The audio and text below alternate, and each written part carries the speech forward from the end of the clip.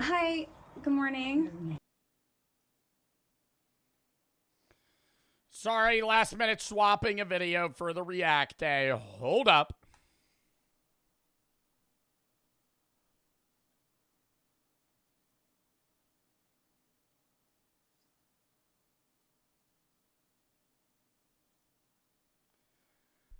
Hello, everybody. Bloody good. How is everybody doing on this fantastic Friday, everybody? We have a damn charity stream today, and we're going to be raising some other money for Animal Rescue Corps, okay? Is the name of the charity. Exclamation point ARC, ARC, ARC, exclamation point ARC. Mods pin that. Or not, don't pin the charity link. We already have $800 raised. So I bumped the charity goal. I did 2 pre-stream donos. Normally I do a pre-stream dono of like $300 to $400. And then we got a bunch of subs yesterday, and I was like, when I get a bunch of subs on stream, I'm like, I gotta donate this, right? I gotta donate at least a portion of this because I don't want to just like, I feel like it's greedy to like keep a lot of that. So we donated more. So we're already starting out at almost $1,000. ARC also actually has Animal Rescue Corps, so already has like their intro to their charity and what they do, but I'll also give a little spiel. You can read their about section as well if you want to. If you want to see if you want to donate to them or not. I don't think they accept PayPal, but they do credit and debit card donations through Tiltify. The money will go directly to them. If you planned on sending money today, please do not send me money. Send it to the charity. Send it to the charity, and I will read your message as I normally would a BitDono. If we get an influx of them, I will still shout out your name, but if I miss some of your messages with the donations, I apologize. But if we get like 150 donations to the charity, I will not be able to read them all rapidly, okay? So we're going to try and keep up with them, but I'm just letting you know. Anyways, we're trying to raise $4,000 for them. Animal Rescue Corps. We've gotten a lot of requests. We've done like wildlife conservation charities for animals before. We might have done an SPCA stream. I don't remember if we have. Have we, chat? It might have been like 2 years ago if we did. But we haven't done like an individual like shelter-based animal charity stream. And a lot of people have been requesting that I do one. An Animal Rescue Corps is basically a charity that is kind of like an overhead to a bunch of other shelters, right? So if they're here, Animal Rescue Corps kind of goes around and helps get animals adopted out of puppy mills. They help during disaster scenarios, like what's going on in Texas currently, or just, natural disasters or things in general where animals need help from current shelters or the lack of a home from disasters that occurred, and a million other things. And they kind of help animals get put into homes that are caring for them rather than them being in a shelter or situation that also hinders them. It's not just getting them out of puppy mills, but it's also getting them out of the hands of people that aren't holding them correctly and treating them in the way that they need to be while they're trying to be adopted. They do a lot of stuff. You could look into them. They've been founded in 2010. You could see it right here. They move them from high-risk, at-need animals to low adoption shelters and high adoption regions. So they basically move them around, trying to increase the odds that the animals will get adopted to maximize the amount of, dogs or animals in general, not just puppies, but cats, other just domesticated animals in general, to homes. So they're not, living their lives in shelters or situations. So they're a great charity. I'm glad to be able to work with them. I'm hoping that we raise the goal. What we're basically going to be doing, if you've never been here for a charity stream before, is it'll just be a regular React Day. We've done some charity events, like when we did the Squid Games one, we raised like $20,000. Those take a lot of planning because I have to get a lot of streamers into them. But every 3 weeks, we do. I used to say it's about every 3 weeks. It's basically every 3 weeks now. We do a charity stream. We change what charity it is. Sometimes we loop back to ones. Like we've done F Cancer a bunch, AHA a bunch. Because obviously those are, big things. Also, a lot of suicide prevention organizations. We've done AFSP a lot. But I try to mix it up and kind of do charities that you guys want me to do to raise awareness for causes that you guys also care about. Last one we did was for domestic violence or against domestic violence. This one will be for Animal Rescue Corps. We're going to try to raise $4,000. We're going to be doing reacts. We're doing 2 streams today as well, by the way. I'm not going to be live tomorrow, but we have 2 streams today. We're going to be live for like 4.5, 5 hours today. Then I'm ending stream. I'll take a shit, eat, round up the charity, figure all that out.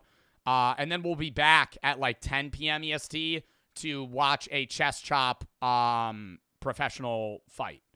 Or fights, plural. It'll be like 5 or 6 fights. So that'll be fun as well. That'll be tonight. We've been doing like a Friday night fights thing where I get the permission to watch Friday night fights. Anyways, what's chest chop? They basically slap each other in the chest until somebody gives up. It's in the name. Anyways, today that's what we're doing. Charity stream today, as well as the chest chop later tonight. What is EST, Eastern Standard Time? Saturday, I'm not live. Tomorrow, I'm not live. Sunday, we're doing reacts to the Pop-Tart review. Monday, we're doing which game has the most toxic voice chat, as well as the Get to Work DLC. Tuesday, I'm not live. Wednesday, we're doing horror games. Thursday, Slime Rancher, maybe more Get to Work DLC. Jack Smith, maybe Kindergarten 3 if people want me to continue that game. Next Friday, reacts. Next Saturday, Sim Games, Random Games. And then we're going to be doing Mafia 2 the week after that. July 21st, 22nd.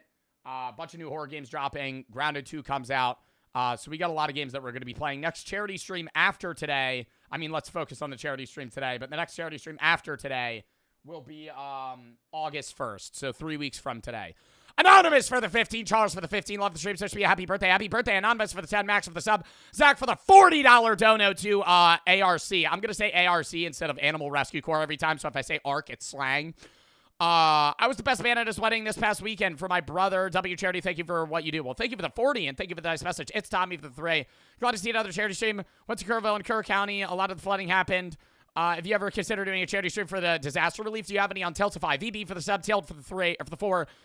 Thank you for using your platform to help others with charity. Thank you. Lance and 711 for the sub. I'm for the sub. Louis, thank you for the 1,000. But he's found these on my couch. Goat, thank you for the 10. And Turn, thank you for the 10 to the charity as well. Today's my 18th birthday. Happy birthday, Cutie, for the 10. I love animals. My family take care of the stray cats. That's awesome. Luke for the 1. I know it's only $1, so don't apologize. I appreciate any dono, and so does Animal Rescue Corps. Tricky for the 5. It's my birthday today. Happy birthday. It's everybody's birthday. Peter Jujo for the sub. Carson, thank you for the 1. JB, thank you for the 5. Thank you for helping animals in need. Chiefy, thank you for the 25. Excited for FNAF 2 movie. When does that drop? Archer for the sub, Slicey for the sub, Nate for the 15, Rack for the 25, Owen for the 10, Robbie for the sub, Ink for the 1, Red for the 10. My childhood dog was rescued. That's awesome. Chris, thank you for the 10, Zach for the sub, Potato for the 1, Anonymous for the 4, SB, thank you for the 5. Wish I could donate more. At least I could support a little to such a beautiful cause. Well, thank you for the 5. I appreciate the support. Lucid, thank you for the set. W charity stream. Formidable and Dub for the sub. Anonymous for the 1. Seaburns for the 10. Me and my cousin work at a shelter. That's awesome, man. You're great for that. Tortoise for the 5. Did he get oxalatos? They're illegal in New Jersey. Vic for the sub. Jack for the 4. Flying to New Jersey today. That's awesome. Bat for the 15. C-Show for the sub. Back up for the 1. When are you playing Roblox with chat? I don't know. Nick for the 1. Booger for the 3. Iffy. Gabe. N Gates, thank you for the 5. Gift is Lil for the sub. Comeback Illustrated. Gabriel for the sub. I Stroke for the 3. Or for the 5. You should have viewers make you producer tags with voice recordings. What? More and Des for the sub. Suspicious. Donald. Pop for the 3. Des for the sub. Someone for the 3. Tony, Top, Pop, 1L, Cot, Small, Rig, CW, Seaburns, Digital for the sub. YS for the sub. I'm gonna read the donos. I'm not gonna read the messages. I'm letting you know. There's like paragraphs coming in. I need to get through them. Nathan, thank you for the $67 to ARC. I appreciate the fucking dono. Watch your YouTube videos as background noise. Appreciate that. I only for the sub game for the 10. Appreciate the involvement with suicide. Well, I'm glad to help, dude. I'm a big suicide prevention advocate. Andrew, thank you for the 10. Great for raising awareness. Thank you. Lucky for the 25. Marco for the 10. Chewy for the sub. Geo for the 10. Die for the 3. Rack for the 25. Broad and Jordy for the sub. Tyler for the 50. Love animals. If you read this, I want to let you know if you're looking for a pet, go through shelters instead of rescue or breeding. Jack, thank you for the 100 to Animal Rescue Corps. Such an amazing cause. Lost my dog back in January. Rip with the tat. She was rescued. She was the sweetest dog ever. I'm sorry for your loss, man. Tiny, thank you for the 4. Thank you for using. I already for that. CVB for the sub. Carter for the sub. Jack for the 10. Nap for the sub. Lily for the 10. I only and YS for the sub. Holy shit. And I'm sorry for your loss, man. I'm sorry I'm not reading all the messages either at all or entirely full through, but it's just like they flood in, and then I just read donos for the first hour of stream, and then people are like, dude, what are you doing? Carter for the sub. Big thank you for the 10. Thank you for using my platform. Thank you for the 10. I appreciate the fucking message. And thank you for the 10. I will try to go back for any that I missed. Andrew, thank you for the 10. I already read that. Gabe for the 10 originally. Appreciate the content. Thank you. Geo for the 10. I don't see other streamers doing this. Well, dude, there's a lot of streamers that do charity streams. I don't want to like. I'm not dissing other streamers. I think there's a lot of charitable streamers. I think I go a different route. I donate money in lumps, like over the course of the year. Like 988, I donated 10K when we did the stream for them. Like I'll donate lumps of money near the end of the year, in the middle of the year. But then I also like doing charity streams because, you know, a lot of the charity stream isn't just like raising the money. I think that's a big thing, but it's also just like awareness for things like, you know, animals that are in need, or like domestic violence, or for cancer, or AHA, or for certain things with like racism, or any of the charities that we've done for the LGBTQ and stuff like that. So I think a lot of streamers donate money. I just don't think a lot of streamers do charity streams. But I mean, you know, it's up to everybody else. I'm not going to like diss other streamers. You know, if you want to do charity streams, you want to do charity streams. It's up to you. Crazy and Toby for the sub. Tally, thank you for the 4. Love you to the positive fact. Thank you. Scully, thank you for the 25. Hope you give yourself credit for how much you've helped, whether it's for charity or advice to chat. Love you, Joe. Thank you. I'm glad I'm able to help. Angel, thank you for the 222. Maya for the sub. SL for the 3. Anila, thank you for the 10. Have a good day. I hope you're doing good. Can you say hi, Hodge? Hello. Seabirds for the 5. Got my first CFA. What is that? Big Boy, thank you for the 10. Thank you for the use of the platform. Louis, thank you for the 5. Found these are the couch cushions. Toby for the sub. You already said that. All right.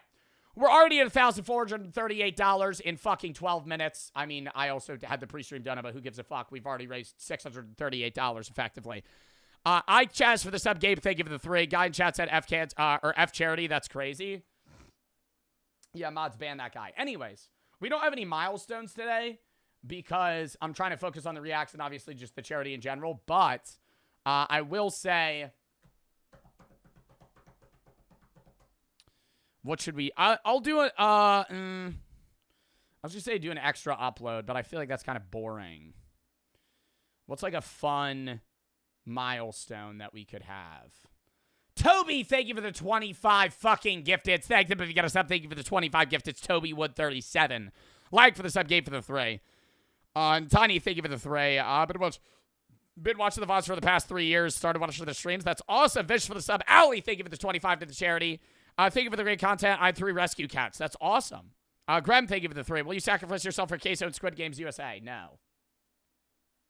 Upper, thank you for the 1. Says I love Joe. We're actually going to be watching a Squid Games video today. Little rundown of the videos, chat. We're starting out with I snuck my friend's car into a demolition derby. Max Fosh, love him. Serial killer realizes he's been caught 45 years later. Streaming was a mistake. Most brutal gym deaths. This kid outplayed pros for millions. We've been trying to watch this video for like 4 react days. Never gotten to it. And then the saddest season I ever watched. I have this at the end because this has Squid Game spoilers. So I'll feel bad if we watch something that has Squid Game spoilers in like the beginning of the stream. So the last video of the day, we'll watch a video that's talking about season 3. I just finished it, by the way. Wow. Dylan, thank you for the 5. Truly happy. I owe it all to you. I didn't take my own life. You're a mentor anytime anything's bad. I watch your videos. Well, I'm glad I'm able to help, man, but I hope you're getting the help that you need. 988, obviously, if you're dealing with something that's like a crisis, but make sure you get the help that you need, like therapeutically, as well as like psychiatrically. Charlie for the sub. Cold, thank you for the 3. Brianna for the 1. DJ for the 1. Emmett for the 1. Analia, thank you for the 25. It's Anela. Oh, sorry, I've been saying it wrong. Charlie for the sub. Aiden, thank you for the 25. I couldn't imagine my life without my dog. Carter, thank you for the 25. David for the sub. Suspicious for the 15. HJ, thank you for the 50 fucking gifteds. Thank you for the sub. Thank you for the 50 gifteds. I appreciate the fucking subs, man. Gabe, thank you for the 25. And Dylan, thank you for the 8. Are you ever going to visit the UK? I don't know. Raina, thank you for the 3. Aiden for the 25. And Demona for the 1. All right. We are at $1,606 for the charity. If you want to donate, !ARC. It's also pinned in chat.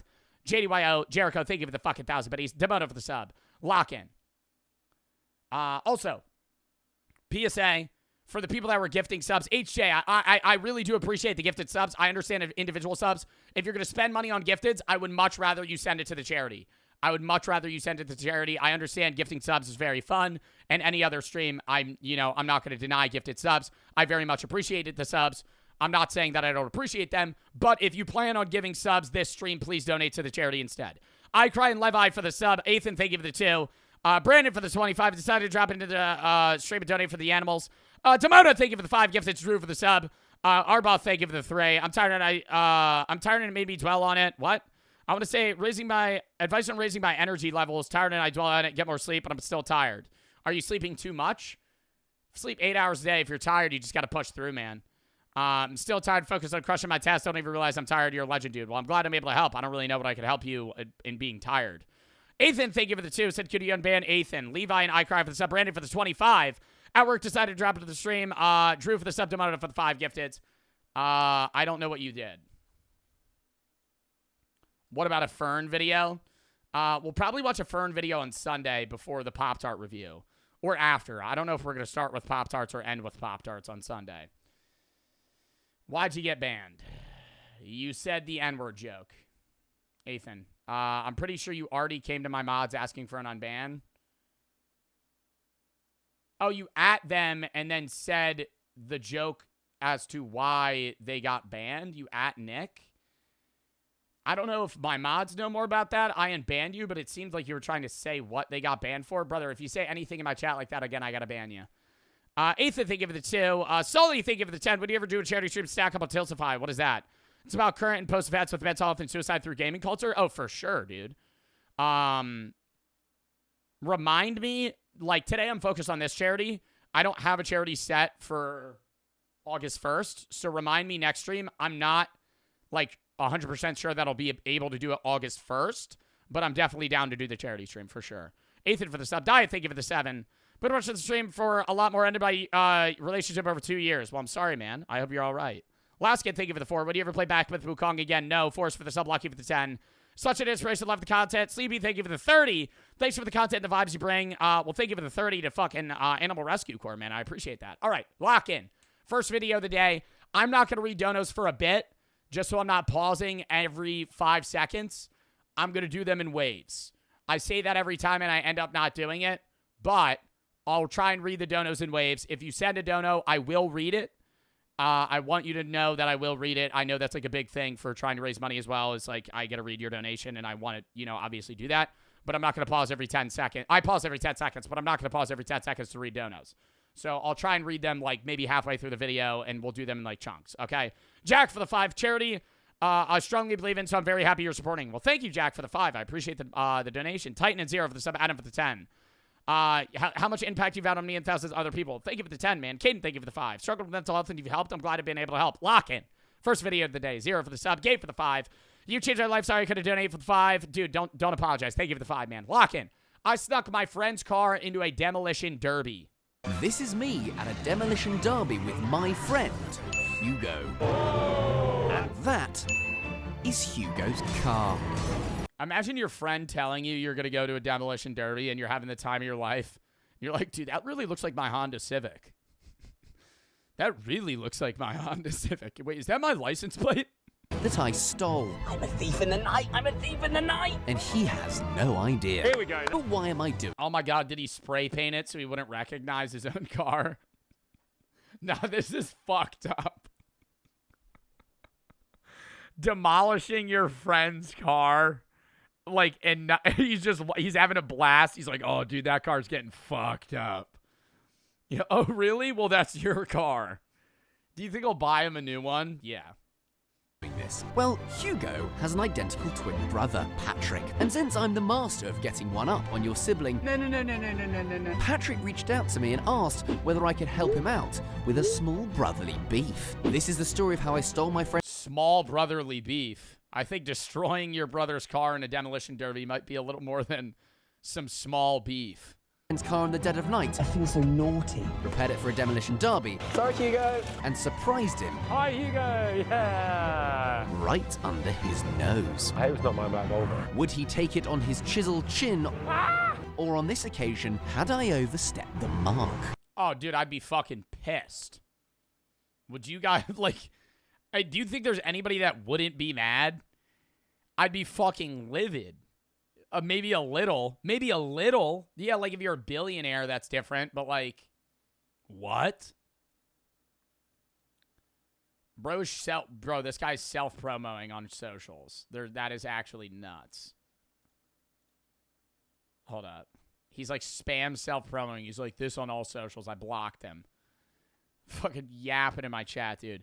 Lost for the sub, Graham for the 2. If not safe, Queso, maybe Zeusy. Hunt for the sub, 0 for the 1,000, but he's Seth for the 10. WChanemy, animals like life better. We'll talk about that trend when we get to the Squid Games video. Aiden, thank you for the 40 to Animal Rescue Corps. You're so great. You help me so much more than you could ever possibly know. Keep it through a great and amazing work. Thank you. TD for the sub, Bussy for the 1. Gabe for the 2. First time donating, watching the VODs since 2023. Sully for the 10. Tyler Oliveira video, not watching it. Timbo for the sub. Lock in. If you have any videos you want to watch, videos you want to watch, games and play, videos, such up, games, such tab. Lock in. So, I've known these two guys for a while. We met at the Edinburgh Fringe Festival, which is a comedy festival. They've got a fantastic duo called Pair. They're amazing. Great guys. And recently, Patrick reached out to me with a little qualm that he had about his brother Hugo. Well, Hugo can drive and I can't, and he constantly mocks me for it. I'd love... Can drive and you can't. Is he that one friend that doesn't have a license? When you're like, do you guys have that one friend that's like fucking like 22, still doesn't have a license? Maybe not. I think every friend group has that one guy that just didn't get a license. I mean, it depends by state. Like some states you could drive when you're like 15. New Jersey, it's 17, which is crazy. Because it's like you're just waiting till like borderline the end. Like some people aren't getting their license till their senior year. But I had one friend, he didn't get his license till he turned 21. I'm like, damn, bro.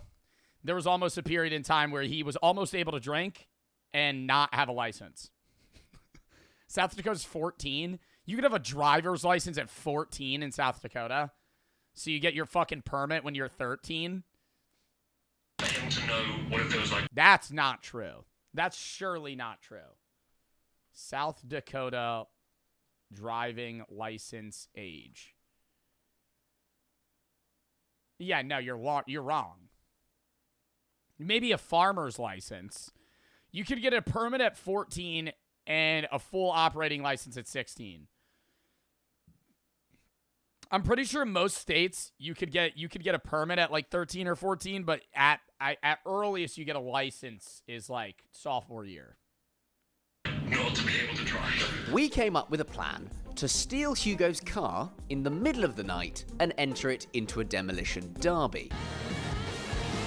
So first thing I needed to do was get the car. Surely he would recognize if the car wasn't there.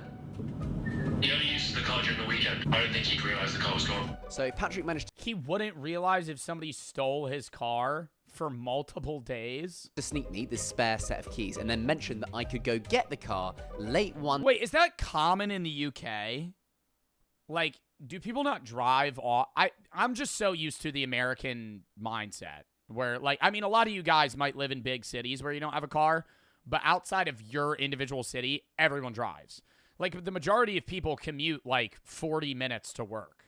Like, that's not uncommon for you to have to drive, like, halfway across a state to fucking just go to your job.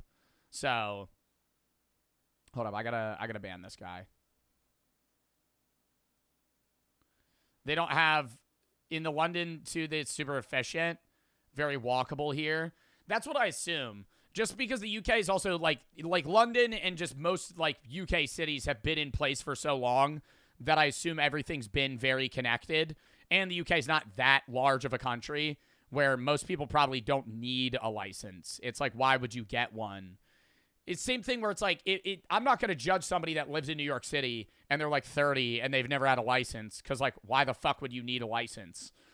Like, having a car is actually worse than just walking somewhere. night. So at 1 in the morning, I got my burglar on. His car is parked around the corner, and I'm about to go and steal it. I've got the keys to Hugo's car. All robbers normally dress in all black. The only black thing that I had was a black tie. Oh, shit.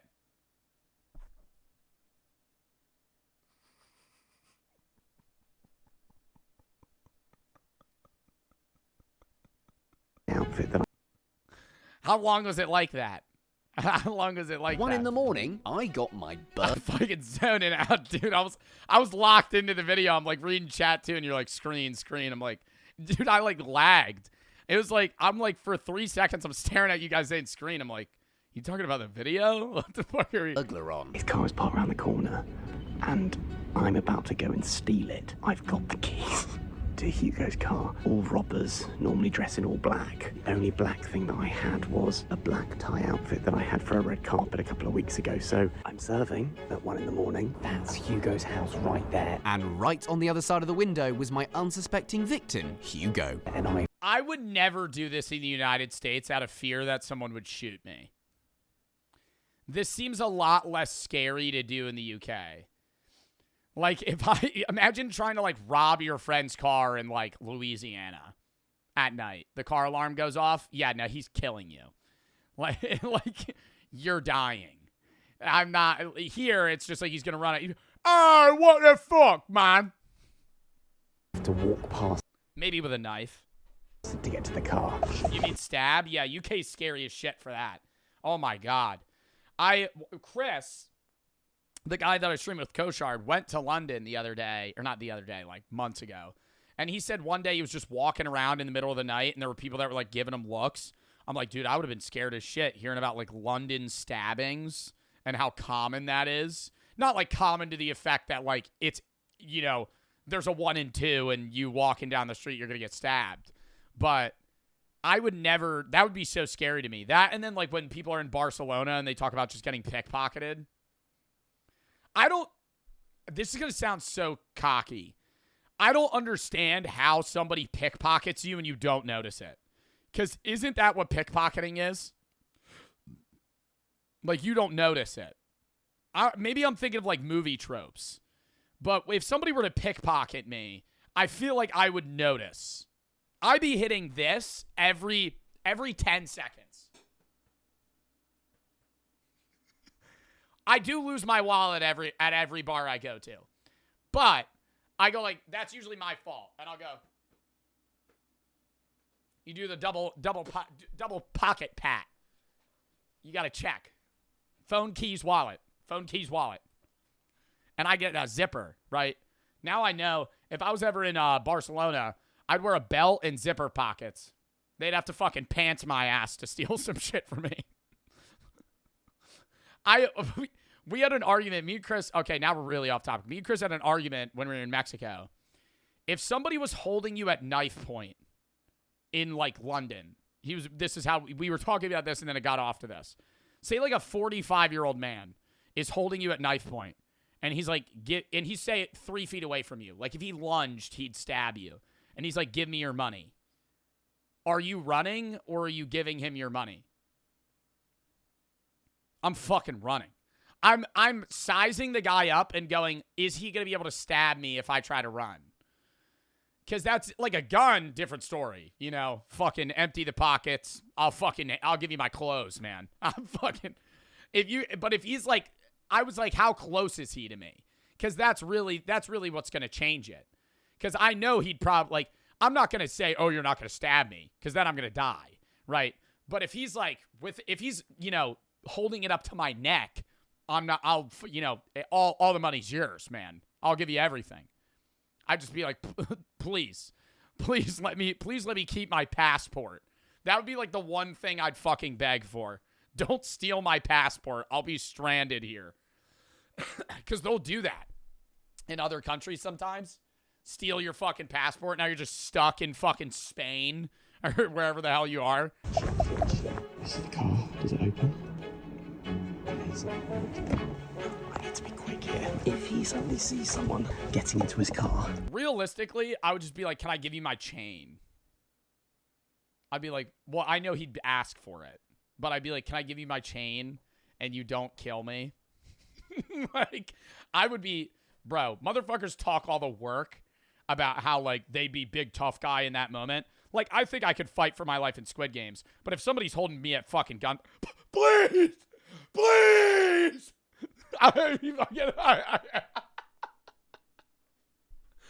Please!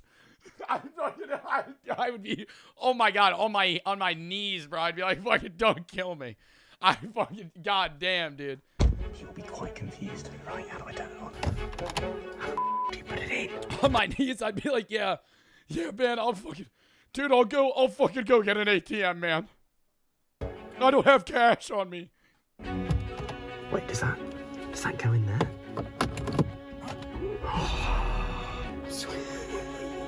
How does this work? I've never stolen a car before. I slowed it down, took some breaths, and thought about what needed to be done Okay, I haven't been paying attention enough. How does he have the keys to get in the car? How is he going to start the car? Is he going to hotwire it, or did somebody get him spare keys? Seaburns for the 5. I throw a dead possum at them. Yoda and Gizmo for the sub. A beacon for the 3. You would just have that on hand. Doom Boy for the $200 dono to Animal Rescue Corps, you fucking goat. Oh my god, dub in the chat. Love the charity streams supporting the foundation's love from Iceland. I fucking love your country, bro. Went there over a year ago now. It was awesome. Great people. Great site. It's cold as fuck. One complaint. Hate it. Hate that. Cold as shit all the time. It was like fucking June, and it was like 40 degrees outside. It was terrible. That was the only thing I didn't like. Doom Boy, thank you for the $200 fucking dono to ARC. Yoda for the sub, Gizmo for the sub, Fried for the sub, Kevin for the 5, Posse for the 3, first up joining the stream, VOD Watcher, Glueball, thank you for the 10. Been watching for a long time. I'm getting made fun of. It really makes my day every time I am getting teased for watching you. What? I have been watching you for a really long time, but I'm getting made fun of. But it really makes my day. But every day I'm getting teased for watching you. Who the fuck's teasing you for watching? What do you... Just stop talking about me. Like, what are you just openly being like, yeah, I'm watching the new Joe Bart video, and then they make fun of you? Or are they just bringing it up out of the blue? Who cares? Watch who you want to watch. Zolti, Pluto, and Mia for the sub. Mateo, thank you for the 1. LMAO for the sub. Oskiro, thank you for the 10. Moved to my first penthouse in the hills. Ben, thank you for the 5. I refreshed my page. I reset the comment name on a previous donor at $10. I'm the one who gave the win in Roblox spelling. Talk of the sub. Well, thank you for the other donor. Redson for the 1. Started my mandatory military service here in Finland. Well, that's awesome, bro. Well, I hope it's going well. I don't really know how rough that is being stationed in the Finnish military. Or you say are you in the Finnish military, or are you in the U.S. military stationed in Finland? Sir for the 3. You helped me through my dad's death in 2019. Well, I'm glad I'm able to help, man, but I'm sorry for your loss. Rip in the chat. Zach, Red, and Big for the sub. You ever reacted to National Geographic show? That would be copyrighted. For the 5. Dover, John, Aliyah, Michael Yama, It's Tommy Timbo for the sub. Solly for the 10. Jack, thank you for the 3. Researchers to the Hills video. ZR, Mario, and John for the sub. TTV for the 3. All right, lock in. to get this car away from the scene of the crime. Handbrake. Oh god, beep at me. And slowly but surely, the runaway vehicle was in motion. And there was only one witness to my crime. You tell no one. That's what I thought. Well, maybe. Hold up. Responding to my manager.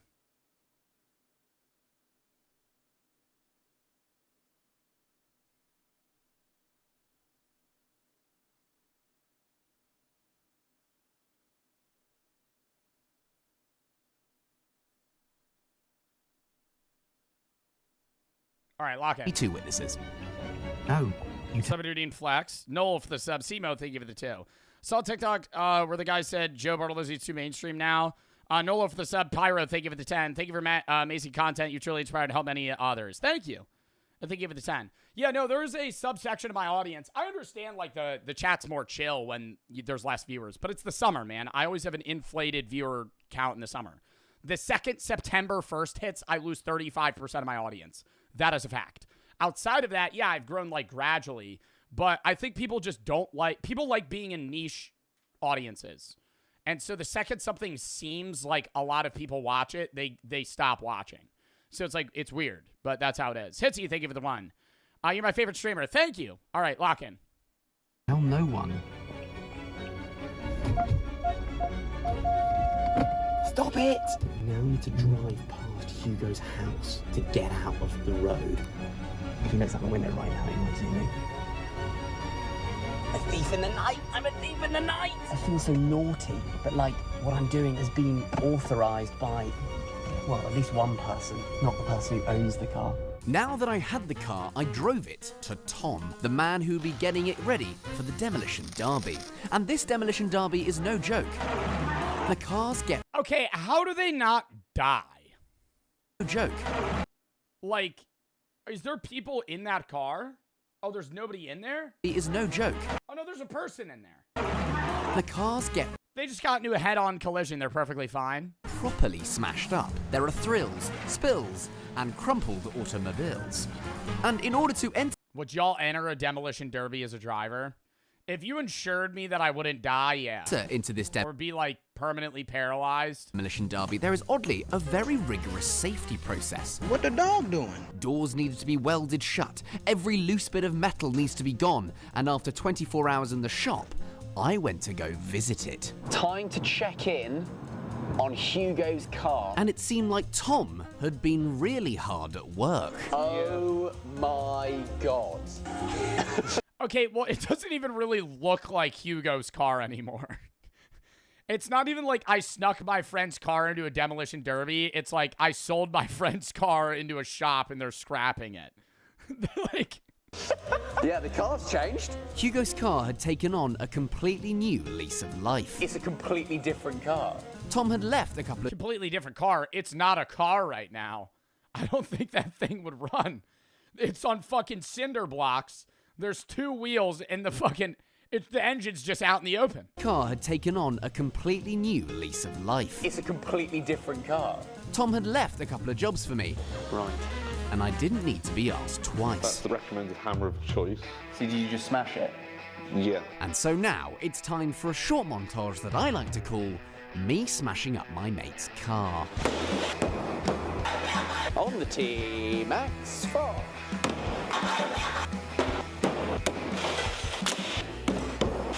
Sorry, Hugo. And after giving it a new paint Is this why all demolition derby cars look so fucked up before they even enter the ring? I always thought it was because they just reused them. I didn't know it's because they had to take apart the car and make it safe to use. I genuinely just assumed demolition derbies added a rolled cage and then were just like, all right, go for it. Just start crashing into people. job. I wonder how they probably have to mod the car in a way to make it so it's not going to explode, right? They probably put minimal fuel in it, and I would assume they have some sort of safety area or mod to where, like, if you... Because when you go into a head-on collision, the car could just, like, explode. Unlikely, but it could. Cars just don't explode. I think there's a chance. Electric cars do. Electric cars will just set on fire. If you, in bad scenarios, I used to watch like British car reviews, like fucking what's that one show, Grand Tour, but before that it was something else. And dude, one of them, Richard Hammond, got into a car crash. The car just caught on fire. Sorry. Yeah, in Top Gear, car just caught on fire. He just crashed it. No, it just caught on fire. Like immediately burst into flames. My work here was done. Smiley face, which is also the logo of the Silly Company, which is powered by Shopify. But what? It integrates seamlessly with all social media platforms. Figure out a way I would get Hugo to the demolition derby. Now, slight problem with this, because as a result of the videos that I make, my friends don't really trust me. No way. And you know what? That's fair enough. So, in order to get Hugo to the derby, I called him and said this. We'll just say it's a video idea. Just say I need to go to a demolition derby. You could paint it as a regular video idea that could be something cool on itself. Hello, how you doing? Hello, mate. How are you doing? I wanted to pitch something to you. Patrick's... We're over half of the way to the charity goal. Are we really? Oh my God, we're at $2,056. Dub in the fucking chat for Animal Rescue Corps already. Kevin and Evan, thank you for the tier 3 sub. Evan for the 10. To Ark. Jamie Trash, Mokrosel for the sub. Fran for the 5. Been watching the videos for a while. Remember watching your video about 21st birthday. Inspired me to be a better person. Well, thank you for the 5. And I always say y'all made me a better person as well, so I appreciate you guys equally. 5 cent for the sub. Kimbo, thank you for the 3. I was driving horses from Las Vegas back home to California. Tire blew up in Death Valley. I'm stuck on the side of the road for 3 hours. I was driving my horses. What? Jordan, thank you for the 10. Watching you for years now, struggling with my sexuality right now, and every time I hear you talk about the LGBTQ, I feel better. Well, thank you for the 10. And, you know, feel comfortable in, you know, whatever sexuality you are. I think most people won't judge you. There's a select group of individuals that are just assholes. K40 for the sub, E20 for the 1. Hiltzy, thank you for the 1. Wanted to donate all that I could do. Pyro for the 10. Noel for the sub, Simo for the 2. All right, lock in. already in on YouTube. I said I wasn't going to pause to read donuts till the video's over, but apparently I am wrong again. Kevin and Internal for the sub. Twins content. It's like ingrained into my head. You know how bad it's gotten sometimes? I'll say chat off stream. Like chat. Like I'll say chat. Like, but in casual conversation. It's bad. Like I'll be like, yeah, no, chat, I mean, oh, wait. And then I'll do that. Yeah, I mean chat, oh, wait. And then I stop. It's usually the time that I do it is usually like an hour after stream.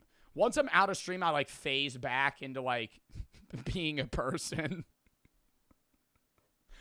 I feel like I like black out when I'm streaming and I'm just like, I'm on like autopilot.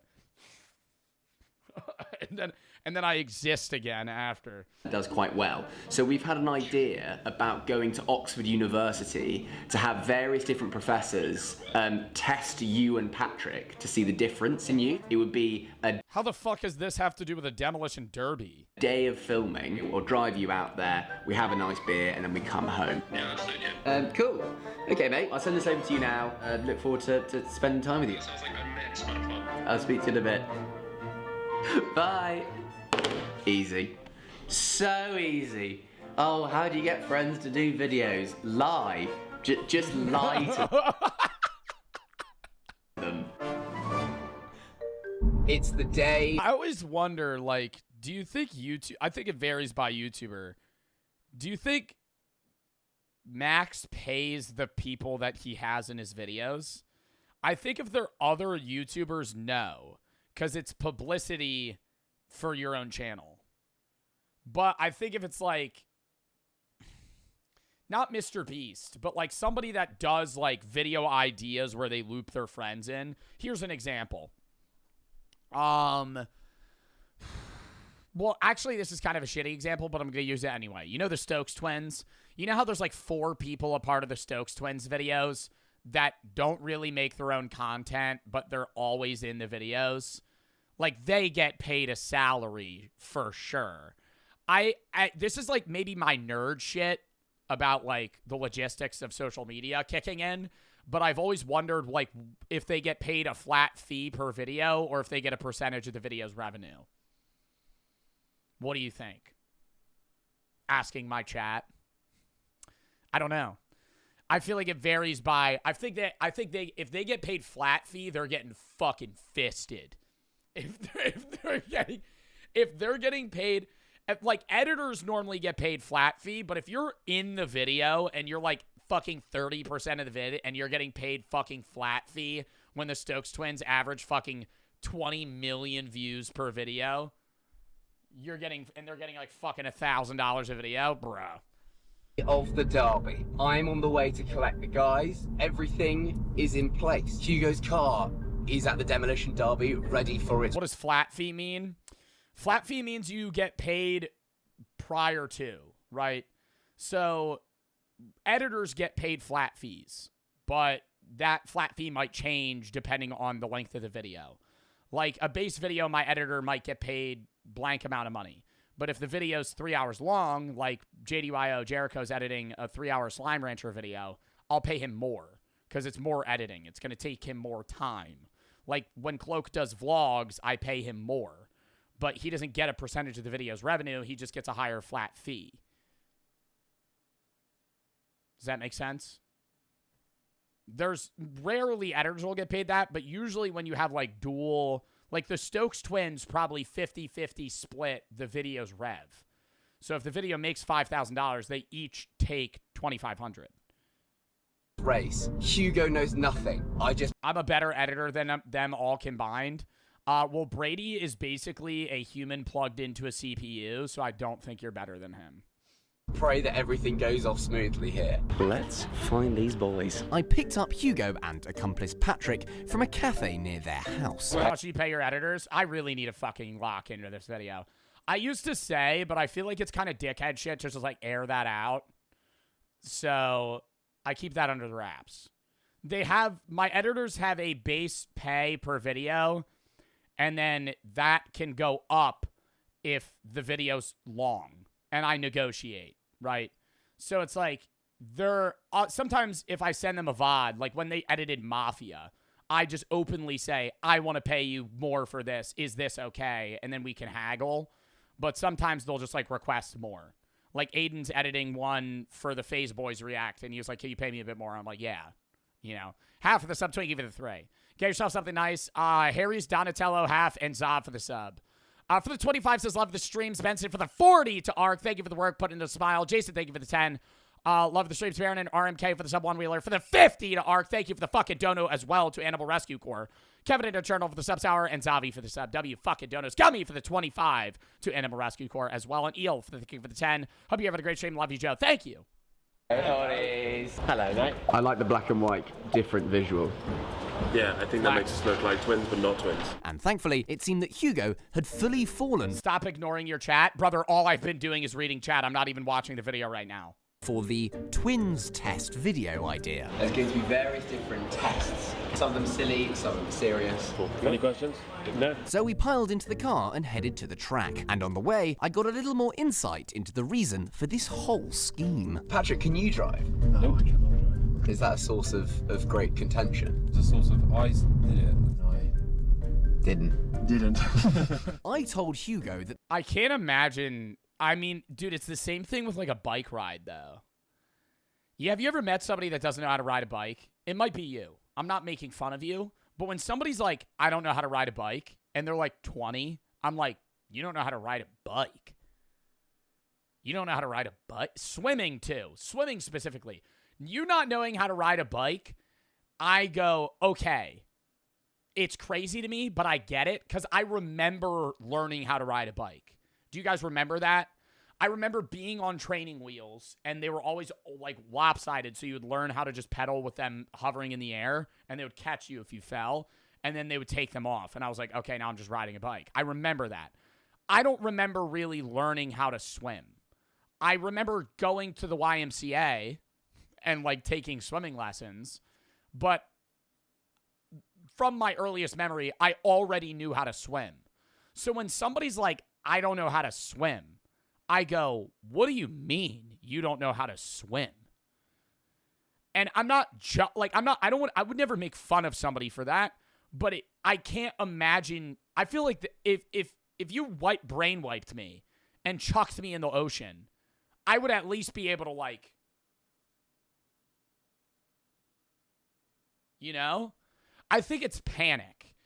If you don't know how to swim, when you get thrown in water, you freak out. And so it's like you sink because you just kind of manically slap around. But if I talk, say one of my friends is like 22 and he's like, I don't know how to swim. And I went literally just go like this in the water. Like, and then I slowly put him in the water. I think he would do it and he'd be like, this isn't that hard. I feel like I could teach like a grown man how to swim in 5 minutes. Like 5 minutes. Not multiple lessons. It would be like a very quick, like, this is all you have to do. the test would be taking place at Oxford University, when in fact we were taking... That's not swimming, it's treading water. And if you could tread water, you can swim. That's how I see it. If you're able to... That's floating? No, it's not. Floating is when you're like... I don't float, by the way. I fucking hate when people know how to float. I can't float. If I try to float, I sink. So I'll go like this, like a starfish. I'll go... And I'm like barely above the water. The water's like here. And if I let out my breath, I fucking sink. A slight detour. Not going a little way outside. Spiders. It's a test first up. And that test wouldn't be taking It's because you're fat? No, it's because I have a low body fat percentage. It's based on like surface area of your body and then body fat as well. place in a lab. Welcome to Stan Lake Arena. All right, lock into the video, dude. I'm trying to watch some cars get destroyed, chat. Come on, man. You guys keep getting off topic. Test first up. And that test wouldn't be taking place in a lab. Welcome to Stan Lake Arena, the home of UK banger racing, and the soon-to-be final resting place for Hugo's Volvo. Awfully quiet, you. Suddenly we're in Tennessee. And as far as Hugo was concerned, we were here for pattern recognition evaluation that was one of the day's tests. So, you'll be watching a series of races. I need you to pay as much attention to the races as you possibly can. We will then be asking you some questions. Who is the more attentive out of the two of you? Who can recognize patterns? Probably me. I think it might be you. Spoiler alert, it wasn't. With Tom prepping Hugo's Volvo mere meters away. Bro, but that car doesn't even look like his car anymore. If you fucking, like, that's the thing. You would have to keep it in its original form for me to be like, oh, that's my car. Like, you scrap, dude, there's fucking, like, the whole car's just got modded to a different vehicle. It was time for the day's races to start. Here we go, we've got a car. I love the smell of diesel in the morning. And it didn't take long for Hugo to really get into it. Come on, 112! Honestly, I don't think many of them are roadworthy. They haven't. What's the point of the race if they're all crashing? Yeah, Debbie Downer over here. Got lights for a start. Because that's a part you crash into other people so you can win. And you're allowed and promoted to crash. What's the appeal of this? You watch things which are broken get more broken. Yeah, that's why I watch the X Factor. And a few races down, he was practically begging for destruction. Oh, got it! Into the tires! He's going the wrong way! You suck! And rather adorably, Hugo was taking the fake memory test a little too seriously. This shit looks so fun, dude. I was expecting to be led to a room and be asked how many first names were on cars. We have Morgan, Cam, Corey, Bowen. It's weird because you watch for... I remember when I was a kid and we would go go-karting and it was like, don't hit the car in front of you. I would always like fucking slam right into the dad in front of me. Like, doof. And he would go. And we're all strapped in and the race is about to start or end. And it would always be so funny. He would turn around and be like. Wait, he'd be like. Fucking stare. They give you like a death stare. It's just like some old father. And you're glad they're safe, but after a while you think, I sort of want them You just slam right into to him. be safe again. Boom! Oh, sorry. I thought I was hitting the brake. Want some carnage? Maybe be careful with what you wish for, Hugo, my boy. You want to see a car flip? That one's crashed out, that one's crashed out. This is high energy, intense stuff. Whoa, whoa, whoa, whoa! Here we go. Hugo was having way too much fun, so I thought it was finally time for me to ruin his day. I want to bring my dad here and tell him my car's looking all right. No, Hugo.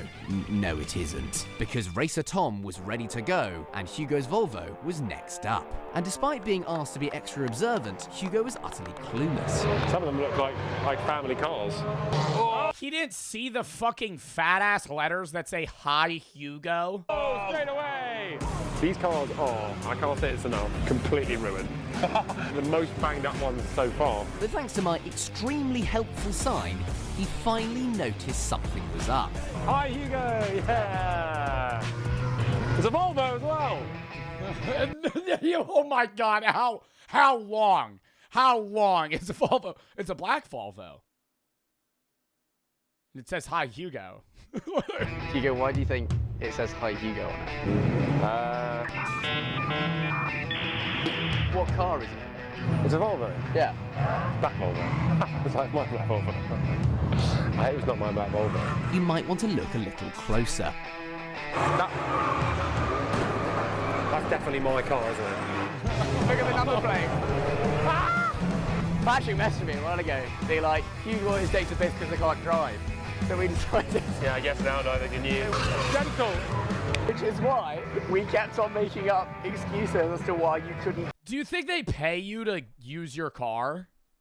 Because I don't know. I mean, it's probably really easy for demolition derbies to get shitty cars. Because I would assume no, probably not.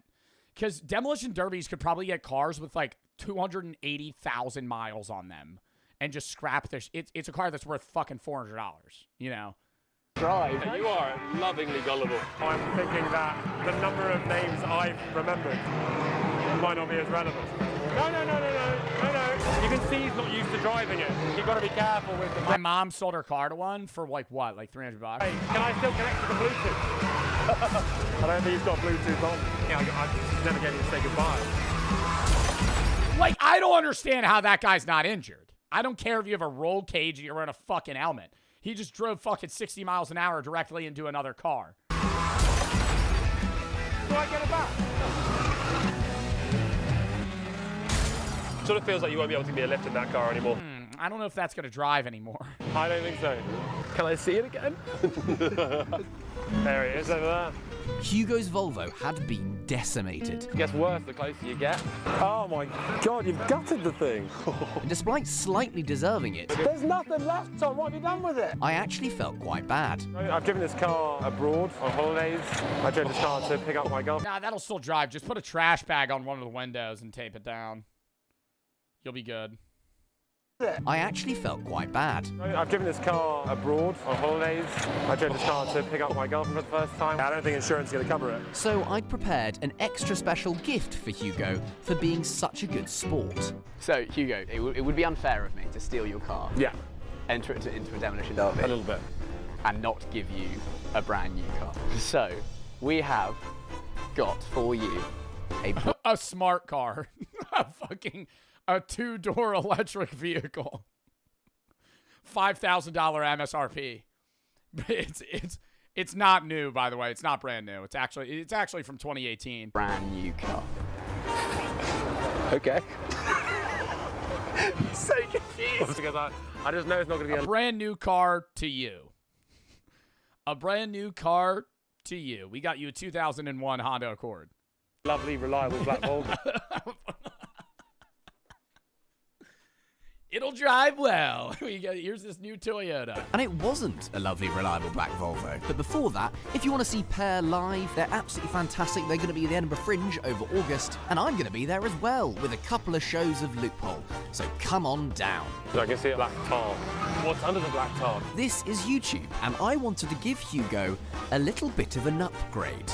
Literally. It's also a Volvo. It's exactly the same car, but 1 year newer. I love it. This makes up for everything. She's the same. It's exactly the same. But, crucially, a tiny bit nicer. What's your Instagram handle? At No way he got him off. Anything you want to shout out? Oh, yeah, you know my Instagram handle, but it just never gets it out. What I'm doing has been authorized by one person, not the person who owns the car. This isn't just burglary, but organized crime. As a lawyer, I feel for your lawyer. Well, he's doing it with his friends.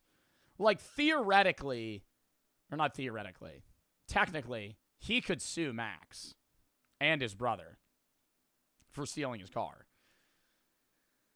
Like, he, obviously he wouldn't. You got a new car, but Bacon, thank you for the 10.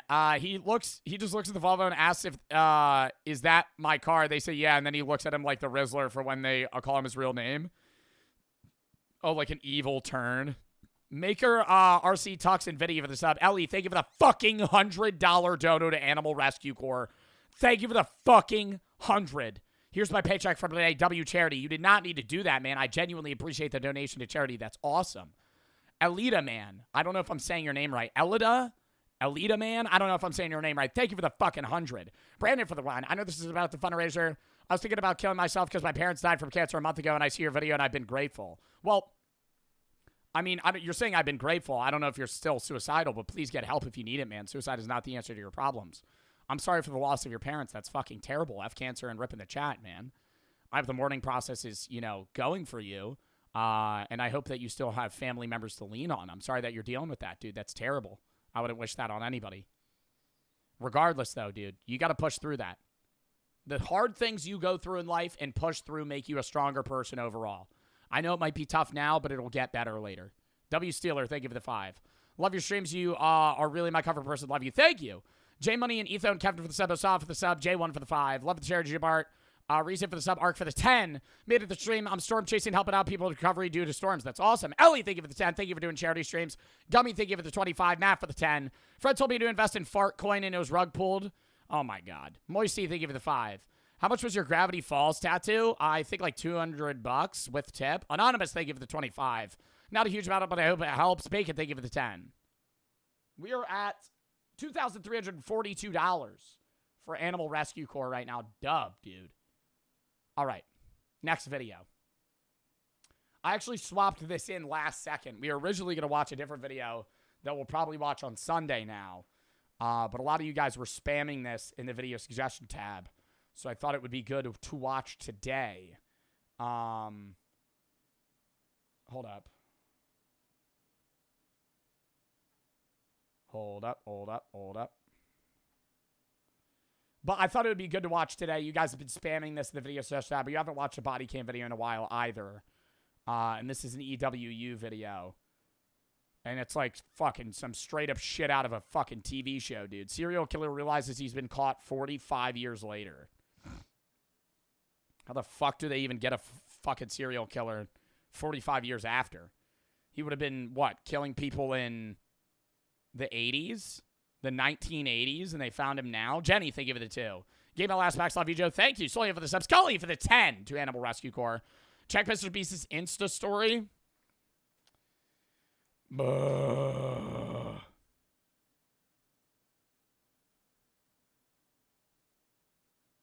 What is he making, a Squid Games video again?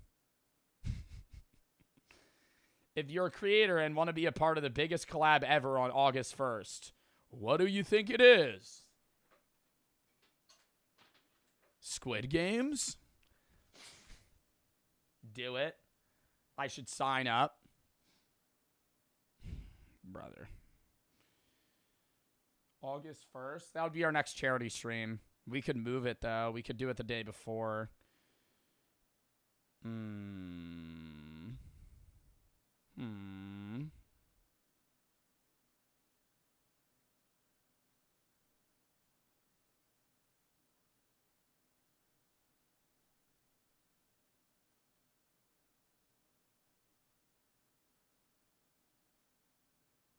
Sorry? Do you think he's going to do another U.S. Squid Games? Do you think they're going to make a U.S. Squid Games in general? That's what people have been, like, theorizing about, but the writer of the game itself, or not the writer of the game, the writer of the show said that they're not making Squid Games USA, or it wasn't insinuating Squid Games USA. Like, it was just, like, a part of the end of the story. Caden, thank you for the sub. Andrew for the 25 to Ark. For all the animals, you're a real one. Professional, thank you for the 5 gifts. It's Lino for the 50 to Ark as well. And Elida Man, thank you for the 100 again to Ark. Oh my God, dumb in the chat. Thank you for the fucking 100. Thank you for the 100, Elida Man, and Lino for the 50. Brandon for the 1. Caden for the sub. Cool for the sub. Jenny for the 2. Lock in. Snap for the 3. Go to the Mr. Beast creator thing and ask for the number 67. Oh no. Sumo for the sub. All right. Lock in, chat. Lock in. Next video. Serial killer realizes he's been caught 45 years later. Hi, good morning. I'm so sorry. Did you sign up? It wasn't even a sign up. It just said DM me if you want to be a part of it. I said perchance. All right. Lock in. Zerf, thank you for the 5 gifted. Sumo for the sub. Serial killer realizes he's been caught 45 years later. Hi, good morning. I'm so sorry. I'm super embarrassed. Yeah. Hi, puppy. This man is 74-year-old John Arthur Getru, an elderly homeowner in Hayward, California. What he doesn't know is that So he was killing people when he was 30? Speaking with an undercover officer closing in on a decades-old secret. And things are about to take an unexpected turn. I was turning around in your driveway, and I accidentally hit your car. Which one? The one parked in the driveway. Do you want to maybe take a look to see if we should exchange insurance information? Take a peek. Oh, man, I'm so sorry. So embarrassing. Are there actually that, like, there's undercover cops, like, TV show shit? I knew undercover cops exist, and you see videos. You ever see the video on the one guy on TikTok? He's in, it's in New York, and he'll stumble, the clerks will record him, and he'll stumble in with a half-empty bottle of Hennessy, like some stereotypical shit. It'll just be like, yeah, man, I'm looking for some drugs. Just out there like, dude, you're a cop. You're a fucking cop. And show it. Dude, look up undercover cop New York City. And it'll instantly show up. It's just some guy and and it's like every week he'll just stumble into a different store. Same outfit on. And it's like he's clearly like a clean shaven man, but he acts like a homeless guy like looking for drugs. And it's like, dude, they know that you're lying. Sure. Just show it. Let me try and find it. Undercover cop New York TikTok.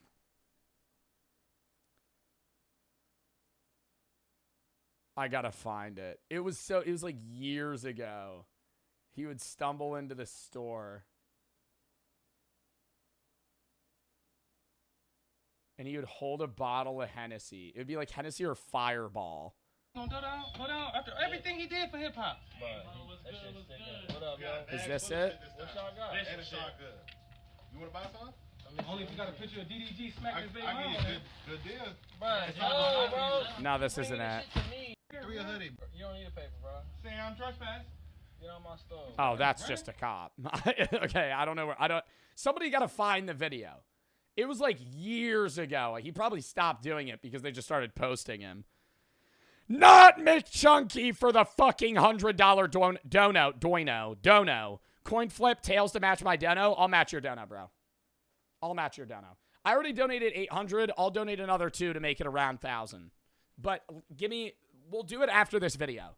I'll donate around 1,000 because donating 900 is just weird. Scruffles, thank you for the 3 D-ups for the sub. Real, thank you for the 3. I was going through a lot, rough time in my life after coming out to my friends after being a femboy, or about being a femboy. I wanted to thank you for helping me out of it. Well, I hope that you're all right, man. Hope that you're doing okay. I'm sorry that you were getting made fun of or going through a fucking shit time in your life there. TJ, thank you for the 1. Big for the sub. Big Chunky, thank you for the 100 to Arc. All right, lock in. McScruffles, thank you for the 3. Yeah, go ahead. Hands behind your back. Face the car. Go ahead, face the car. Oh, I thought they were going to do a whole fucking conversation. What the fuck is this? Amazing Toad! Thank you for the 10 gifted subs. Thank you if you got a sub. Thank you for the 10 gifteds. I thought they were going to fucking, like, have a conversation with him and try and get him to talk about it. No? Am I crazy? Why did she need to be undercover for this? Like, she was just like, I hate your car. You have to come outside. What, because they're not allowed to, like, they didn't have a warrant to arrest him or something? Watch this. We'll talk in a minute. Or go into his house? Yeah, they can't get him in his house. Anybody else in the house? No, my wife's at work. Deputies give John a routine pat-down before he's led to the front seat of a police vehicle. Take a seat. You want to rest on that seat? You're gonna close the door, make sure the dogs. Yes. We'll take care of your dog. Okay. Yeah. Though he hasn't been He hasn't even asked why he's arrested yet. I feel like he has to know, right? Like with how calm he is. told why he's been arrested, John applauds the deputies for the ruse. Good line for coming out of the house, get that guy out of the house. Months earlier, cold case investigators in Santa Clara County reopened a murder case that had remained from 1973. What makes somebody reopen a murder case from 45 fucking years ago? unsolved for 45 years. DNA from the crime scene was compared to a public database, allowing investigators to trace a family tree and identify John, a husband, father, and former Boy Scout leader, as the primary suspect. Oh my God, was he killing Boy Scouts? Investigators bring him in for questioning, hoping to uncover the truth. Is this devoted husband and father simply the wrong man? Or has his carefully lived life been a cover for something far more sinister? The following is based on official police records, and most of the footage has never been seen before. So I'm Sergeant Cortez, okay? I'll let you know what's going on and why you're here today. Yeah, okay? I'd like to know. Yeah, absolutely, of course. Before I let you know what's going on, I just want to get your personal information. Just confirm your name. Your full name is John Arthur Getreu. Getreu? Getreu. Okay. I mean, this is going to sound like a stupid question. Do you think he, like, vividly remembers? I mean, murdering somebody's a big event. But I'm like, if this was 45 years ago, don't you think he would just get a lot of the details wrong? Like, he might be an old man with dementia now. Like, he's like 75. not fully remember. That's what I'm saying. Like, they're going to ask him questions. He's going to be like, I don't fucking know. Were you ever in the military? No. No. Have you ever been arrested in the past? No. John shares basic information about his past and childhood, revealing that he was born in Newark, Ohio, and spent the early years of his life moving frequently due to his father's long military career. He spent a significant part of his teen years in West Germany, where his family lived on a U.S. military base. Now, you mentioned that he had never been arrested, and I found out something happened in Germany. Okay, Can you tell me about I that? was arrested in Germany. Okay, what happened with that? Can you tell me about that? He was arrested in Germany? Do those police records track over? If you commit a crime in, like, Thailand or, you know, fucking Mongolia, and then you come back to the U.S., does that, like, sit on your track record if you're applying to jobs? I think maybe in the police database. I doubt in, like, a job market. You think if you're applying to Walmart and they went 10 years ago, you fucking robbed someone in Germany, you think they would have that? Yeah, probably. On a background check. B4 and that big for the sub. Bada bean for the $300 to Animal Rescue Corps. Thank you for the fucking $300. Bada bean to Animal Rescue Corps. Nutty, thank you for the 10. Spaghetti Lozzi. Patty, thank you for the 10. Are you going to be at Squid Games USA? No. Dylan, thank you for the 35. Dom, thank you for the 10. Top 10 humans of all time. Thank you, Ethan, for the 10. Did he make that 40-minute video on the self? No, not the bass water population. I've never done that yet. Carson, thank you for the 25. Scrum, thank you for the 3. Want to start bulking up, doing creatine? Any meals I can meal prep. You got to Google that stuff, man. You could easily find certain meals. Marsh for the sub. Murray, thank you for the Mary, thank you for the 1. Juvals, thank you for the 10. Can't keep a job, no motivation. I can't seem to seem motivated to make money, and I don't know what to do. Love the videos. A lot of that's going to come from self-motivation, man. You got to get into a habit of doing things to make yourself, get into a groove. Once you're in a groove and you're in that routine, things become easier. Lopex for the sub, Caden for the 1. Is it weird to date my cousin's girlfriend's sister? I don't know. Hayden, thank you for the sub. Ayabo, thank you for the 5. My uncle was a lawyer. Somebody who represented had shot his dead, and his daughter became a cop. Don't know what you're saying. B4 for the sub, that big, and Henrik for the sub. Lock in. I was accused of murder. The revelation is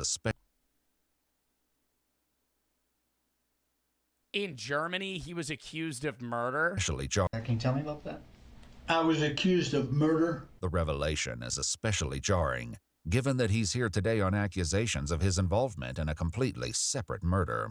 Tell me about what happened. What was the accusation against you? I killed a chaplain's daughter.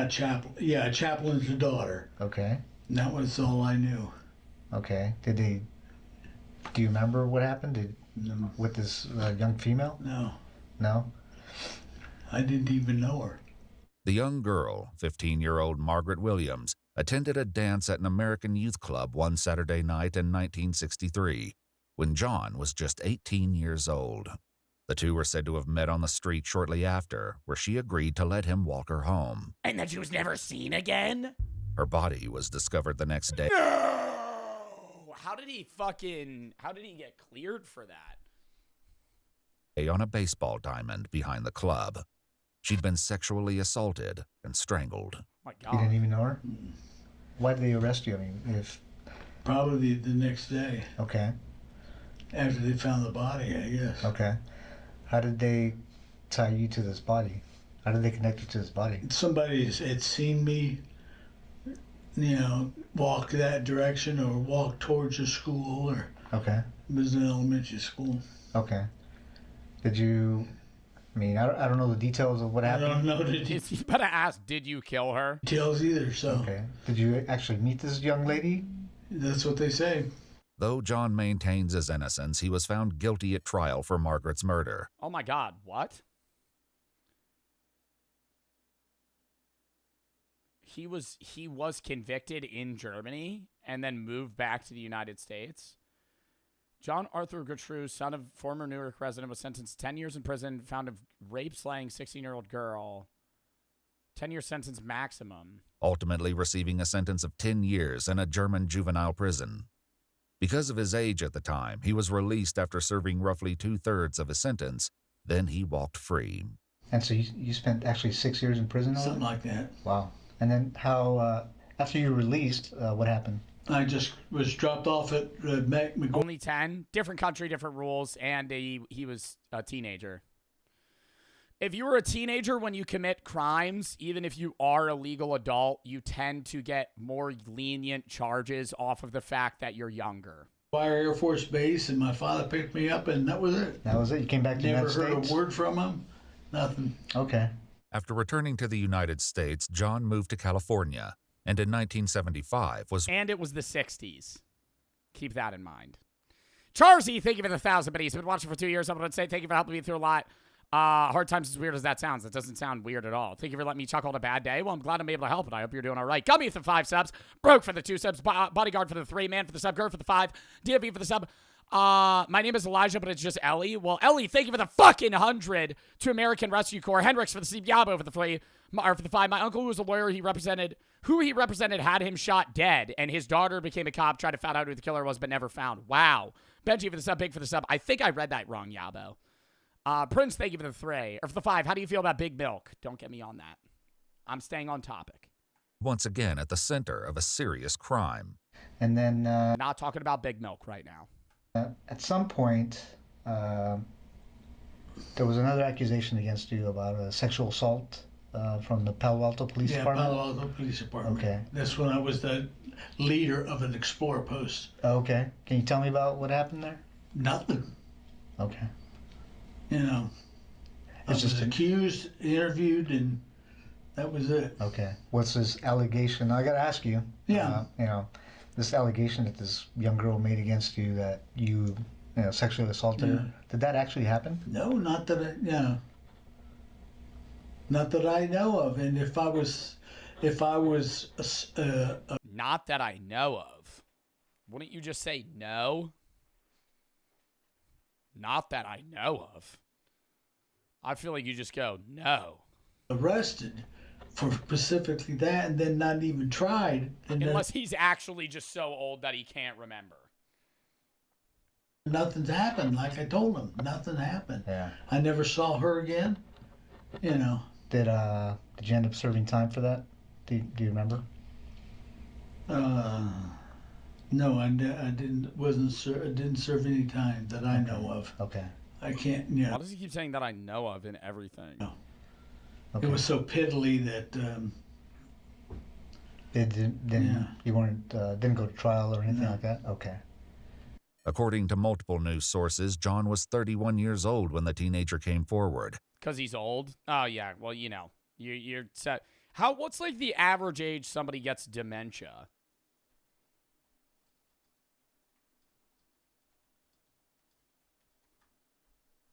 '83, but it often occurs with people over 65. So he could just literally not remember.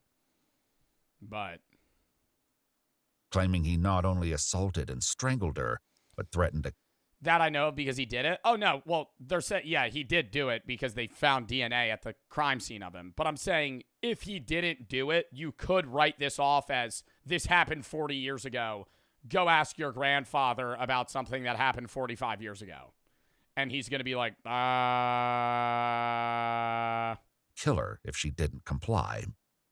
He received a 6-month sentence, serving just 30 days on weekends after 5 were suspended.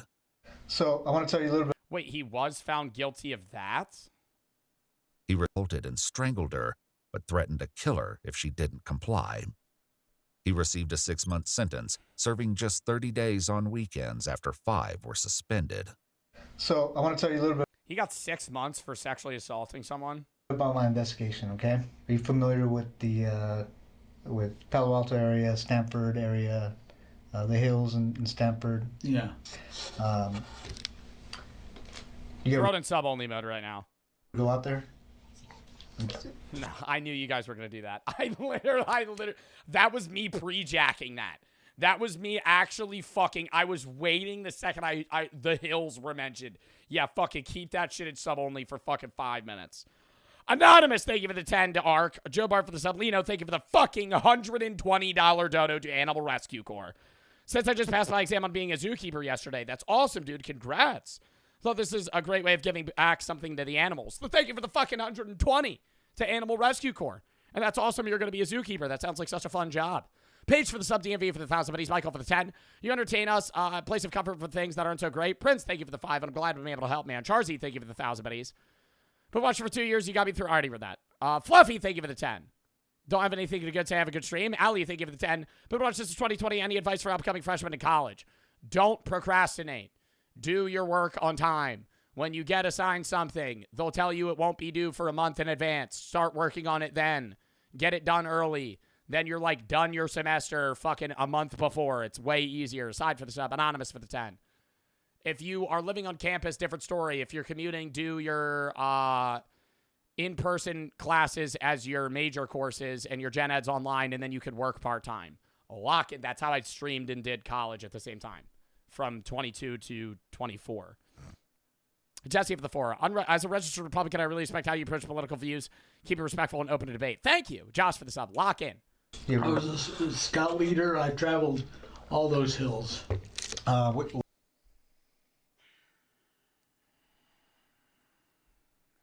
Yo, can we please, bro? This is like an interesting video, and I'm trying to fucking focus. Oh my God, throw it in emote only. Throw it in emote only. We're in emote only right now. Yep, and it's... Which hills are you talking Well, we were out in the Bay, Half Moon Bay Hills. Okay. And I traveled up through there, hiked with the boys. Did you ever go in the hills, like in the area around Page Mill Road?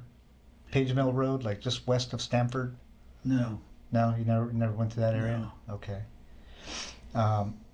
So I'm investigating there's a murder up there. Well, yeah, but what are they... Well, yeah, no, there's a murder up there. He knows about the murder. They just talked about that. But what I don't understand is how do they now have DNA evidence 45 years later? Are they testing DNA that they had then that they couldn't test then and were able to now? Like, what were they doing there? Chat, come on. I'll turn off the video. Streaming was a mistake. Are you ready, kid? Yeah. Now lock in. Shut the fuck up. And answer my question. Stop spamming the hills. We're trying to watch this shit. This is about a fucking serial killer, chat. This isn't some meme shit. There in the hills. Oh my God. Would there be any reason that you were ever up in those hills? We're not going to get through this video. Yo, actually, dude, block the term. And I'm keeping it in sub only for the rest of the fucking video. No? No. Stop subs. Hey, subs. You better fucking not. Stop. Chat, subs. I have faith in you guys. Please. Leslie Marie Perloff was a 21-year-old Stanford University graduate working as a law clerk at the North County Law Library in Palo Alto, California in 1973. Her body was found dumped in the Stanford... Wait, he got accused of multiple murders? Oh, no, this was 2 years prior. So this is the murder that he's talking about, how he got accused of, and then also the sexual assault. So you got guilty murder in Germany. 1973, he killed somebody. Was questioned but released. And then 1975, he got convicted for sexual assault. For Dish hiking area.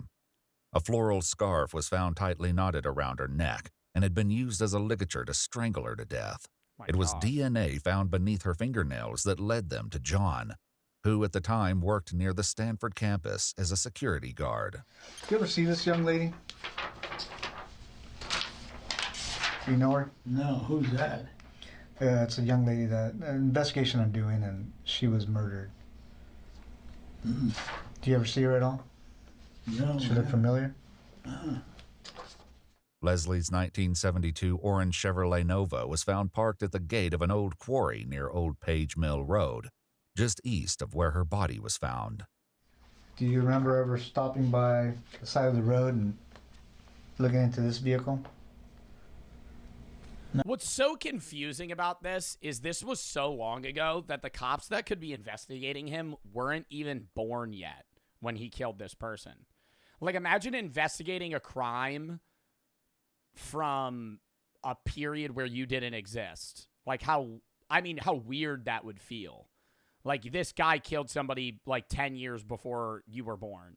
It's an orange Chevy Nova. No. No? No, sir. Okay. Do you know the name? I don't get it because I doubt he remembers. I think he would remember that. I think even if he has light level dementia, murdering somebody is probably something that would get burned into your brain. Unless you, like, blacked out. Like, some people that kill people black out and they don't remember it because it's like they were raged or too emotional or something. Like, killing somebody is one of those things. Yeah, just keep it in. Nope, throw it back in sub only. Don't take it out. Don't take it out. They're doing it again. Keep it in sub only. They can sit in timeout. They can sit in timeout. They can wait their turn. That's fine. No, you can take it out of emote only. Just keep it in sub only. Second we take it out, they do it again, just put it back in. I want the followers to be able to talk, but if they're going to act like that, I just can't. I would just keep it in sub only right now. Leslie Perlov? Leslie Perlov? No. No? Okay. She wasn't a girlfriend of yours? Oh, no. Okay. I had to ask. She's cute anyway. Yeah, very. That would be very about, she'd be about 18 years old, I guess. Okay. At Stanford. Yeah, Stanford graduate. Yeah. But that's it. I don't even recognize her. Curiously, the sergeant hasn't shared with John that Leslie was a Stanford graduate. Why do you say that she's Ooh. Oh my God. No. I never said she was a Stanford graduate. It's just a lady. He didn't even share. I mean, he might have said where her body was found or something. a Stanford graduate? Well, just by the way she dresses and all in this area, you know. Sure. But, you know, I didn't say graduate either. I said, you know. No, he said Stanford graduate. She's a college kid. Oh, okay. Now, this young lady was obviously murdered, like I said. I don't know if that's enough, because it'd be like, obviously, if he's like, this young lady was murdered, it has to do with you. Yeah, she probably looks like a Stanford graduate. Like, your mind's probably jumping to, like, the relation to you. So I don't think that's enough for them to pin it on him. Like, obviously, it's sus, and we know that the DNA shows that he did it. But, like, from a legal perspective, that's not grounds to, like, convict someone. It's the way he said it. No, I agree, Taylor, that he's definitely guilty. But I'm saying, from a legal standpoint, that's how you get off from that, because, like, that's not enough. She was strangled. Mm-hmm. Would you ever think about doing anything like that? Nope. I know that you were accused of a sexual assault, right? Would you ever think about committing a sexual assault? I have no reason for it. And I'm going to ask you these tough questions because it's part of the investigation. Yeah. When you were younger, did you ever fantasize about sexual assault? That's what it sounds like by looking at my record. Yeah. Or killing a young woman? Okay. Well, isn't the murder that he was convicted of in Germany also a strangling? Like, that's what just puts 2 and 2. Like, that makes it look way more sus. Same killing method. No. Same age of the woman. In this investigation, if your DNA was on this young lady, why would you think your DNA was on her? Haven't the slightest idea. Were you involved in the murder of this young girl? Nope. As the sergeant continues to press for answers, John inches closer to a major mistake, not yet aware of what he's about to give away. You know about DNA and how it's transferred, right? Yeah. I mean, why wouldn't he just say some shit like, I worked at the university? If she went there, she might have encountered an object that I had been involved with. She might have passed me in a hallway or something. And, like, I just don't understand why he wouldn't just, like, say something like that. Because he's just saying nothing. Is that better? I feel like if you're trying to get out of this, it was in her nails. Oh, yeah.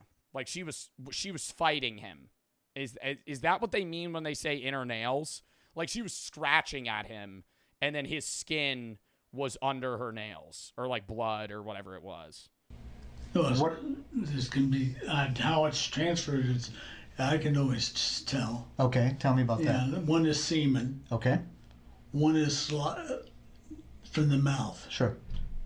You know. Yeah. That's the only two that I know of. Okay. Now, if there's some that are bodily, I mean, other than these two transferred, then it's totally different. Okay.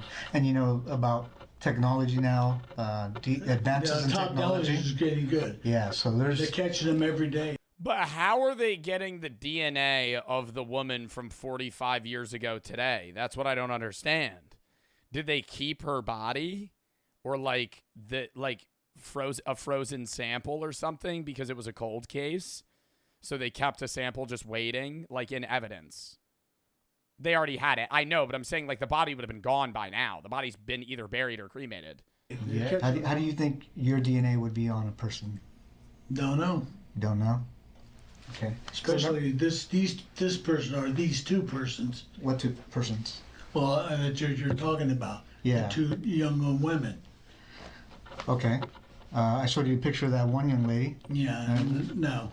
Okay. What's the second young lady? The one up on the one up on the hill. Okay. Yeah. There's two different places you're talking about. Okay. One of them's up on the hill? Yeah. Okay. And then up on what hill? I just took it out of fucking sub-only chat, and then he says it. Back in. I'm sorry. Well, you mentioned the hill. Yeah, you mentioned it. I mentioned the hills. Yeah. Okay. And what's the other one? Well, I thought when he said two women, he's talking about the one woman that he got convicted for sexual assault, because those are two different things. Because I don't remember another one. Well, Or is he confessing to two crimes? Is he confessing to another murder? There's the two girls. It's not both the same place. Okay. I mentioned one girl up on the hill. Yeah, I mean, they're okay. Wherever she was, wherever the second girl was. Oh, okay. What second girl is he talking about? While the sergeant doesn't yet know it, another woman was found in the Palo Alto area in 1974, 1 year after Leslie's body was discovered. 21-year-old Janet Taylor was found dumped along Sandhill Road. Oh my God. So he was a security guard at a college just fucking like raping and murdering women? In the same Stanford Dish hiking area. According to news sources, she'd also been assaulted and strangled to death.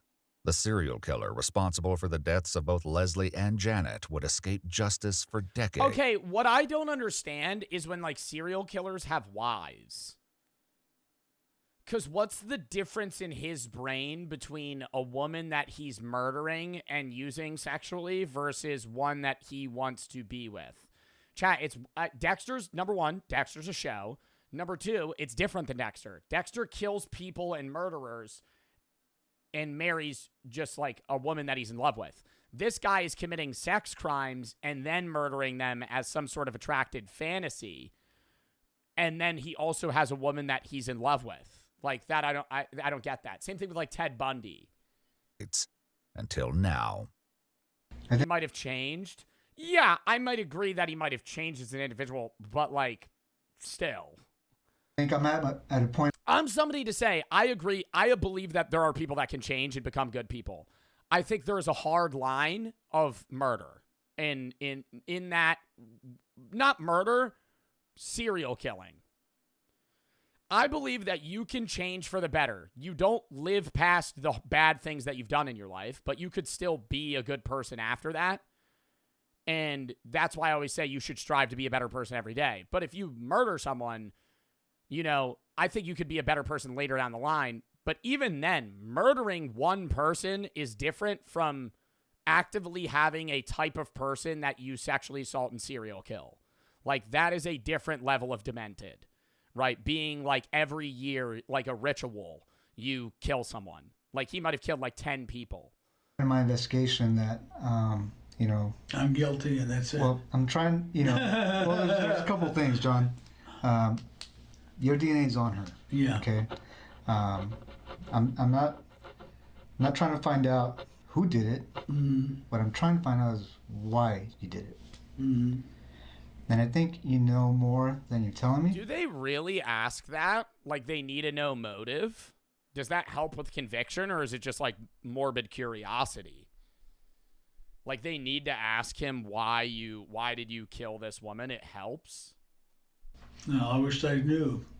With John refusing to admit the truth, another... It might change conviction off of motive. Because that's the difference, too, between, like, first, second, and third-degree murder.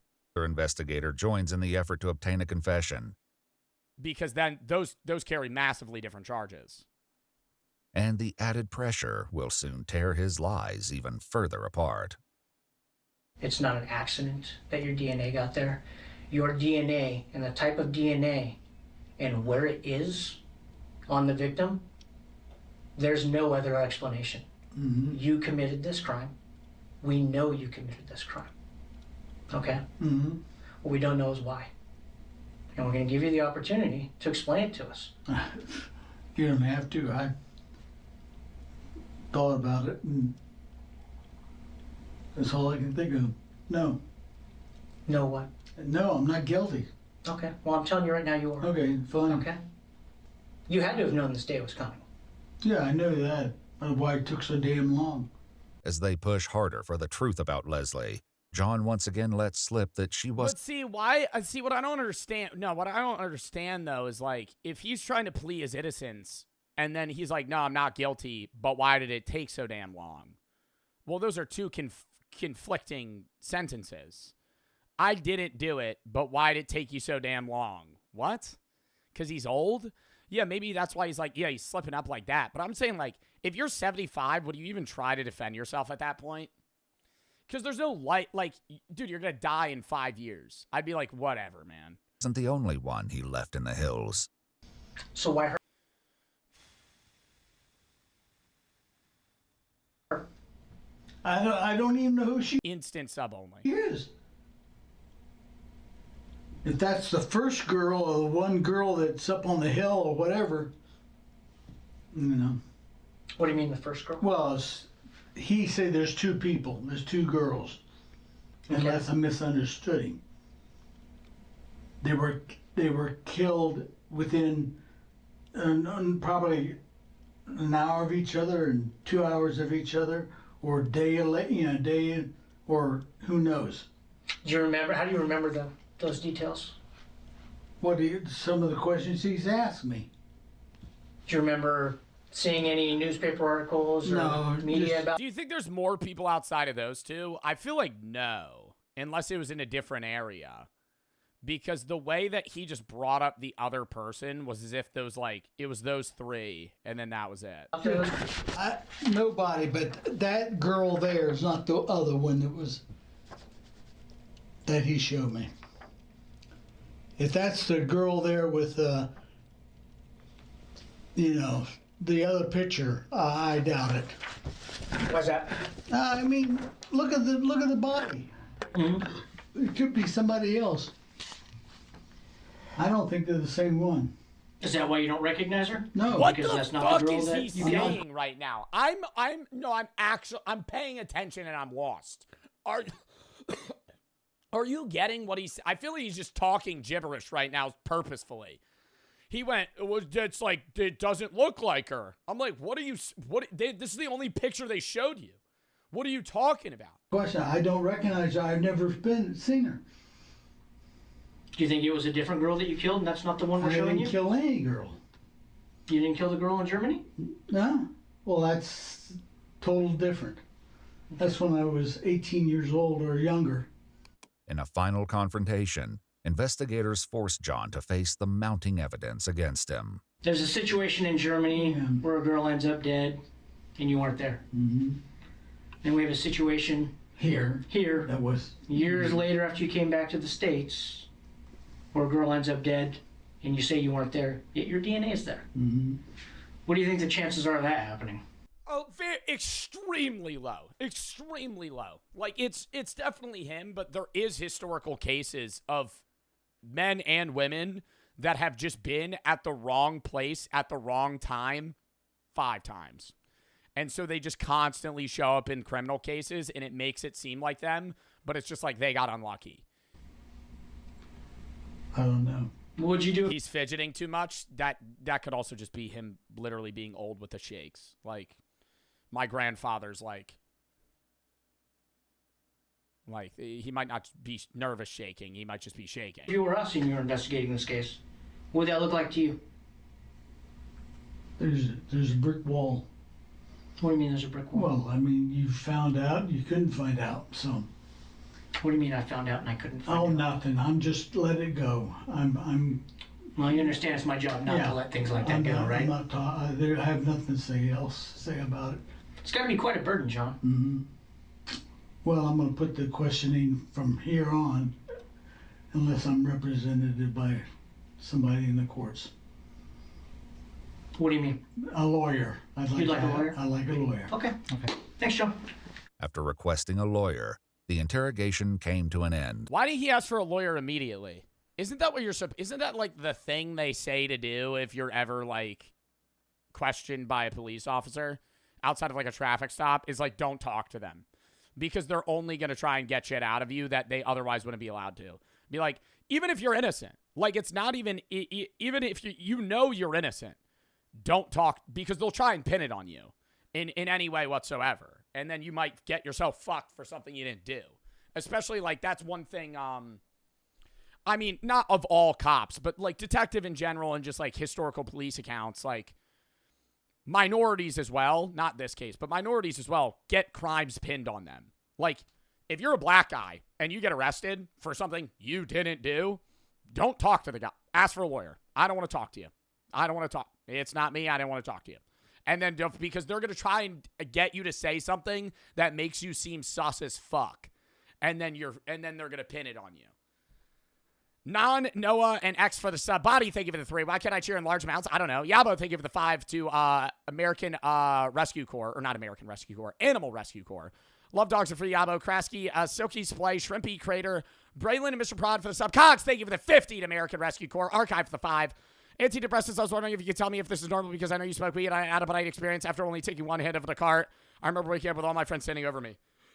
That might be a side effect of you being on antidepressants with weed. I would actually call your doctor, or not your doctor, your psychiatrist, whoever prescribed that to you, and ask them. I've had, like, I guess, out-of-body experiences, but not on weed or low-level weed. John XD, Cogs, and thank you for the sub. Louis, thank you for the 5. What a great guy. Mr. Mez, Spoken Red for the sub.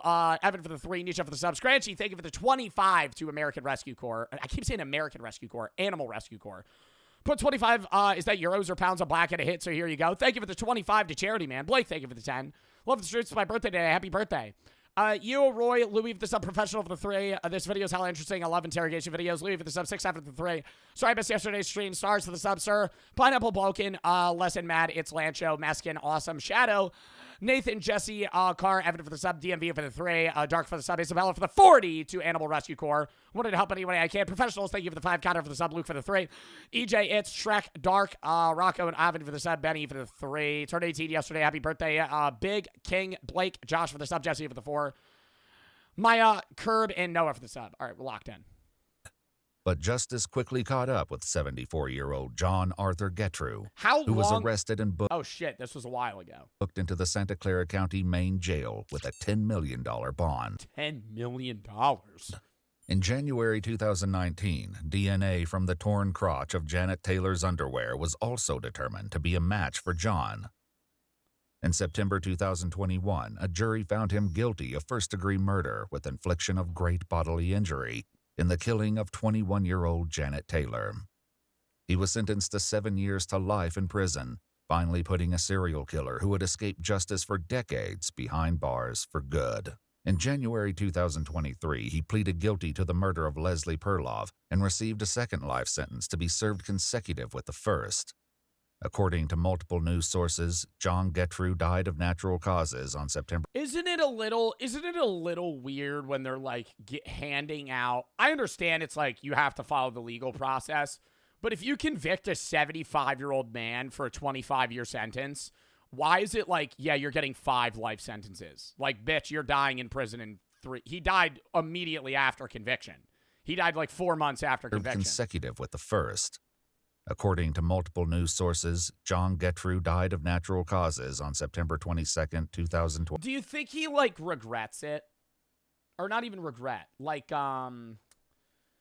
feels bad, or remorse rather, guilt, not regret. Because regret could be, when somebody says they regret something, it could just be because of the consequences versus guilt or remorse. Like, I don't know.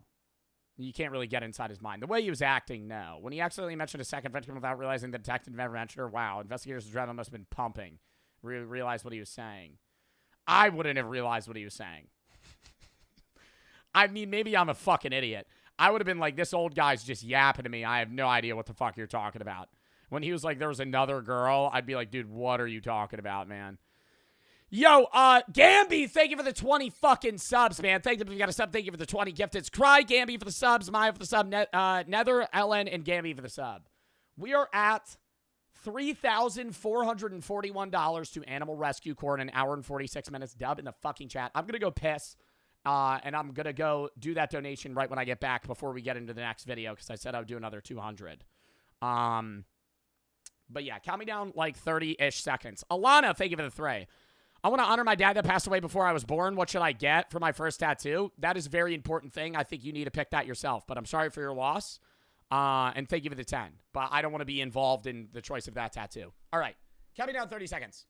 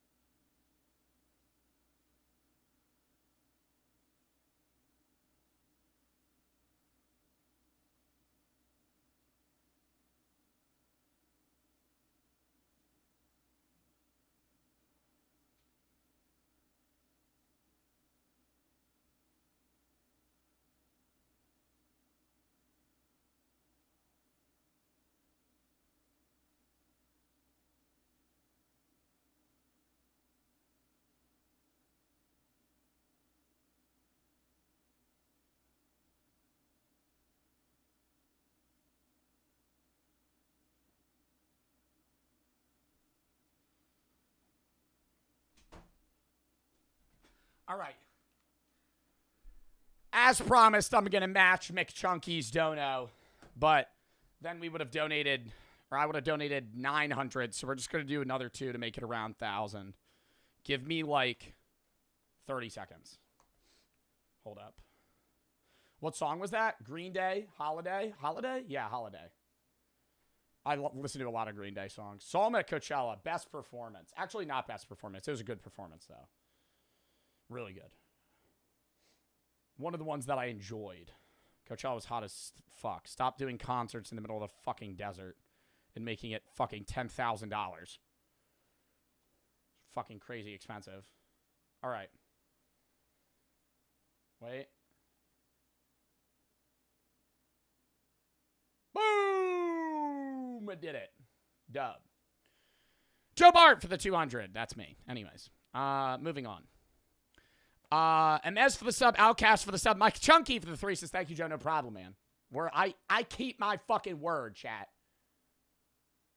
$3,600 to Animal Rescue Corps total, currently, dub. Mr. Proud for the 3. Or Prod, Mr. Prod for the 3. You probably get this a lot. You help me make my day better. Your content's always a mood lift. Thank you, man. I'm glad I'm able to help it. Thank you for the 3. All right, streaming was a mistake. Next video. We might be able to add another one, actually. But these videos get long near the end. And I'll probably yap about Squid Games for a bit. Streaming was a mistake. Lock in. Aye, aye, Captain! I can't hear you! Aye, aye, Captain! Oh! So now instead of paying $15.99 a month for 4K UHD, whatever downloads, 4 concurrent streams with HBO Max, you now have to pay $20 a month. I hate Netflix. I hate them really bad. Paramount Plus, Peacock, and Prime Video are $12. Disney Plus is $14, Netflix is $15.50, and Hulu is $18 every month. They will keep raising it. Bruh, Hulu, yo, I love and hate Hulu at the same fucking time, bruh. Hulu has a no ad version, a with ad version, and then they have a premium version. I used to rock when I was in college. This is for college students as well. I don't know if they got rid of this, but I literally had it like last year. Hulu, you could get Hulu and Spotify for like $5 a month if you use your college email. Mad cheap. But it's Hulu with ads, which sucks. But it's like, you know, that's still a fire deal. You get Spotify Premium and Hulu for like $5. Or it's like $5 or $7. Anyways. That was awesome. But Hulu with ads unbearable. Bought regular Hulu, but still half the shit that they have in the app's unavailable unless you have premium. Annoying as fuck. And piracy is growing massively because these streaming services are kind of branching out to where there's so many and they're all fighting against each other that they're all raising their prices, which is weird because you would think they would lower them, but they're all in the fucking red. So they all have to bump up their prices to make sure that they can actually be in somewhat level of profitability. And then it just fucks the consumer, especially with inflation, the recession that's going on, and, you know, the economic situation in the United States. But what's so weird about piracy is piracy today is like a literal one-for-one rip of the video. Does anybody remember piracy when you were a kid? Because when I was a kid, 23 now, when I was like 7 or 8, I remember piracy being like somebody ripping a shitty version of an iTunes song. Or if it was a movie rip, it would literally be a guy with a camcorder at a movie theater recording Lilo and Stitch. Like, a dude with a camcorder would just be like... And then you would buy that.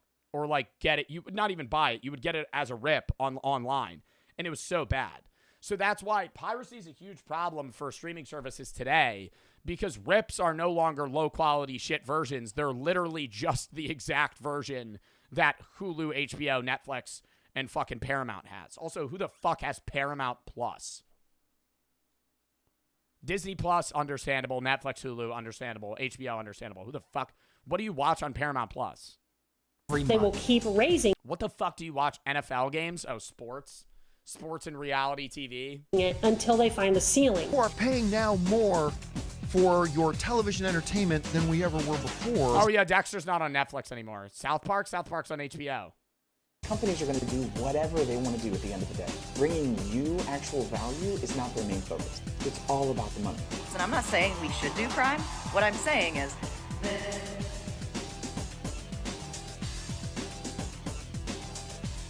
Piracy websites increased by 12%.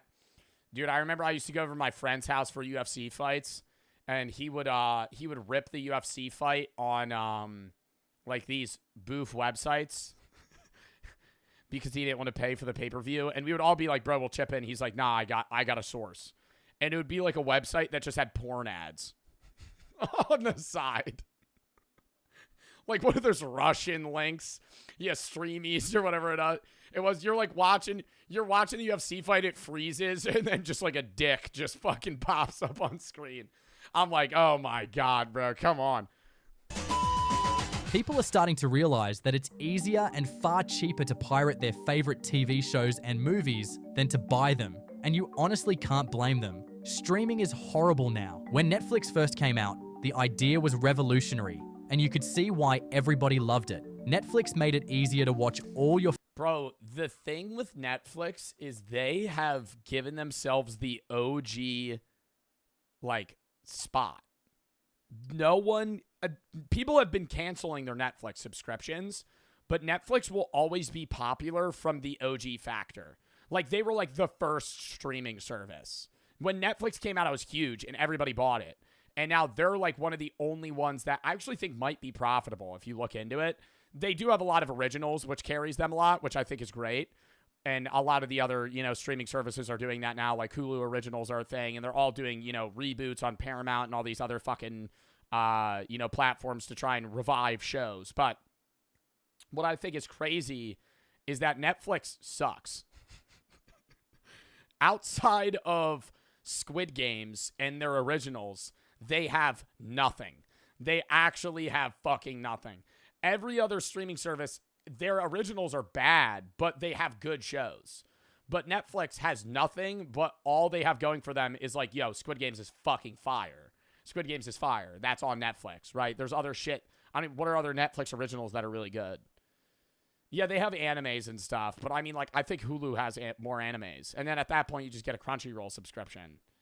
WWE, they're getting into, like, UFC fights. Like, there's an Amanda Serrano fight on Netflix, I think free with your subscription. And I think that really is the route that they should go. I think Netflix should go, like, the sports route. Stranger Things, yeah, that's true. Stranger Things, for sure. Better Call Saul, I don't think that's a Netflix original, though, is it? Breaking Bad? That's a Netflix original, Better Call Saul? I thought that just might be on Netflix. Paul, thank you for the 5 to Animal Rescue Corps. National Honor Society is volunteering for the animal shelter. Thought I should donate. Awesome. Marcello, thank you for the 1. DS is thank you for the sub crew for the 1. Run for the 5. Broke right now, but I got to donate. Yabo, thank you for the 5. Anonymous for the 1. I got timed out for a week. I don't know what you did, Yabo. Yeah, Panda, thank you for the 3. I wanted to kill myself joining your stream, and you were talking about how you couldn't help that much, and you could get to a point, you could point to us to a better help, and I got help. I've been super happy, not thought about killing myself since. Well, I'm glad that you got the help that you need, man. Double the chat. Panda, thank you for the fucking 3. I hope you're doing better, man. I'm sorry that you were going through that. Oz, thank you for the 10. You know what? I can download Smart Man with glasses wallpaper. What? Sigma, thank you for the 10. Watch all the videos. You help me a lot. Call Dad for the sub prod. Thank you for the 3. Kill for the sub. Favorite movies and TV shows on one disc, conveniently from anywhere in the world. And for a brief moment, it was great. Piracy fell to an all-time low, as nobody saw the need for it anymore. But as the saying goes, nothing good lasts forever. Well, because it was like a fair price. I think what really killed streaming services wasn't Netflix. I don't even think it was like, honestly, I don't think Netflix, Hulu, or HBO killed streaming services. I think it's the other fucks. Peacock, Paramount, fucking, bro, once there's more than like 4, it's cooked. Like, it's fine to have 3 of them. And Amazon. Amazon Prime was already a thing prior to fucking any of that shit, though. You used to be able to just rent movies on Amazon Prime and watch shitty free ones. Once, like, all those other ones came out that were just, like, dupes, and they had, like, certain, like, news services that were, like, coming out with their own, oh my god, it just ruined it. Especially since other platforms realized that instead of licensing their shows to Netflix, they could just create their own streaming. Yeah, Showtime, dude, Disney Plus, honestly, I'm pretty sure Disney Plus is losing money from the fact that that exists. So I don't know if that's great, but I'm just, it's on its own side mission thing. Who cares? Paramount Plus, Showtime, Discovery. I'll even say Apple TV and Peacock should get the fuck out of here. I think chop. Leave these 4, and then streaming services are fine. Severance? No. I love Severance. I'm not saying Apple TV doesn't have good shit, but fucking sell it to one of the other 4. Let them have it, and we're good. Get rid of the other shit, all the good stuff on those, filter to the other ones, and then, hey, I would actually be fine with this.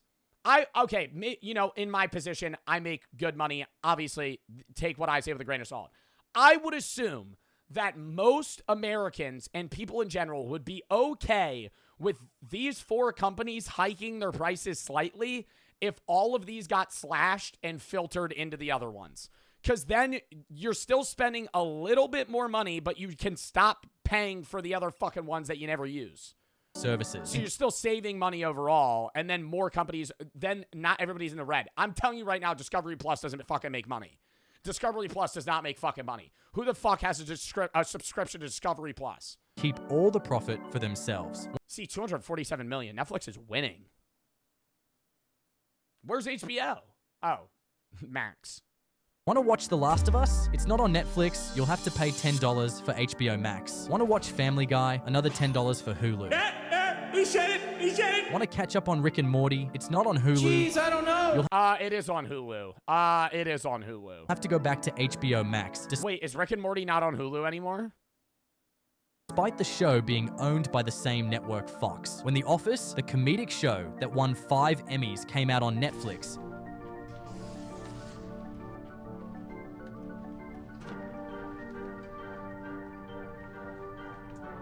It's a pyramid scheme. I have to go make a call. fans adored the idea that their favorite show was conveniently on the most popular streaming platform on the planet. That was until 2021 when everything changed. Netflix's license. When The Office left Netflix is the mark of the downturn of streaming services.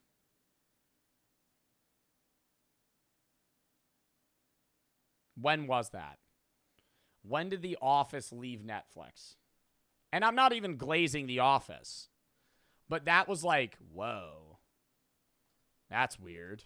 The Office left Netflix January 1st of 2021. Yeah, right around that is actually mid-COVID. Mid-COVID is when streaming services just hit the fan. Because I think they were also profitable. Streaming services were like very lucrative in that time because everybody was just sitting on their ass at home.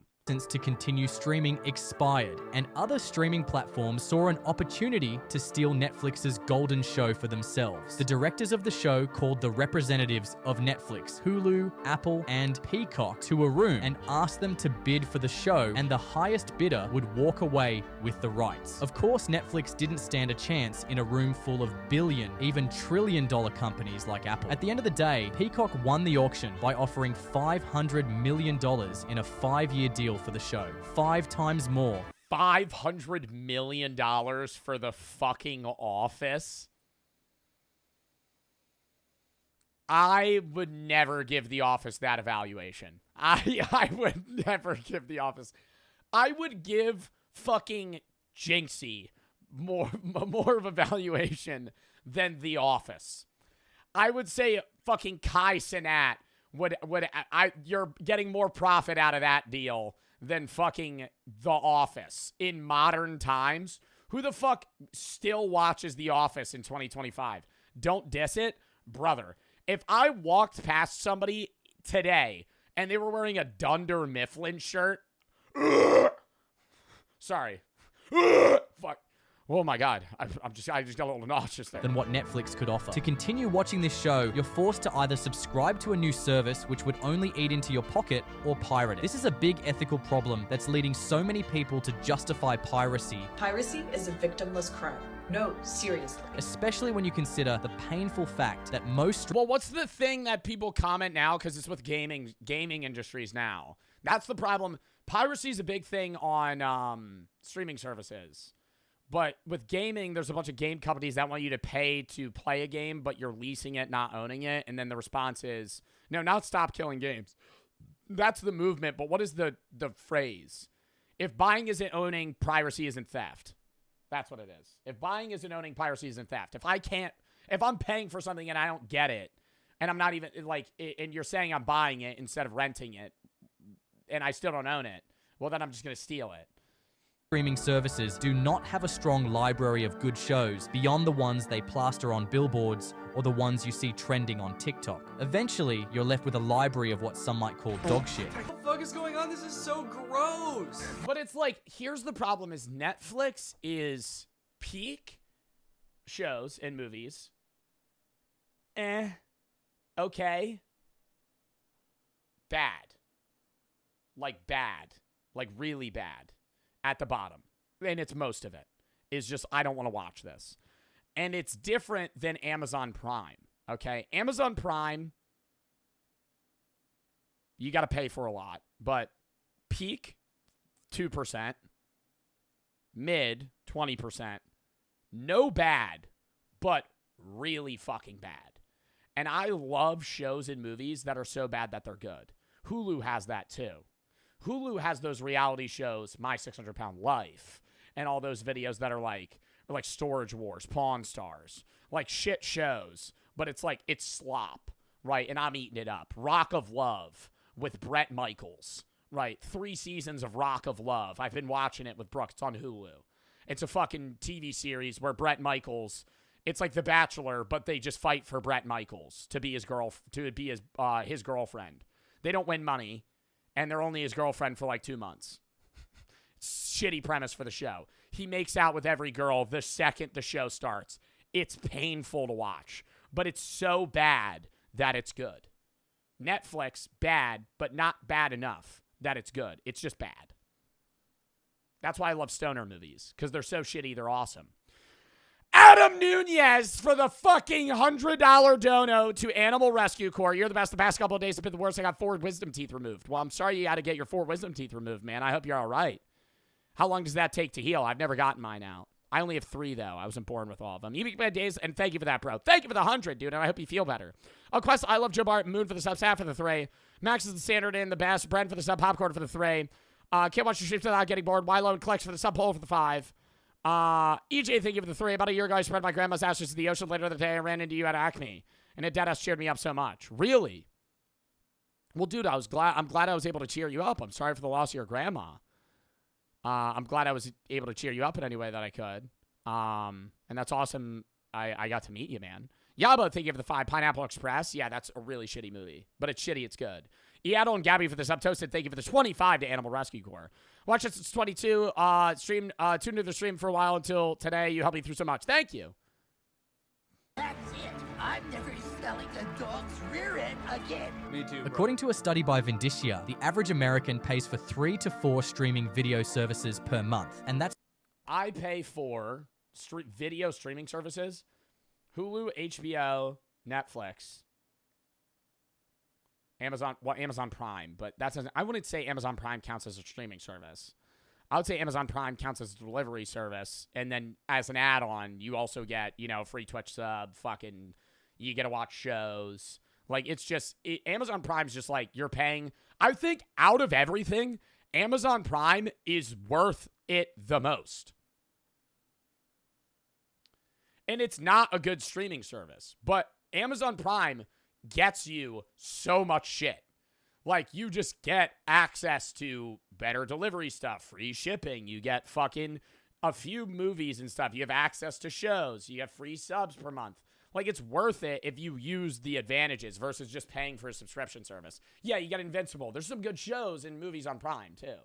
Audi, thank you for the 10. Yabo for the 5. Clicks for the 3. First up, I know you're going to really spend a watch of. I love your videos. Started watching the streams more, too. Dub.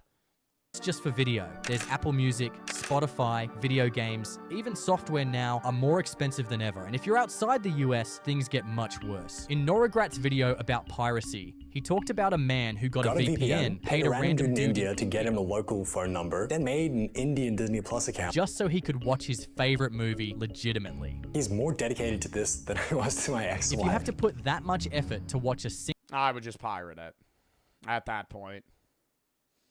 Or buy the film. There's no way he couldn't buy the film. He had to get a foreign Indian account to be able to watch his favorite movie. Why couldn't he just buy the film? Because he's still paying for it. Single movie, you may as well just pirate it. When you pirate them, it's much easier, it's much quicker, it's a lot less expensive, obviously. When I was researching for this video, I saw this post comparing... It's a lot less expensive. It's $0. What do you mean, Charlie? What do you mean less expensive? Yeah, you know, it's less expensive. It costs nothing. The basic plan for a Netflix subscription versus the pirated plan. If you're one for quality movies, you'll notice that the pirated version is actually much better than what Netflix offers you for $12, which should not be. There's a new term going around for what streaming companies are doing. It's called enshittification. It's the theory that... Wait, Netflix doesn't fucking offer 4K? Netflix only streams in 1080p? I fucking stream on Twitch in higher quality than Netflix does. Product and services offered by once great companies. Oh, you have to pay more for 4K? Oh, that's fucking stupid. You have to pay for higher quality on Netflix? I don't know what I have. I probably have the lower tier version because I've never seen something in 4K. Worse and worse over time as their need for growth and profit outweighs their desire to satisfy customers. Eventually, customers are going to be forced to pay higher and higher rates for increasingly deteriorating services. to the point where piracy is going to become an increasingly alluring value proposition. When that happens, it's not even the paying for it. I think piracy will never be a problem. No, piracy is a problem. The reason piracy is a problem is because of ad services. If I'm paying for a service, why am I also watching ads? Actually, also, you want to know the best? I'm gonna have a new take here. Amazon Prime isn't the best streaming service subscription. You know what it is? YouTube fucking Premium. YouTube fucking Premium is the fucking best streaming service that you could fucking get. Oh my god, it is though. Why? Because you could YouTube's endless. And YouTube TV, there's other stuff that you could buy, but that's like YouTube Premium's fucking goated. And you get YouTube Music. And wait, don't you get YouTube Music with YouTube Premium? Oh my god. Dude, it's like its own Spotify.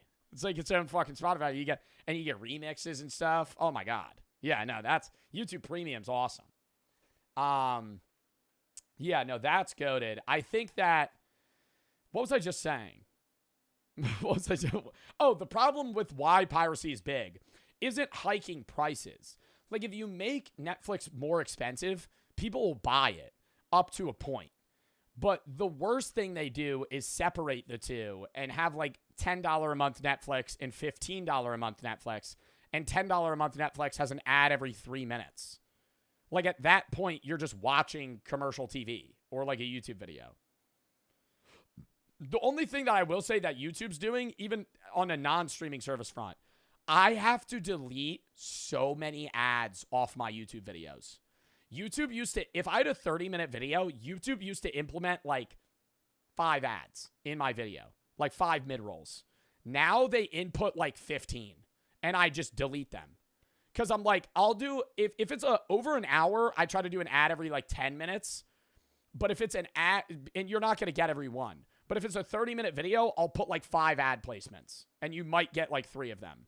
But like sometimes if I don't check and I post a YouTube video like yesterday, somebody was like, dude, there's so many ads in this video. I click on it. It's a 25-minute video. They put fucking 9 ads in it. I deleted 5 of them. What the fuck? Like just because then you're getting an ad every 4 minutes. It's just so annoying.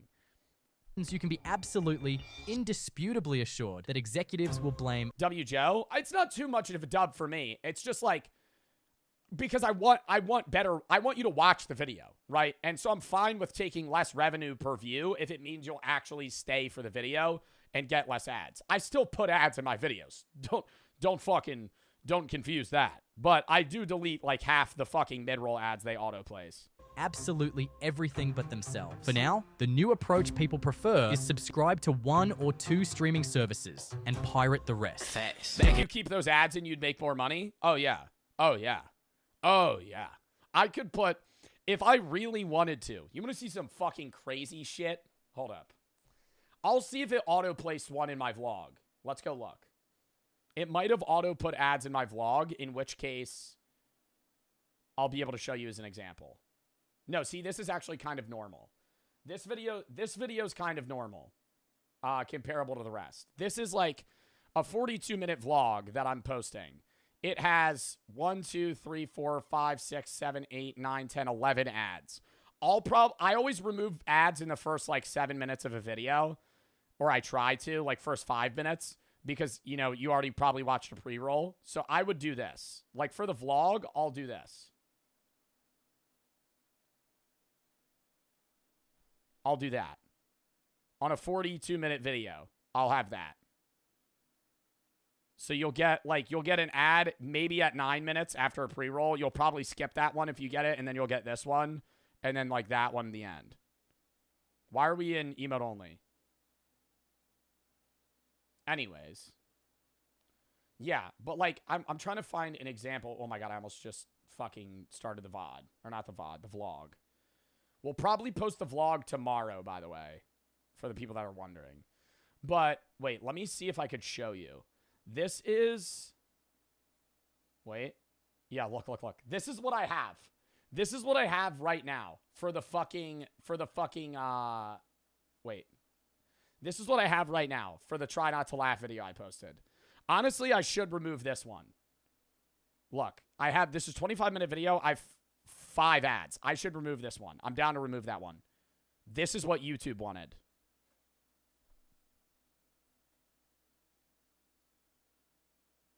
That's what YouTube wanted to put in the video.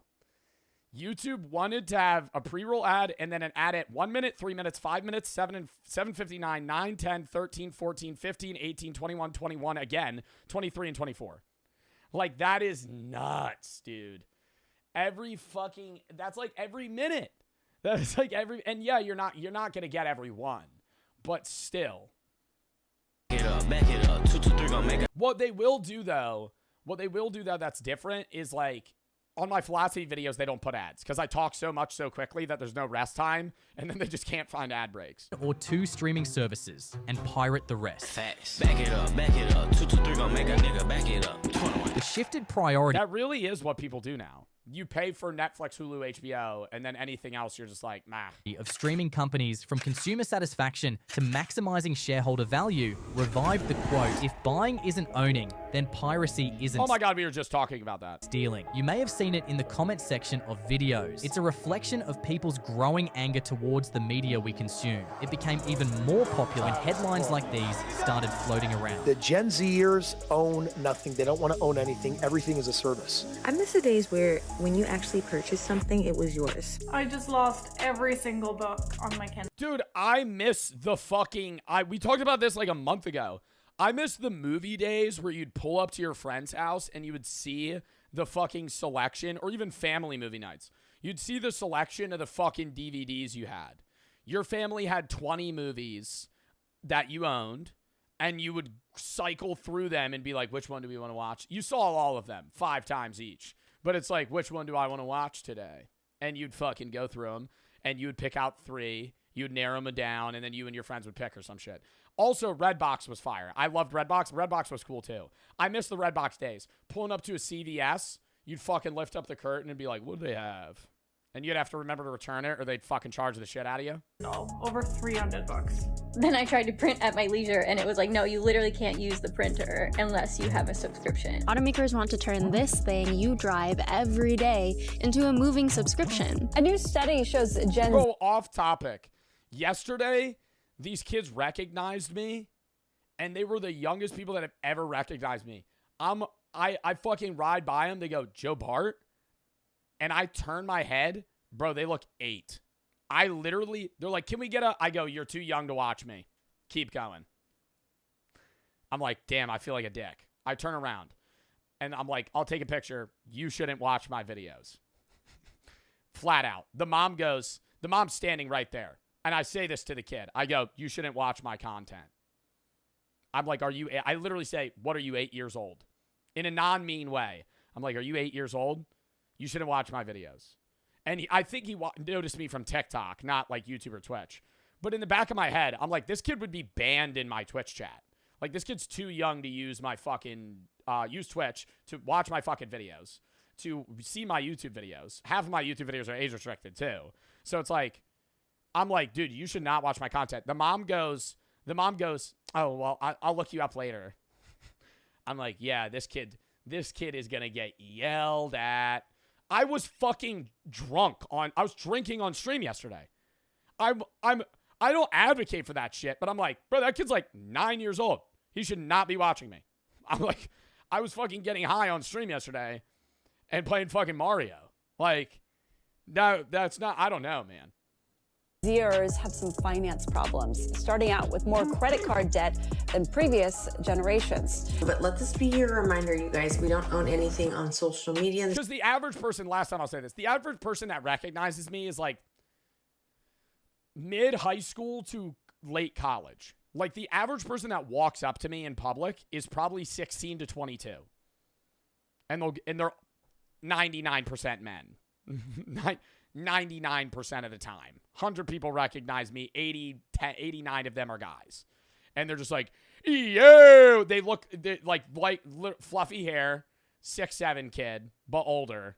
And they go, yo! Jibbert? And I'm like, yeah. I'm a woman? No, I'm not saying women don't watch me. I'm saying the guys are the ones that'll walk up to me and be like, Jibbert. And I'm like, yeah. And then they'll take a picture. Yo, I fuck with the vibes, man. And then they'll walk away, and I'm like, that guy's not real. I'm living in a simulation. That guy just said, I fuck with the vibes, man. I'm like, yeah, thanks, boss. But let this be your reminder, you guys, we don't own anything on social media. This is their app. They can at any time get rid of TikTok, Instagram, YouTube, your email. We don't own anything. It raises a question. Has Gen Z's future been Well, yeah, doesn't TikTok actually technically own or is able to reuse your content? Or is that Meta? One of the platforms that we use and post on, like, they're allowed to, I think it's TikTok. TikTok can use your videos to promote themselves however they please. It might be Meta too. Like, they don't have to credit you or pay you. TikTok could, like, post your video as, like, an ad for TikTok and not credit you. Slap for the sub, Phoenix for the 3. How much more would you make if you didn't change the number of ads you have in your videos? Well, if it was twice as many ads, twice as much. Fakey, thank you for the 3. Just use an ad block or block for the sub. Quacks for the 3. What tattoo do you want to get next? I really don't know. Probably something on my back, actually. Like my upper back. I have a few ideas, but I've been pondering on a few of them. Sketty for the 100. To Animal Rescue Corps, down in the goddamn chat. Thank you for the fucking 100. Says, I like dogs. Broad for the 5. Do you feel as the term racist gets thrown around too loose instead of prejudice or other? I don't know. In what sense? Like, you would have to be more specific. Mello and Cena for the sub. I'm for the sub. Timmy for the 25 to Animal Rescue Corps. Heard there's a charity going on. Gotta support and rescue animals. Cheer for the sub. Elo for the 5. Favorite streamer, keep up the great content. Thank you. Welcome for the sub. Chunky for the 3. How many ads you got per VOD? Brady does that. He does an ad every 15 or 20 minutes. Enter for the 3. Reacted Nick Omlana. Video search tab. Nova for the 3. Any tips for streaming? Feel like I started got nothing to say where there's no one. Yeah, you got to start posting on other platforms. You usually stream after you have an audience. Streaming first is usually not the method. You usually want to grow somewhere else and then start streaming. Trace for the 5. First up, donating on Twitch. You're an amazing streamer. Thank you. Popcorn, thank you for the 3. Jerry Z-Log for the sub. Crazy and Kippo for the sub. Kayla C for the 3. Slide for the sub. Hold up. Where are we at? We've reached $3,964 for Animal Rescue Corps, dub. reduced to nothing more than a monthly subscription? Do you remember the good old G. Williamson? Thank you for the 10s gifted. Appreciate the subs. Goes for the sub. days when you could buy a DVD and own a movie for life? The best part... Okay, you could still do that, though. I want that. I think a lot of people are like, we were just talking about that. A lot of people go, oh, you remember the days when you used to own a movie? I say that in a sense of like, oh, that was nostalgic. Not in like, oh, we can't do it anymore. You could go buy the DVD version of Morbius. You could go buy the DVD version of Thunderbolts or fucking any other movie that just came out. But you're not going to, because it's going to be $30 to own the movie when you could just pay $15 for a subscription and watch it whenever you want.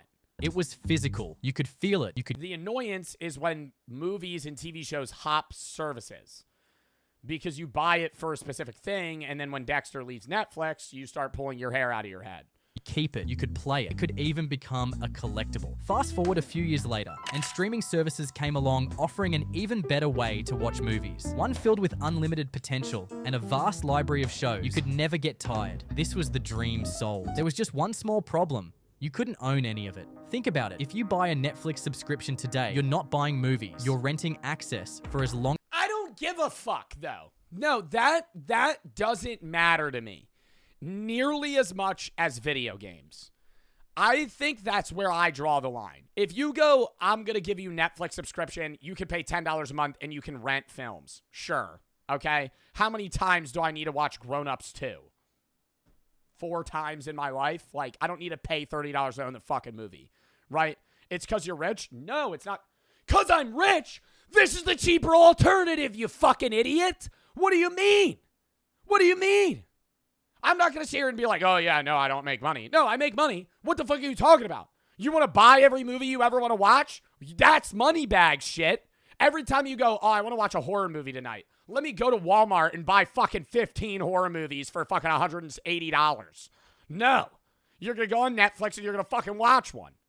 Anyways, as I was saying, I got rage baited. You got me off course. I don't remember what I was saying.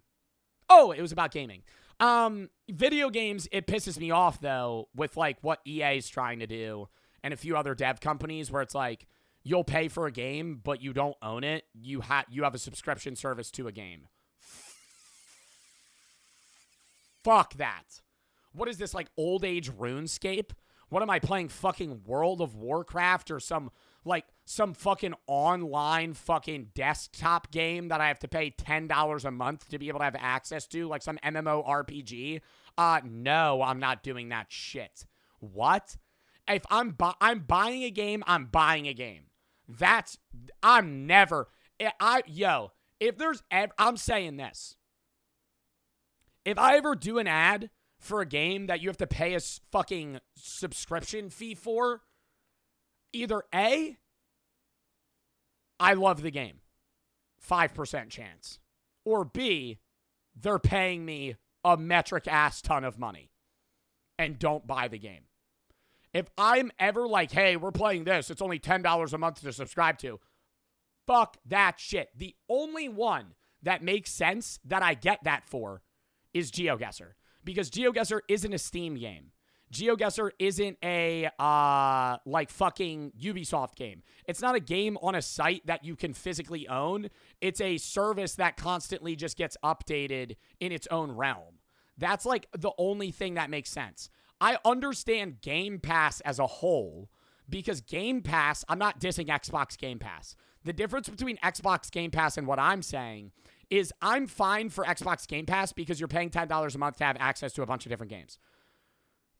The difference with that and, like, me having to own me paying $30 a month to own FIFA 17. But when I stop paying the money, I don't own the game anymore. That's stupid. GeoGuessr, you don't pay to own the game. You pay to be able to play unlimited amounts of games. You're paying for a premium version of something. It's different. Because GeoGuessr, you could play for free. You could do party challenges and duels and other things for free. You just have a limited access to ranked matches and custom games and stuff like that. So you pay for a higher pass. Same thing with, like, Kahoot. But if there's game devs that are in the talks of making it so you have to pay a monthly subscription to play one game. As you continue paying. The day you stop for whatever reason that may be, whether it's because you got laid off from your job, got scammed, or maybe suffered a fatal accident that ate up your finances, as long as it causes your card to decline, your GeoGuessr does subscription, right? Buddy's on stream delay. Entire life. I love GeoGuessr. I'll dick ride GeoGuessr. I pay for GeoGuessr Pro. Like, I have a pro version. I pay monthly for that. I actually pay yearly for that because it saves me money. But I play GeoGuessr all the time. Pro Unlimited. Bang, look. Hold up. Like, I'll pay for that. GeoGuessr's different, though. For the reasons I said. Library disappears. Years of carefully building the perfect library for eating, dates, family, gone in an instant. That emotional connection you built, those memories tied to certain shows, they don't belong to you. They were always on loan, and the same goes for music as well. Okay, the only thing I will say, though, is I'm going back on my word. I just did a long rant, and I'm going to go back on my word. I would pay for a Call of Duty subscription. Because I don't want to own COD. I don't want to own COD. I would pay $5 a month for Call of Duty. Because the game's going to... No. Hear me out. That game, I'm not paying $5 a month for, like, Elden Ring or a single-player game. I would pay $5 a month to play Call of Duty. I think it should be free. But the reason I would do that is because I would rather pay $5 a month for 3 months, get my fun out of COD, and then stop playing. Because I'm never playing it again. When are you ever hopping on Cold War? Shut the fuck. When are you ever hopping on Cold War? You own Cold War. Congrats. You're going to hop on that shit? You're going to play TDM with the fucking 7 people that are on that fucking game right now? The 7 players that bought the game for $70 fucking 5 years ago? You're going to hop on fucking Cold War? Yeah? You're going to get on Cold War. Oh, hey guys, who wants to hop on Advanced Warfare? No. Nobody's playing that shit-ass game.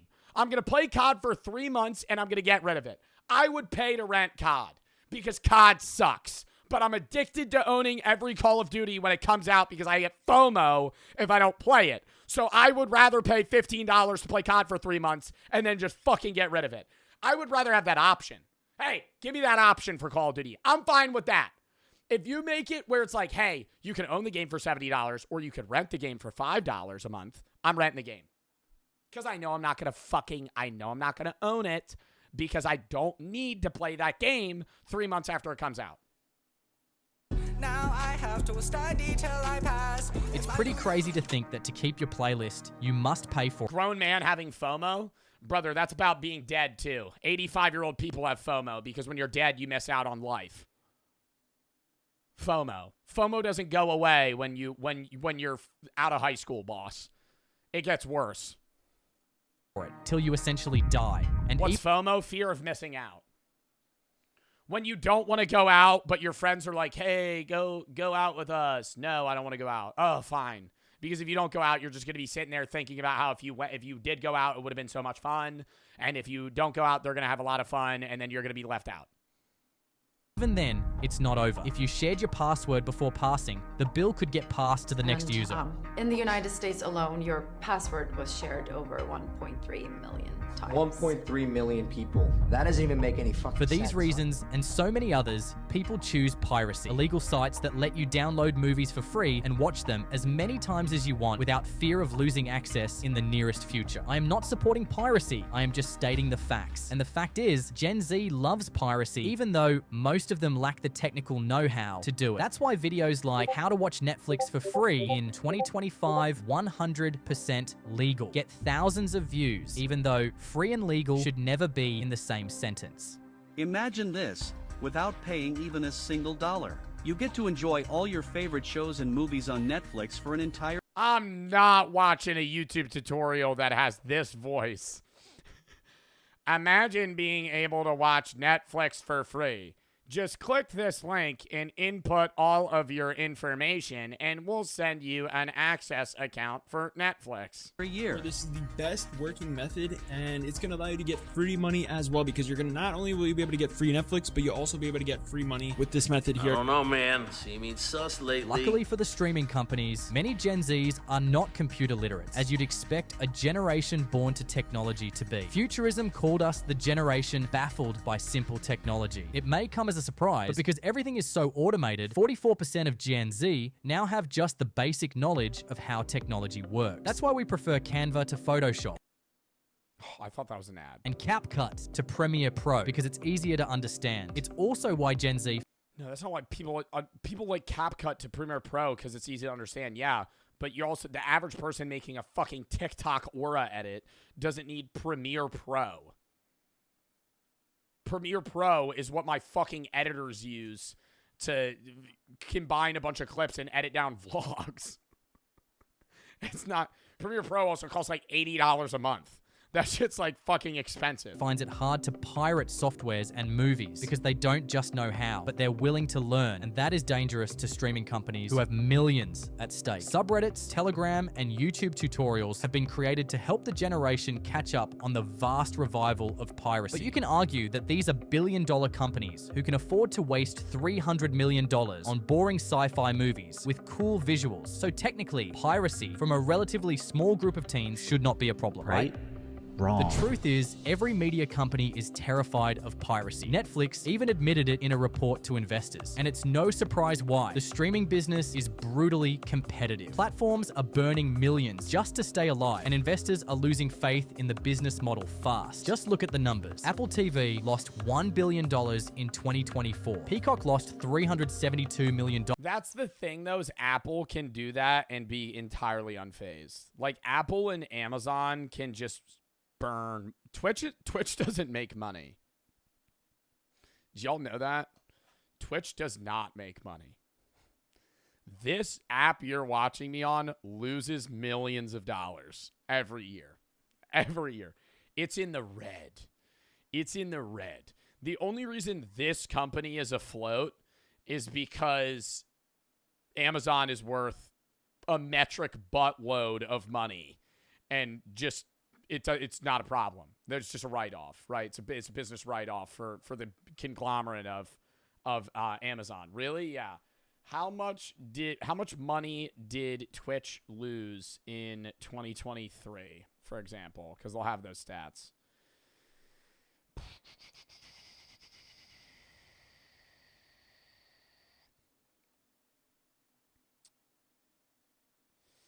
The internal projections say that Twitch will effectively lose $250 million by the end of 2025. In 2024, it generated $1.8 billion in revenue, which was an 8.1 decrease compared to the previous year, and their expenditures are likely higher. Twitch has still not started generating a profit, and this is May of 25. People make money on Twitch, but the company doesn't profit.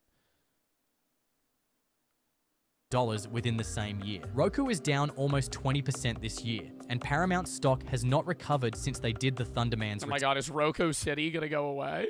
Turn. That's on my top 5 places to get fried at. No! Roku City! But that does not mean streaming is dead. In fact, what these companies suffer in stock value, they almost always make up for in streaming subscriptions. Bank of America's internal data show that consumers are spending way more on streaming than they were even a couple years ago. The percentage of households spending over $100 a month is growing, while the percentage spending less than $20 is shrinking fast. It is because of this vast potential that many companies are taking. All right, well, what the fuck are the people spending less than $20 doing if they're not profiting or not pirating? Reading? Big measures to watching the news? Combat piracy. But what happens when they run out of new subscribers? Do you remember the "you wouldn't steal a car" anti-piracy videos that played in front of movies and on DVDs a whole bunch back in 2004, the British Federation Against Copyright Theft launched this anti-piracy ad, only to get caught in the ultimate hypocrisy. Turns out they stole both the fonts and the music when making the ad campaign. Some reports even suggest this carelessness accidentally encouraged more piracy instead of stopping. Well, yeah, because it's a cringe-ass fuck. It's the same thing as, like, when they were doing, like, anti-weed ads in the fucking, like, 80s or 90s, and they were like, this is your brain. It's your brain on marijuana. And they'd crack an egg and sizzle it, and it'd be some old-ass man. Look. And then it would cut out. Now, obviously, this ad alone was not responsible for the level of piracy carried out across different industries, but it definitely played a role in spreading awareness, not just in the way they expected. The problem with the ad was it was released right at the birth of Web 2, just as people were really starting to figure out how the internet and computers worked. So rather than discourage people from downloading movies illegally, it just told them it was possible. What is this fucking, like TikTok voice, though, on every news media platform? Or, like, account? Have you seen what's been going on recently with the new Alice in Wonderland movie? Recently, they have been under a lot of fire for what they've been doing. It's like the Burger King video. Dylan Page? No, Dylan Page is a bit... Well, Dylan Page, it doesn't apply because he's his own thing, and I don't think he does the voice as much. But it is like short cuts and also like high energy. And made them curious to explore the world of pirated content. And these were the glory days for pirated content. Have you seen recently that people have been following around Dylan Latham, asking him to do the dance with the pants? It's been upsetting him greatly, and he's been making videos even about it, asking people to stop. The Pirate Bay opened in 2003, and by 2005, there were over 1.7 million users downloading pirated movies, music, and software on LimeWire alone. According to Znet, US households paid as much as $1,000 for streaming subscriptions. With these kind of numbers, you'd think streaming services would focus on making subscriptions more affordable, but instead, they're pushing for a new bill that could change the game forever. If passed, this law would force internet... You sound like Muscle Man? No, Muscle Man's different. Muscle Man's like, oh, my mom. Dance with the Pants is different from Dance with the Pants. It's like a much more throaty voice. Providers to block access to piracy websites, targeting anime, movies, TV shows. And we hit the charity goal? Hold up. Whoa! $4,137 Animal Rescue Corps out of the goddamn chat. Outro for the sub, outro for the 20. My dogs are rescues and I love them dearly. I want other animals to have loving homes just like mine do. Bread for the sub. Vincent, thank you for the fucking 100 Animal Rescue Corps. You're by for the best streamer on the app. I love animals and love that you're doing the charity stream. Thank you, and thank you for the 100. Thank you for the Sports Animal Rescue Corps. Rachel, thank you for the 5. Somebody in their 20s, you're inspiring. Thank you. Blaine, thank you for the 3. Wondering if you think it's a bad idea I find dark humor funny. What type of dark humor? Jalen and Ryan for the sub. Aaron, thank you for the 5. Hope you're having a good day. Awesome for the 1. Bob, thank you for the 5. Gifted Jason for the sub. Xavier for the 10. My dad committed suicide last year. Rip in the chat, man. I've been depressed for a while, but watching your streams is giving me something to look forward to. Well, I'm glad I'm able to help, man, and I hope the mourning process is going well. I'm sorry for your loss. Ozim for the 5. Why is the sun shining on us during the day when it's bright out, but not during the night? Proud, thank you for the 10. Alex for the 1. Meat for the 10. Thank you for everything you do. Clicks, TX for the sub. Clicks for the sub. Dead for the 3. It's your boy for the sub. If I don't want it again, I better get bacon. Fader, thank you for the 10. You're amazing. Love animals. Heart goes out to all the animals in need. Snow for the sub. Tap for the 3. Nor for the sub. Kayla for the 1. Brother 14, saw you at Twitch conference. I wanted to say hi. I was too nervous to approach. Would you ever do a meet and greet? No. If people meet me casually, I think that's better than a meet and greet. Rich, AA, and Dog for the sub. Gavin, thank you for the 5. Or Gavin for the 5. Lex for the sub. Pop for the 4. Lava for the sub. Ghost for the sub. Volve, and Nacho for the sub. Lock in. Oh. Other content that costs Hollywood billions yearly. They're especially fighting now, more than ever, as some reporters suggest that some piracy websites are receiving more traffic than Disney Plus and Crunchyroll. If this keeps up, it could ruin their entire business model. We're entering a new era where streaming services are running out of new subscribers. So the only way to keep the money flowing is by providing truly innovative, high-value experiences that customers actively want to support financially. For Netflix, it's their original shows and cough, their pricing structure that allows users to watch movies in 4K. See, I didn't know they had a 4K price. How much more? It's $20 a month. But is that all you get? Watch on your laptop, easy changer downloads, ads. But like, what's the fucking... With Netflix spatial... Is that all you get?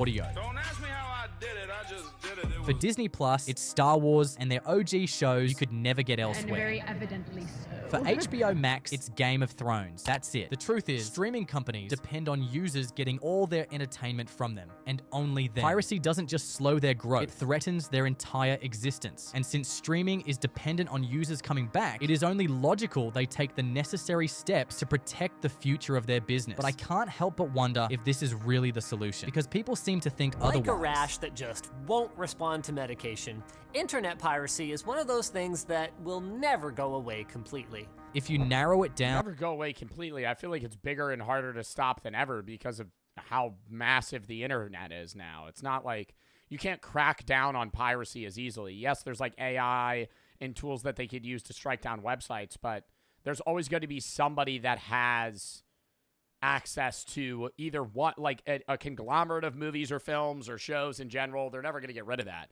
And you could just hold them on local servers.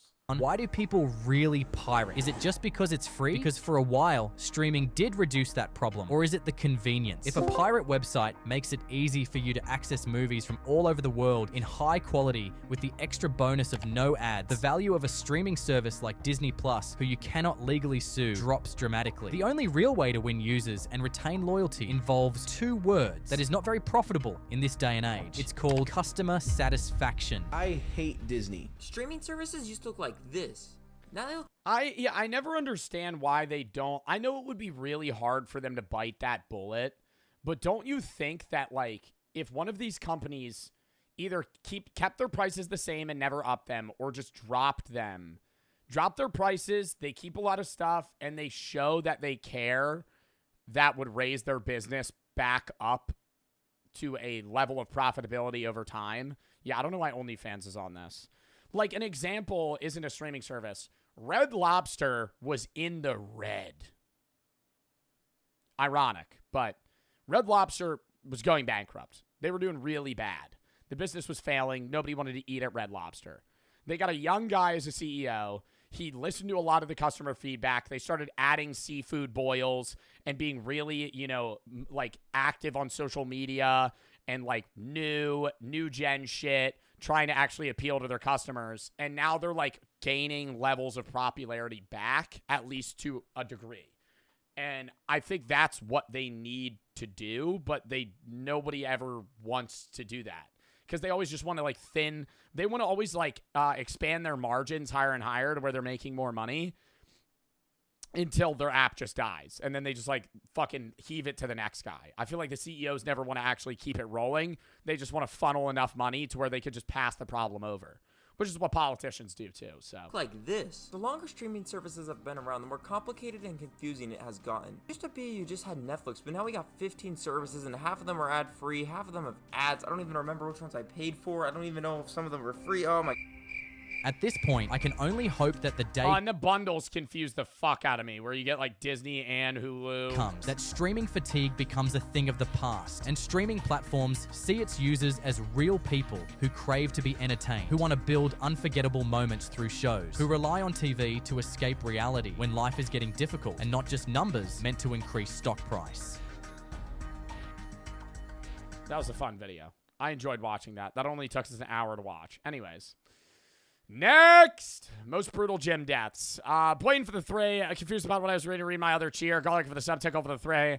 In the airport waiting to go to New Jersey. So party keep me entertained. Jalen, thank you for the 5-year amazing streamer. Yes for the sub, yeah for the three. Grandpa just died. I don't know how to feel. We weren't really close. Just sad for my mom. Well, just be there for your mom, man, and I'm sorry for your loss. I hope your mom and you, if you do end up feeling set, feel okay. I hope the mourning process goes well. Lucid for the 5. Twitch doesn't make money. Aren't you scared it could shut down at any point? No, it's run by Amazon. Waiting for the 3. Not bad, dark humor. You know, the shit that makes you your facepalm not try to laugh. Try not to laugh. No, I don't think that's that bad. Addison, thank you for the 25 to Animal Rescue Corps. We put down Dozer, my rescue dog, yesterday. He was 15. Rip the chat. I'm sorry to hear about that, man. I hope you're all right. Volva Nacho for the sub, Outro for the 20. Dogs are rescues. I already read that. All right. Next video. Most brutal gym deaths. Lock in. These are the most brutal gym deaths to avoid while working out. The only one that I could think of is you dropping a fucking barbell on your neck. That's what I'm always afraid of. Doing a late night gym lift, and I'm sitting there contemplating whether or not I want to do like a 3-rep set. And on that last rep, I'm going.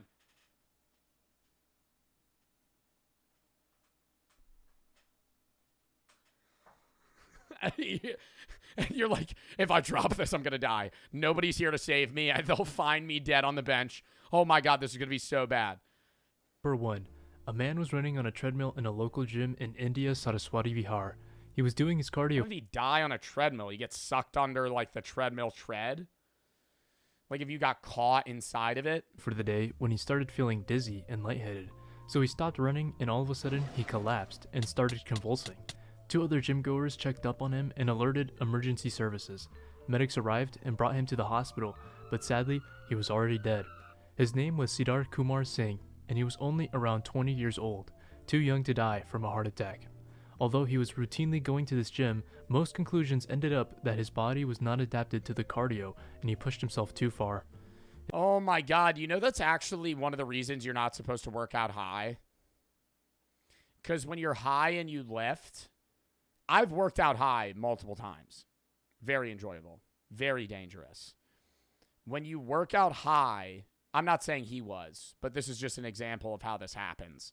You don't notice. When you're high, you can't be as, like, aware of your body. And so that's why people always say they have the best workouts when they're high, because they're not noticing how tired they are. And there's been times where I've been high and I'm working out, and I stop doing a set, and I feel fine, but I sit down, and my heart is literally going... like you're pounding, and you're just like, I feel great. So if you push yourself so far where you think you're doing something good, you can actually get to the point where it's really bad for you.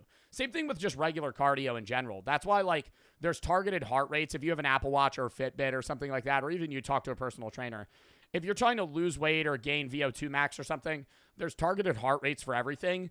And no matter what you want to do, there's always a heart rate that's like over the point that's, you know, where it's beneficial to you. Like if you're just like full sprinting on a treadmill for an extended period of time to where you're like,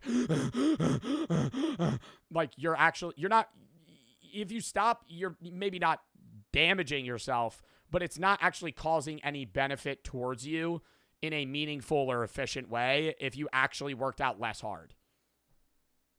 His death was tragic, and it's important to have a gradual approach for exercising at the gym. Yeah, throw it in sub only. Cardboard for the 3. My daughter died Oh, Mike Tyson's daughter died on a treadmill. She fell, and the string on the treadmill wrapped around her neck. What string? Like the emergency cutoff? Teal, Mr. August for the sub. Jalen, thank you for the 10. Calico for the 10. Steve Statewide Alert 911 is down. I immediately thought it was going to be like the Purge. I was freaking out. Joe Bartolozzi, thank you for the 5. Gifted Seagull for the 5. Charlotte, you're my favorite content creator. Brain, thank you for the 3. As well as monitoring heart rate and hydration. Number 2. Imagine the most dangerous equipment in the gym that could... I don't know if that's the most brutal gym death. Just having a heart attack on a treadmill. I think he added it because the guy was 20 years old, but I wouldn't say that's brutal. It's like, I thought brutal meant like they're going to fucking drop a dumbbell on their head. Possibly injure or kill you. You may think of bench press, a Smith machine, or a 150-pound dumbbell, right? Nah, if you die on a Smith machine, bro. Dying on a free bar is likely if you fuck up bad. If you, bro, Smith machine. Oh no, I can't lift it. Rack. Oh no, I can't get back up. Rack. Pull the bar back. Rack. There's a notch every 3 inches. If you're falling, rack. And then you're good. If you're on a barbell and you're benching though, and there's one rack that you moved up, if you're halfway up and you can't get up anymore, you don't got a spotter, you're fucked. Now, how about if I told you a treadmill? You might laugh in my face and then tell me to go to Weenie Head Juniors because of how... I'm going to say this take, and I'm not saying this is good safety advice. This is just what I do. I don't think that you should necessarily do this. You know those latches on barbells that stop the weight from sliding off? I don't put those on if I'm benching alone. Because if I put them on and I drop the weight on my fucking chest and I can't move, I'm not going to be able to get it off of me. But if I drop it on my chest, I can't move, but there's no latches, I could slide the bar to where the weight will fall off, and then it'll just go thoomph, and then fall over, and I'll be alive. Harmless a treadmill is.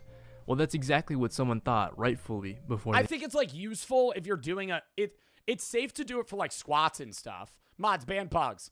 It's safe to do it for like squats and stuff. Where like, you know, you could potentially maneuver it and then while you're mid-lift, it falls and it hits somebody or hits yourself in the head.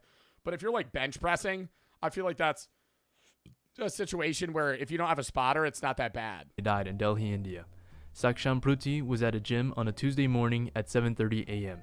He decided to use a treadmill at the gym for one of his workouts. He was running and doing his usual pace when all of a sudden he collapses and falls near the machine. Other people at the scene saw him collapse and tried to rescue him, but when they touched him, they felt an electrical shock. He was taken to a hospital and was pronounced dead from electrocution. Turns out that... What? Like the when he was running on the treadmill, it like the electricity went through the wall socket and killed him? Treadmill he was using was faulty. It had multiple complaints about giving shocks to people who used it, but the facility did nothing about it. After the incident, the gym was closed and the owner was arrested due to the negligence of the equipment. I'm glad this gym was closed so nobody else could get killed from a faulty treadmill, but it's unfortunate because he died at 24 years old. Dude, that gym equipment had to be so bad. Like run down to the point where it was becoming like an actual electrical hazard. Number 3. On a Tuesday afternoon, a young woman decides to work out at the gym with her boyfriend. The gym that they're in has 3 floors, and the boyfriend wants to do an exercise on a different floor than her. She wants to run on a treadmill on the 3rd floor, so they part ways to do their own exercises. She's making... Hold up. Yo, mods, can we, like, monitor the chat right now? I'm, like, banning multiple people that are just typing, like, absurd shit. Not that y'all are doing a bad job, but I'm just, like, seeing a lot of people that should, like, be genuinely obviously banned. My bad? No, you're good. I'm just saying, like, there's, like, a few people that are, like, that need to just get out of here. Throw it in sub only right now. Any, thank you for the 3. Caleb and Chica for the sub. Hi, Joe for the 5. Would you ever want to go to River Float? Cardboard, thank you for the 3. What do you mean? Great progress while running, so she wipes her face with a towel and gets off the treadmill, but she loses her balance and finds herself on a ledge of an open window. She tries to grab onto anything she can, but fails and falls 3 stories onto her head. She was rushed to the hospital. I need a rewind. I have no idea what's happening. Noon, a young woman decides to work out at the gym with her boyfriend. The gym that they're in has 3 floors, and the boyfriend wants to do an exercise on a different floor than her. She wants to run on a treadmill on the 3rd floor, so they part ways to do their own exercises. She's making great progress while running, so she wipes her face with a towel and gets off the treadmill, but she loses her balance and finds herself on a ledge of an open window. She tries to grab onto anything she can, but fails. Okay, why do they have an open window directly behind a treadmill? This just doesn't even seem like the people's faults. Like, maybe the first guy pushed himself a little too much. Second guy just got electrocuted. Yeah, she fell, and that's like, you know, an accident on her part. Why the fuck are we putting cardio machines next to, like, just glass windows where you could, you know, easily fall back, trip, and then, like, actually just pass out on the window and die? And falls 3 stories in the air? I feel like I would put cardio on the bottom floor. Onto her head. She was rushed to the hospital, and doctors did the best they could. Why is it a multi-story gym? Multi-story gyms are amazing. I love multi-story gyms. They're the best gyms. But you shouldn't have cardio on the top floor. And if you do, you should have the machine facing the window. So if you were to fall, you would fall back into the, you know, warehouse or wherever you're in. But were unable to save her life. The window behind the treadmill she was using was 2 feet away and was not supposed to be open. There was actually a sticker that stated not to open the windows, but it had been reportedly damaged. This incident could have been prevented. No, I'm not going with you, Joe. That's a weird question. Thank you for the 3, boss.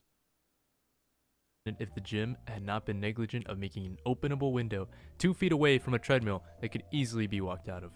Number 4. It's July 15th at the Paradise Gym in Bali, where a man is going to perform squat presses with a 450-pound barbell. This man is an Indonesian bodybuilder that has an Instagram following of 35,000 people. He's also a fitness trainer at the gym he is working out in, so he's not an amateur when it comes to working out correctly. He's ready to do a rep for the 450-pound squat press and has a spotter with him just in case he trains to failure. He squats the weight and starts standing up, but can't. It's too heavy. And it just falls on his neck. This is what I assume most people would die from. The spotter tries to help lift it up, but can't bring the weight up for the lifter to stand. I will say getting called to be a spotter at a gym is an honor. An honor. Annoying, but an honor. I've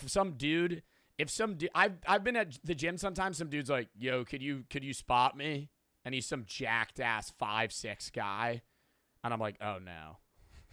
Yeah. Turn the corner. It's fucking 365 on the bar. I'm like, yeah, man. Yeah, no problem, boss. He's like, doot, doot. And then on that bottom rep, I'm just sitting there like, fucking inverted grip. I'm just trying to fucking back pulling that shit off. Buddy, I'm not saving your ass if you drop that. He squats back down and falls onto his butt, and all the weight rolls onto the back of his neck, resulting in his neck snapping. He's rushed to medical attention, and they oh my god, dude. I would feel so bad if I was the spotter. Perform an emergency operation, but unfortunately, it's not enough to save his life. Justin Vicky died at 33 Imagine years. Larry Wheels asked you. I'm just not spotting Larry Wheels. At what, how many pounds over, like, the limit you think you could spot someone for are you not spotting them? Like, if some guy was like, yo, can you spot me on bench? And it's 405, I'm saying I don't got that. I'm looking him in the eyes and saying, I'm too weak to pick that up if it falls on you. I can't fucking bicep curl, fucking lift off 405 off a passed out man's chest. He's dying. Like, and then I'm going to feel like an ass. I think 365, I'm going to spot you on bench. I think deadlift, you don't need a spotter. Squat, I'm probably squatting. I would spot a guy squatting like 495. I think I could pull if he's here, I think I could do a with him. I think I got him. I'd hug him in the chest, lift him up. Fucking that's different. From a broken neck that fatally compressed his vital nerves connecting his heart and lungs. For the amount of weight that Justin was squatting, it is recommended to have at least 3 spotters to safely lift from the 3 spotters? I don't know anybody that would get 3 spotters for like 405 though. Maybe 2, 1 on each side, not anybody on the back. The lifter. Or to have safety bars to prevent. Yeah, I think safety bars is the big play. If you're squatting anything over like fucking 365, you should just have bars below you in case you fall. the bar from lowering Then you don't even need spotters, technically. You should still have one just so you don't, like, look like a dumbass. But it's like a safety measure where it's like, you know, if you fall back, worst case, the bar just fucking bounces. the way to the ground. Number 5. A man in Iowa in the United States of America is bench pressing at the gym. His name is Kyle Thompson and is a 22-year-old senior studying at Iowa State University. Oh my He has God. a spotter with him while doing his bench press routine. No. He puts 315 pounds on the barbell and starts his rep, but the bar suddenly slips from his hands and falls right on his neck. Bro, the spotter I gets actually, the weight off of him. I actually have that fear all the time. Like, there's times where I'm benching and you'll be shaking and you almost half lose your grip. Like, the bar almost falls out of your fingertips, even though you're, like, interlocked. Doing that with 315, though, Checks if he's all right. Staff from the gym that would instantly kill you. If you drop 315 on your neck, that's killing you.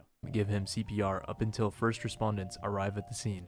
He was transported to Iowa Methodist Medical Center where Kyle died from major internal Wow, dude. injuries due to the trauma on his neck. I wasn't able to find more information on how exactly the bar slipped from Kyle's hands. However, I could presume that he was using the suicide grip. This is where your fingers Oh. When I see guys bench like that, the fucking this, it feels better. Like, it actually feels better to bench like that. But, like, it could just, if you fucking slip, you have sweaty palms, falls right out of your hands. are wrapped around the bar without the thumb underneath. This makes it possible for I do pull-ups like that. When I do pull-ups, I just hang like this. I don't use my thumbs. I'll kind of let my thumbs just hang. But, you know, worst case, I fall 3 feet onto the ground. the weight to slip onto the person, so it may have been the cause for the bar to slip. Number 6. Mohammed Faraj Like you have Lego hands? Yeah, I do pull-ups like I have Lego hands. is a 21-year-old Like they're permanently just stuck in a hook. Like that's how I... Anyways. man at a university Stupid comment. gym in England using a Smith Stream's so laggy. Chad, is the stream lagging? I feel like this kid's been spamming this like nonstop. That or it's just been like 2 chatters. Oh no, it's just you. You said it one time. No, a little. It shouldn't be lagging. If it is, it's probably a Twitch-ended thing. I would turn me off 1440p. Demono Toby, real layout for the sub broke for the 9. Been listening to the VOD 10 p.m. to 7 a.m. Maybe a long workout. Go by faster. Thank you for the entertaining streamer. Thank you. Alone, thank you for the 10. Congrats on the sex. Hope you and Brooke have a great summer. Keep up the great work. Thank you. Alid, thank you for the 3. I love your videos. Being a girlfriend, been watching for 2.5 years. Keep up the great work. AKA Demono Gio for the sub. Hi for the 3. machine. This machine makes it so the bar has a predetermined path that slides vertically and has a barbell that if it is twisted, the bar... Did you hear about how Lacey fired his cameraman? No, and I don't really care. Like, that's not of my concern. That's his business, his deal, you know? That's not something of my concern.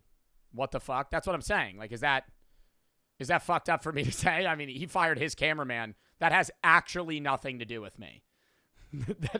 that has actually nothing to do with me. He fired his cameraman. Okay. He'll get a new cameraman. What was it over something crazy? Like what did it have to do with? He fired his cameraman for eating his food. No way. I was the cameraman. will catch itself. He begins to use the machine for his exercise. He fired his cameraman for eating his food? What do you mean? Like sneaking into his fridge or something at night? Like what? He ate his food. What? He took a fry. He didn't fire his fucking cameraman for taking a fry. Exercise routine, and all is normal. When people at the gym hear a loud crack... Lock in, bruh. ...for the weight to slip onto the person, so it may have been the cause for the bar to slip. Number 6. Mohammed Faraj is a 21-year-old man at a university gym in England using a Smith machine. This machine makes it so the bar has a predetermined path that slides vertically and has a barbell that if it... Smith machine's only good for shoulder press. Changed my mind. Shoulder press and fucking shrugs. And that's it. It may be inverted. Maybe, or not inverted. Incline bench press.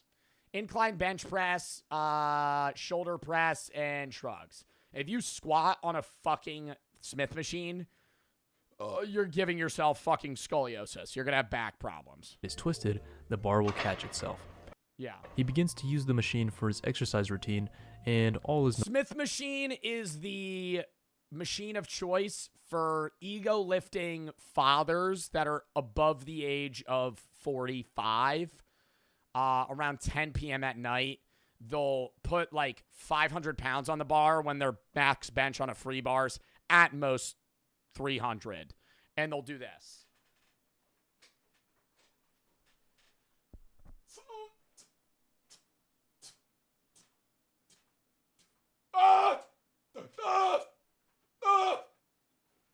And fucking eighth rep it. Normal. When people at the gym hear a loud crash by the machine, it turns out that Muhammad lost control and had somehow injured his head. 2 people at the gym ran over to his body to give him CPR.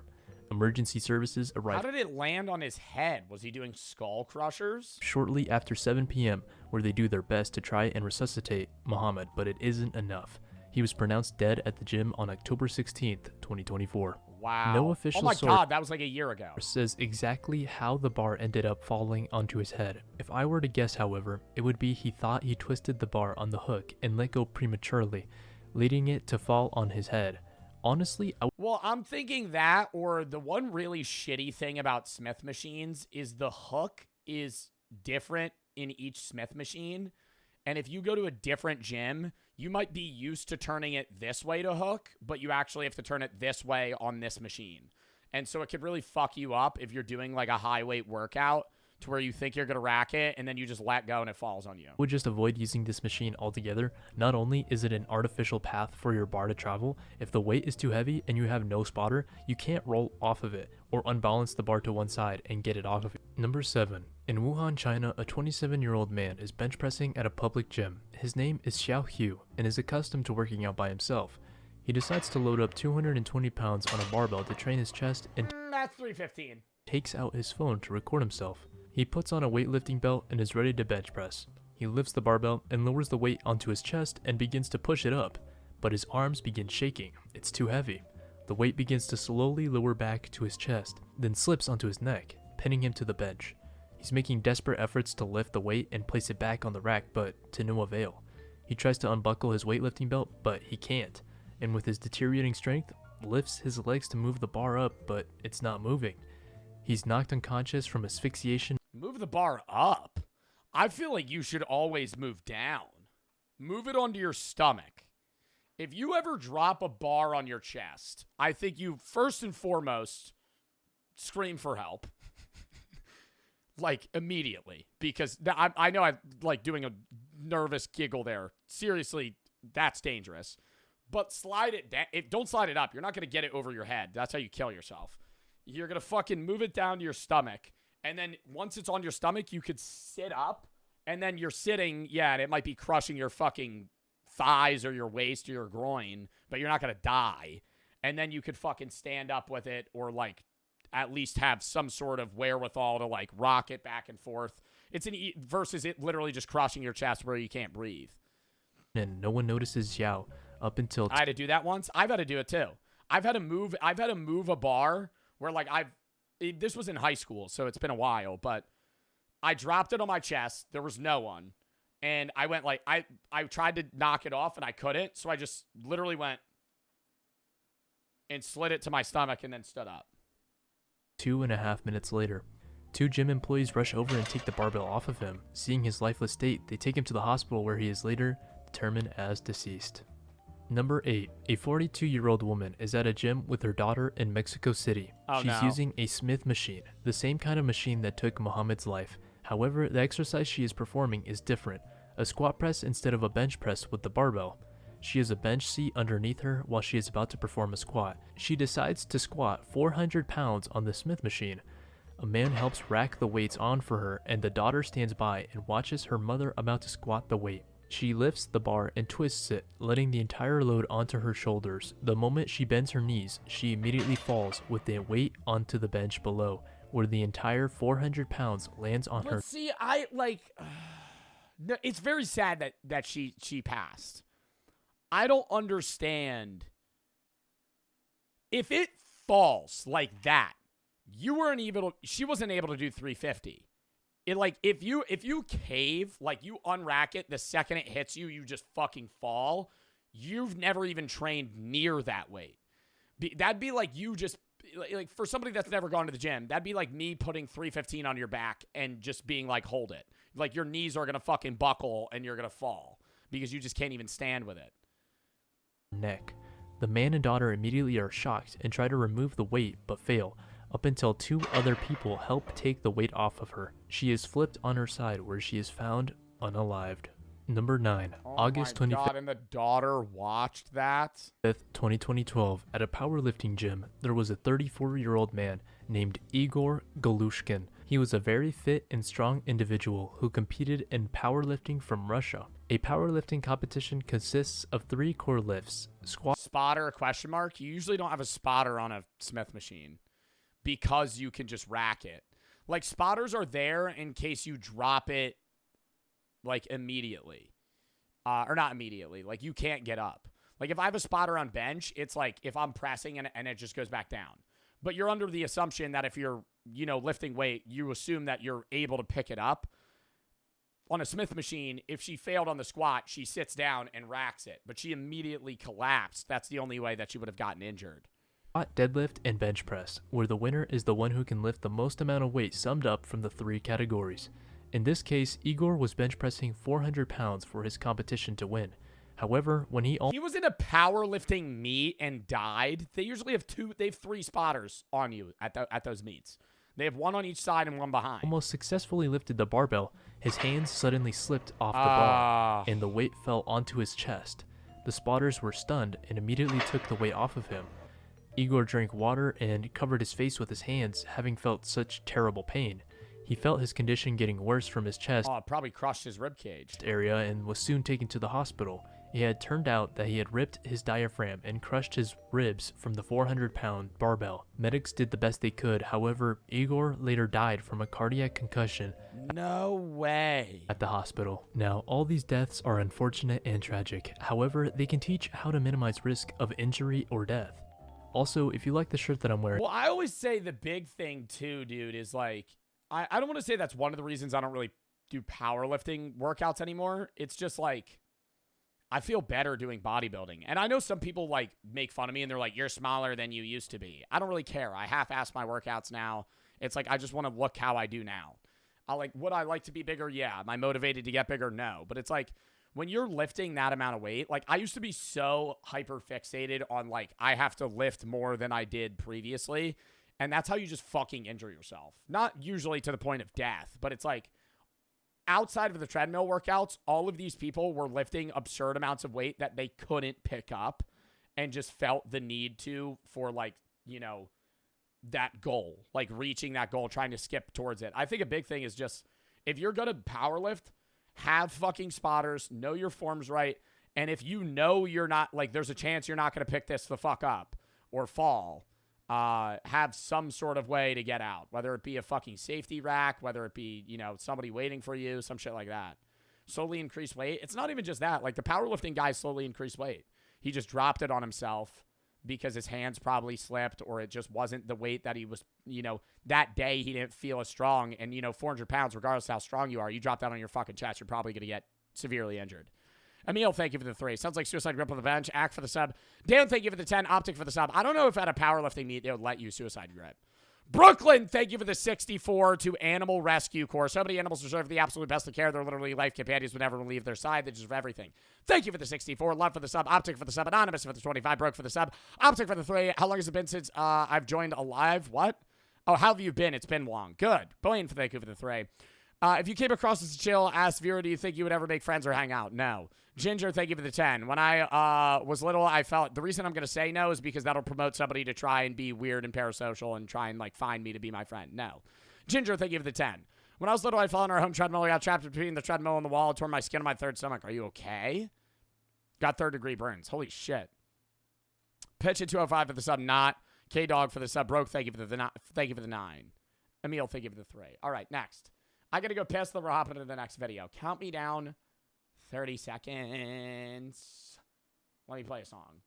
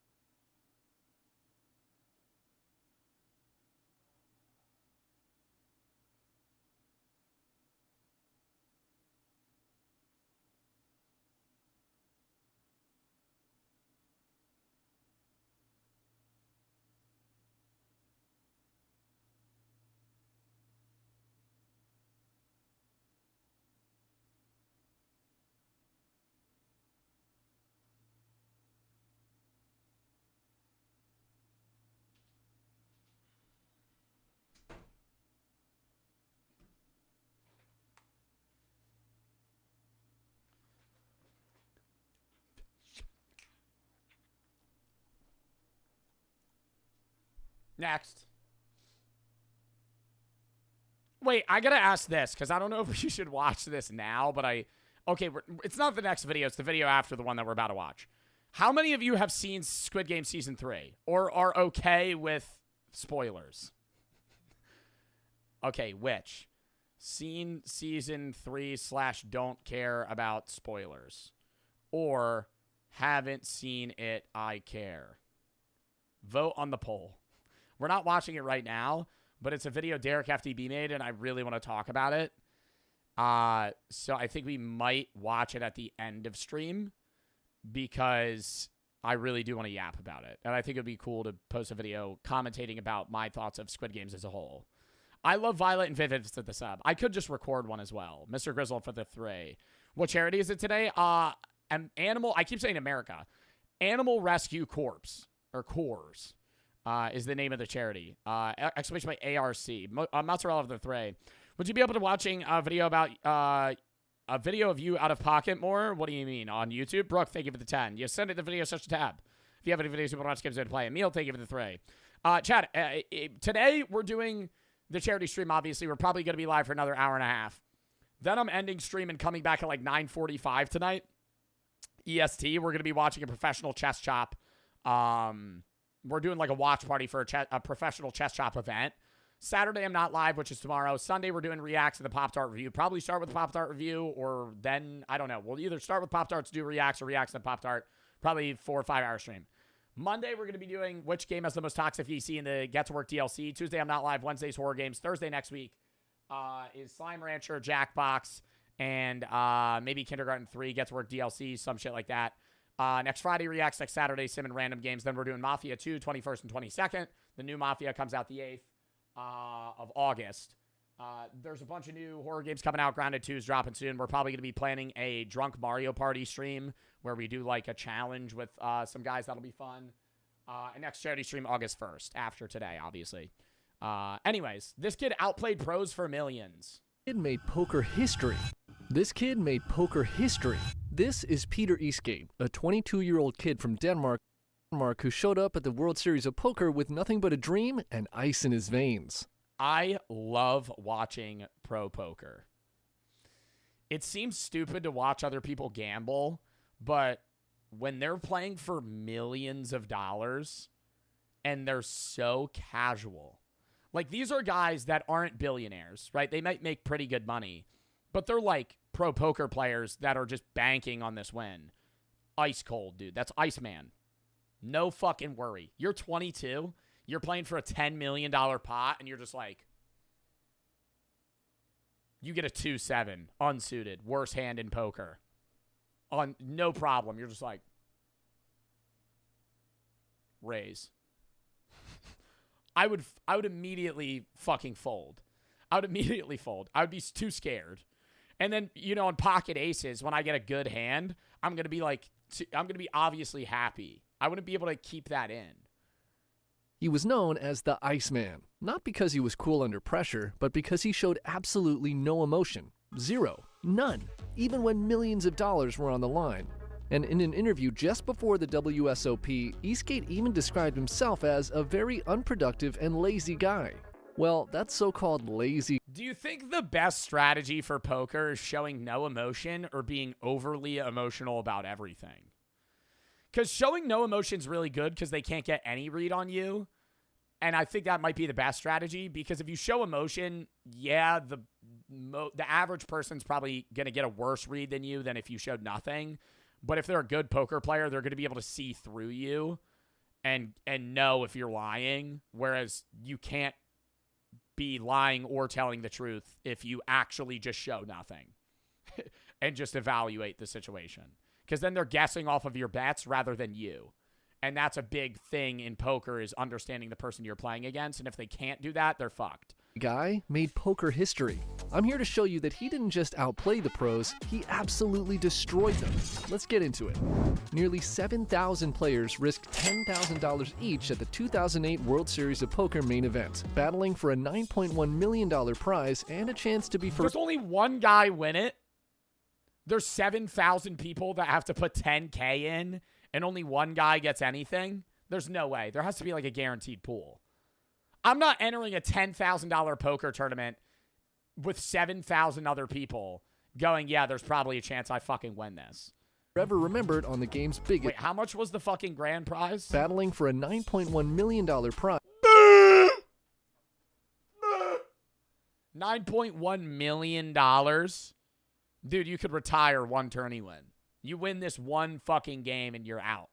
And a chance to be forever remembered on the game's biggest stage. But at the final table, only 9 of the original 7,000 remained. In this first crucial hand, our boy found himself up against Chino Ream, a seasoned pro with over $1 million in career earnings and a reputation for fearless play. But Ream entered the play as the short stack, and the blinds were eating him alive. With a dangerously short stack, Ream was in survival mode. In poker, when you're stacked... Bro, this shit looks so fun, though, no? Maybe it's just me, because I love gambling. Being in a round table, you're the last 9 in a 7,000 player tourney. I'd feel like I'm in Squid Games. I'd be like, so we're the best of the best. Look where we've made it. All of us had one table. Who's going to take it all? Gets this low? Just fucking sitting there. I'd be haggling. I'd be like, dude, I'll give me my chips. Give me half of the fucking money. Please. You gotta make moves, and fast. Ream knew this, so when he looked down at Ace-King, one of the best starting hands in poker, he didn't hesitate. He shoved all in, putting his tournament life on the line. Eastgate, sitting with a comfortable stack, looked down at Ace-Queen. For most players, this is a relatively easy fold. Ace-Queen is a solid hand, but not a premium by any means. But Yeah, this is where I suck at poker, because if I have an Ace-Queen, I'm playing that shit past the flop. I'm going, maybe an ace will pop out. Gate knew Ream was... I'll play to the 4th. I can't play poker at casinos because I feel bad taking other people's money versus the casino. I think this is different because these guys are pros. But if you go to, like, Atlantic City and I sit down at a poker table and there's some guy across from me going...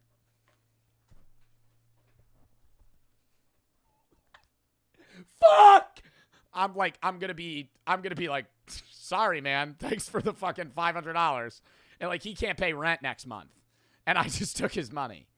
Like, I'm gonna be, he might be bluffing. A lot of them are gambling addicts that are blowing off the money that they have, right?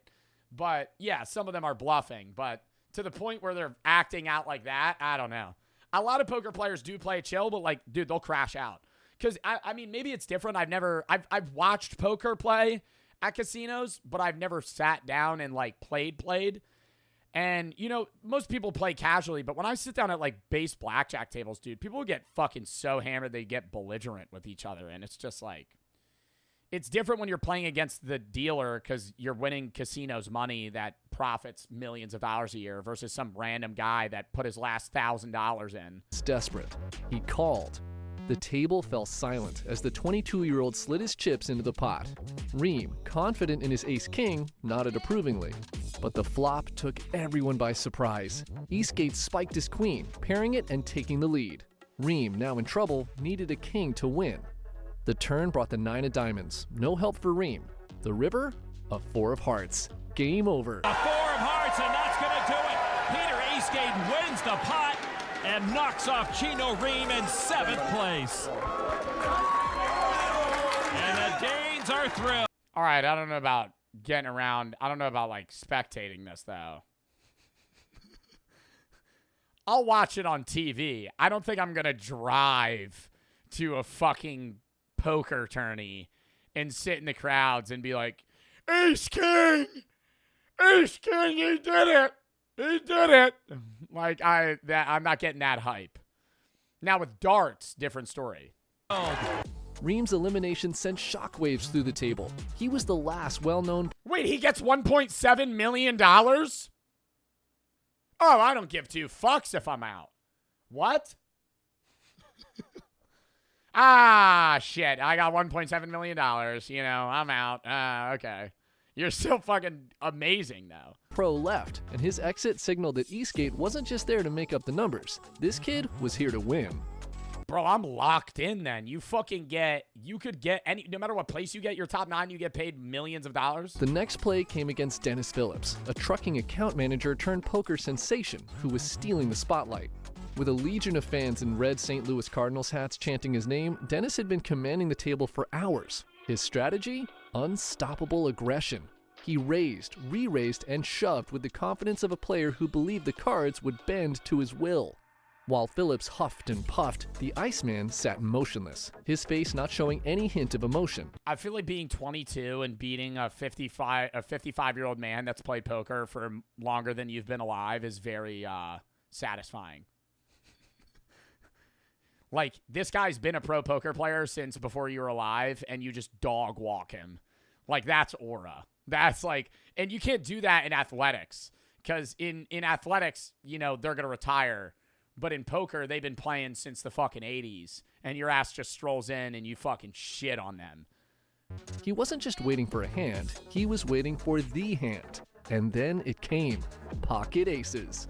The best starting hand in poker. Most players would slam all their chips into the pot here, screaming all in. But Eastgate? He didn't even blink. He looks like he's kind of nauseous all the time. I think that might be the strategy. He's just like you might throw up at any moment. You just have no idea what this guy's giving off. He didn't even blink. He's got some demon aura, just red. Blink. Something's bad. Instead, he tossed in a 1.4 million raise, a modest bet designed to look weak. To Phillips, this was an invitation. Eastgate knew Phillips couldn't resist attacking a small raise, especially with his stack and ego ballooning. Sure enough, Phillips glanced at his cards. Ace-Jack suited and pounced. He re-raised to 3.2 million, flexing his aggression like a heavyweight throwing a jab. And I know it's not $3.5 million, it's chips, but this is just like so representative of an absurd amount of money. Like, and you're just casually like, yeah, I'll raise you like $500,000. The 22-year-old didn't flinch. He flat called, masking the strength of his hand. The message to Phillips? I'm weak, come at me. The flop landed. Deuce, king, deuce. A dry, unremarkable hand that missed Phillips. Little does he know I'm on the other side of the table with pocket twos. And I'm sitting there like, I've tripped twos. Or not tripped twos, I've quad twos. Best hand on the board right now. Almost nothing's going to beat me. Completely. No flush draws, no straight possibilities, just Yo, I would actually throw up at this table. If I had pocket twos and two twos came out, just on the fucking, I'm sorry. I start rubbing my chips. I'm sorry. No, give me a rag. I start fucking cleaning them up. The lone king staring back at him. Phillips checked, a rare moment of hesitation. Eastgate saw his opening. He bet $3 million, a small but careful stab at the pot. To Phillips, this smelled like a bluff. After all, why would a player with a strong hand bet so timidly? In Phillips's mind, Eastgate was trying to steal the pot with air. So Phillips did what Phillips does. He increased. He raised to $7 million, slamming his chips down with the confidence of a man holding a king. His goal? To bully Eastgate out of the pot. But Eastgate wasn't bluffing. He wasn't even sweating. He'd spent hours studying Phillips's play, the way he overvalued aggression, the way he mistook boldness for brilliance. This wasn't just a poker hand, it was a psychological chess match. Eastgate paused for a beat, then shoved all in. The room buzzed. Isn't that why poker's considered a sport? Because, like, even on Twitch, you can play poker on stream, and it's not, like, gambling sites aren't allowed on Twitch, but poker is. Because poker's considered skilled gambling. Like, you can win. Poker is chance, but if you're really good at poker over a period of time, you will win money. Phillips's face drained of color. His ace-jack was weak, and now he was staring down a bet that could badly hurt his stack. Finally, he folded. The crowd roared as the 22-year-old quietly stacked his chips, never revealing his aces. Behind him, his Danish fans started singing, which echoed through the theater. That was the one table.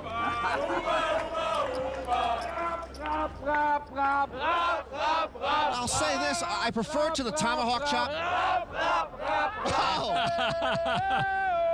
Okay, this is actually a strategy to have your friends pull up and just fucking hound the shit out of them during a poker game. You know how annoying that would be when you're trying to think? I'd be like, dude, shut the fuck up. I'm trying to think. Oh, sounds pretty good. And with that pot, Peter Eastgate does move to the top of the leaderboard. Everyone at the table got the message. This kid wasn't just playing cards, he was playing the players. But the real showcase of Eastgate's skill came against Scott Montgomery in what would become one of the most dramatic hands of the tournament. Montgomery, a Canadian pro with a reputation for clawing his way back from the brink, was down to his last chips. He became desperate, and in poker, that can often lead to chaos. Eastgate, sitting comfortably with a mountain of chips, peeked at his cards. Pocket sixes. It wasn't a monster hand, but it was all in. All in. More than enough. Montgomery looked down at ace-3, a hand that's far from premium, but 2-7 unsuited. I think I'm going to play all of my chips now. Mikey O'Donnell, thank you for the 25 fucking gifted subs. Thank you for the sub. Thank you for the 25 gifted. SC Pinac, thank you for the fucking 120 to Animal Rescue Corps. Zolan and Julia for the sub. Chef for the sub. Carter, thank you for the 10 to Animal Rescue Corps. Go to sleep every night. Love what you do. Watch you before I go to sleep.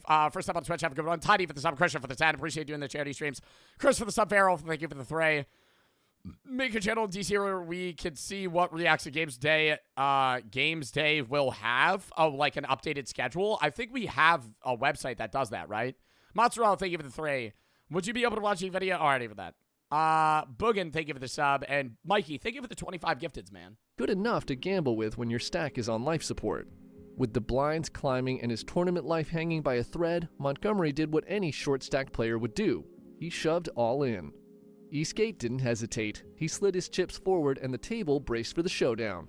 The flop came, ace-4 queen. Montgomery's fans cheered loudly. He paired his ace, and Eastgate was now a huge underdog in this hand. The Canadian pro allowed himself a small smile. He was 2 cards away from doubling up and staying alive. But the Iceman didn't flinch. He double sixes. Wasn't out of the hand yet. The turn brought another ace and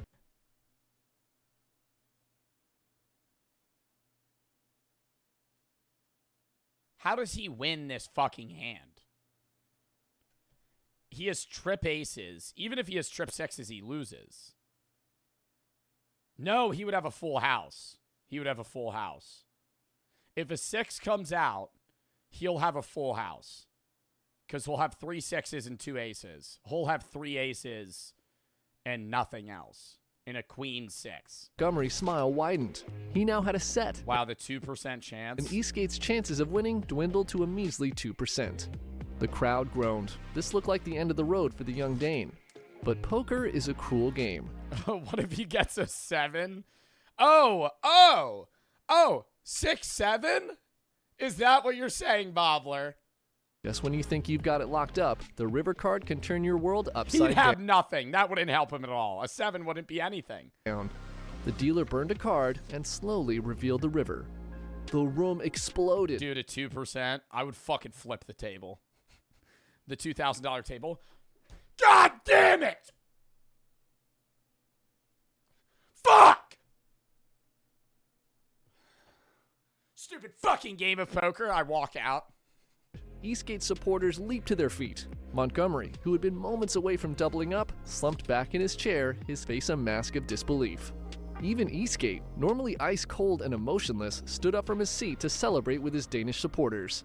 The poker gods had blessed him, turning a near certain loss. Wait, he got 5th place, $3 million. He can't be upset about that. Celebrate with his Danish supporters. The poker gods had blessed him, turning a near certain loss into a miraculous win. Montgomery's dream of a WSOP title was over, and Eastgate's stack grew even larger. This is 2008? Oh my god, that's way more money. That is way more money. 2008, $3 million? I mean, yeah, you're gonna get 1.5 back, but still. Players fell one by one, Eastgate's stack kept growing. But it wasn't just luck. His reading ability was incredible.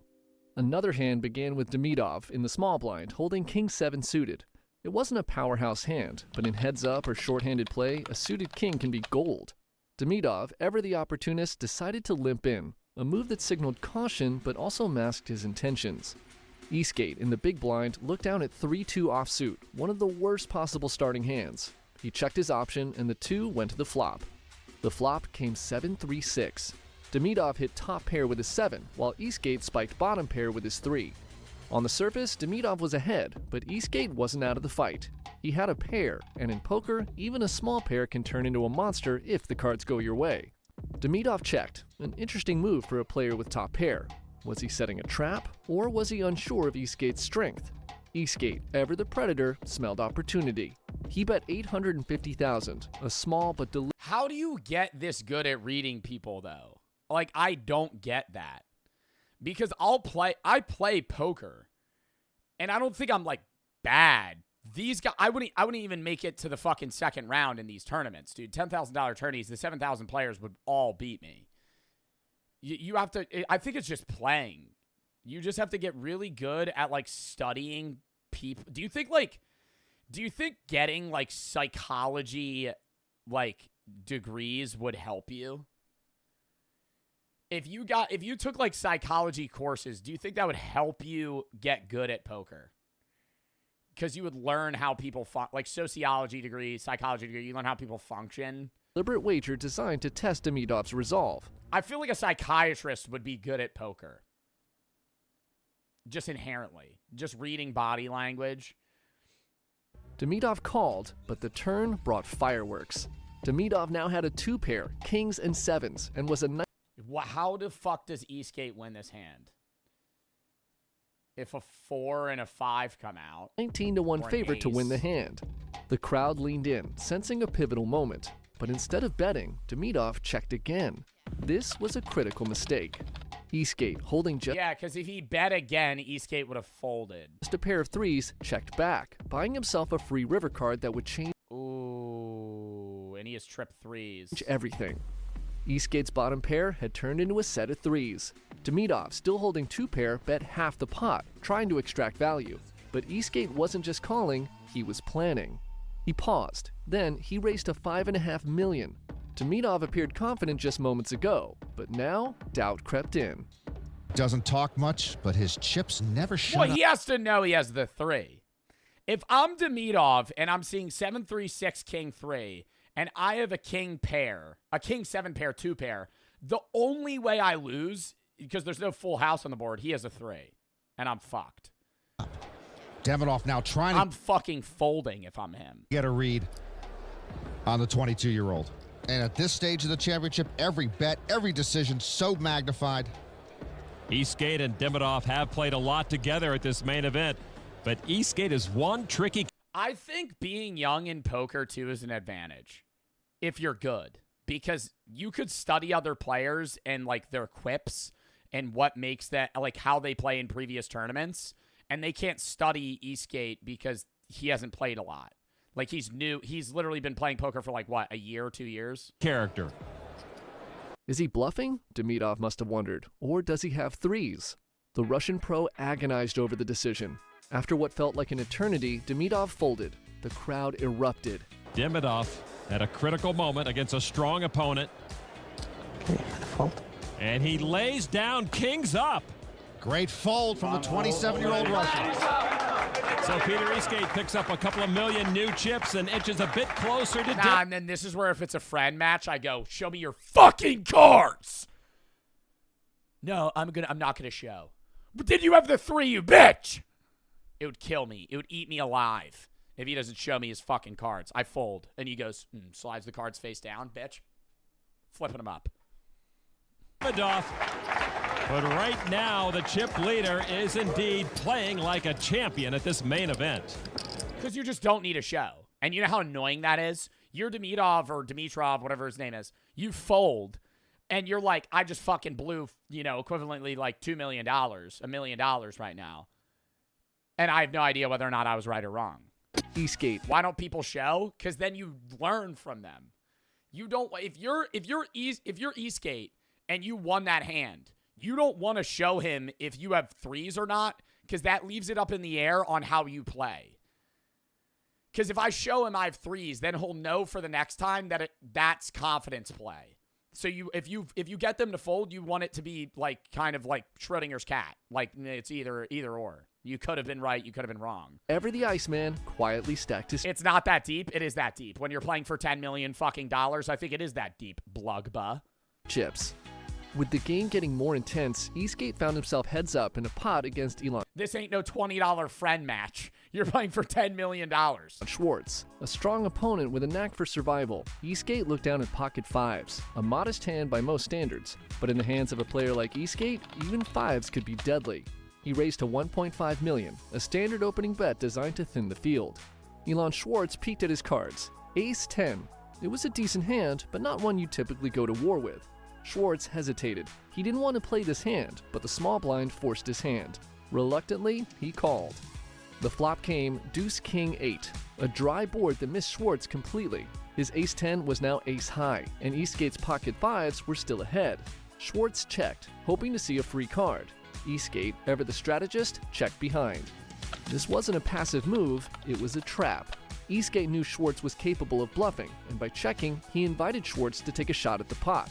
But Schwartz... Bodyguard Bart, I wish you had donated that. I'm donating that. I thank you for the fucking 45,000 biddies. Oh my fucking God. I appreciate the bits. Thank you for the fucking biddies. I'm donating that real quick. Hold up. 400 credit card. Bodyguard Bart, you're a fucking goat. I appreciate the fucking dono, man. Genuinely, thank you so much. That is a fucking shitload of money, dude. Oh my God. Thank you for the fucking biddies. The only reason I say I wish you had donated that is because I'm going to donate it either way, and the charity would have gotten more money than the Twitch cut from it. But regardless, thank you so much for the fucking donation, dude. I genuinely appreciate that. We're now at $5,000 total. Don't scare me. We're at $5,000 for the charity total. Dub in the fucking chat. Bodyguard Bart, thank you for the fucking 45,000 biddies. I genuinely appreciate that, man. What were you going to say? All right. Thank you. Love you. The dude for the sub, and thank you for the 3. Keep it the great work. Pharrella, thank you for the 3. I meant to donate over here, make the Discord channel. What? Love for the 3. Recommending Blood Meridian and Mice and Men. Pain for thank you for the 3. I'm a trapper. I want a normal job, but I don't have the motivation. But it's a good way to get a motivation to go to another work and be busy. Scheduling. Scheduling and get things into a routine, and then everything becomes easier. Uncanny for the raid, on for the sub. Jaws for the 50 to the charity. Once made fun of you for getting dominated by a tick and unironically got diagnosed with alpha gal as well. Well, that's nuts, dude. I'm sorry you have alpha gal. Oh, let me Preston, Dexter, Turose, and Beaver for the sub. Let me Landria, Boogington, and Mikey, thank you for the gifteds. And Bodyguard Bart! Thank you for the 45,000 fucking biddies, man. Oh my God, you are a goat for that. I appreciate the fucking biddies. I'm sorry, Law. Next time I won't do bits. What? I'm not mad that you did bits. It's just like when I do charity streams, I always say like try to refrain from doing big donos, because when you do that and then I donate that to the charity, like a lot of that money gets lost to Twitch instead of just going to the charity. But regardless, Bodyguard Bart, thank you for the fucking 45,000 biddies, you fucking goat. We're at $5,000 almost for the charity. Awesome. Awesome. Okay. Lock in. Kay, thank you for the sub. Headset down. Bodyguard Bart. Don't feel bad, though. I do appreciate that. I'm sorry if I came off when I was like, oh, I wish you had donated that. I'm happy either way, man. Genuinely, thank you so much for the donation. You're a fucking goat. I truly do appreciate that. That is actually crazy, man. Like, you have to be... You're not on my top... Dude, that's crazy you're not on my top bit donors all time. Should I change my ranking from the top right on all-time top gifters and cheers to, like, monthly? Just because I feel like I don't know if those will ever change. No? Okay. We'll leave it. We'll leave it. Actually, do a poll. I don't know. K-Bin, thank you for the sub. And Bodyguard Bart, thank you for the biddies, man. I genuinely do appreciate it. Perhaps sensing danger, stayed quiet. The turn, another king. Now the board read Deuce, King, 8, King. Eastgate's fives were now 2 pair, kings and fives, while Schwartz was still holding ace high.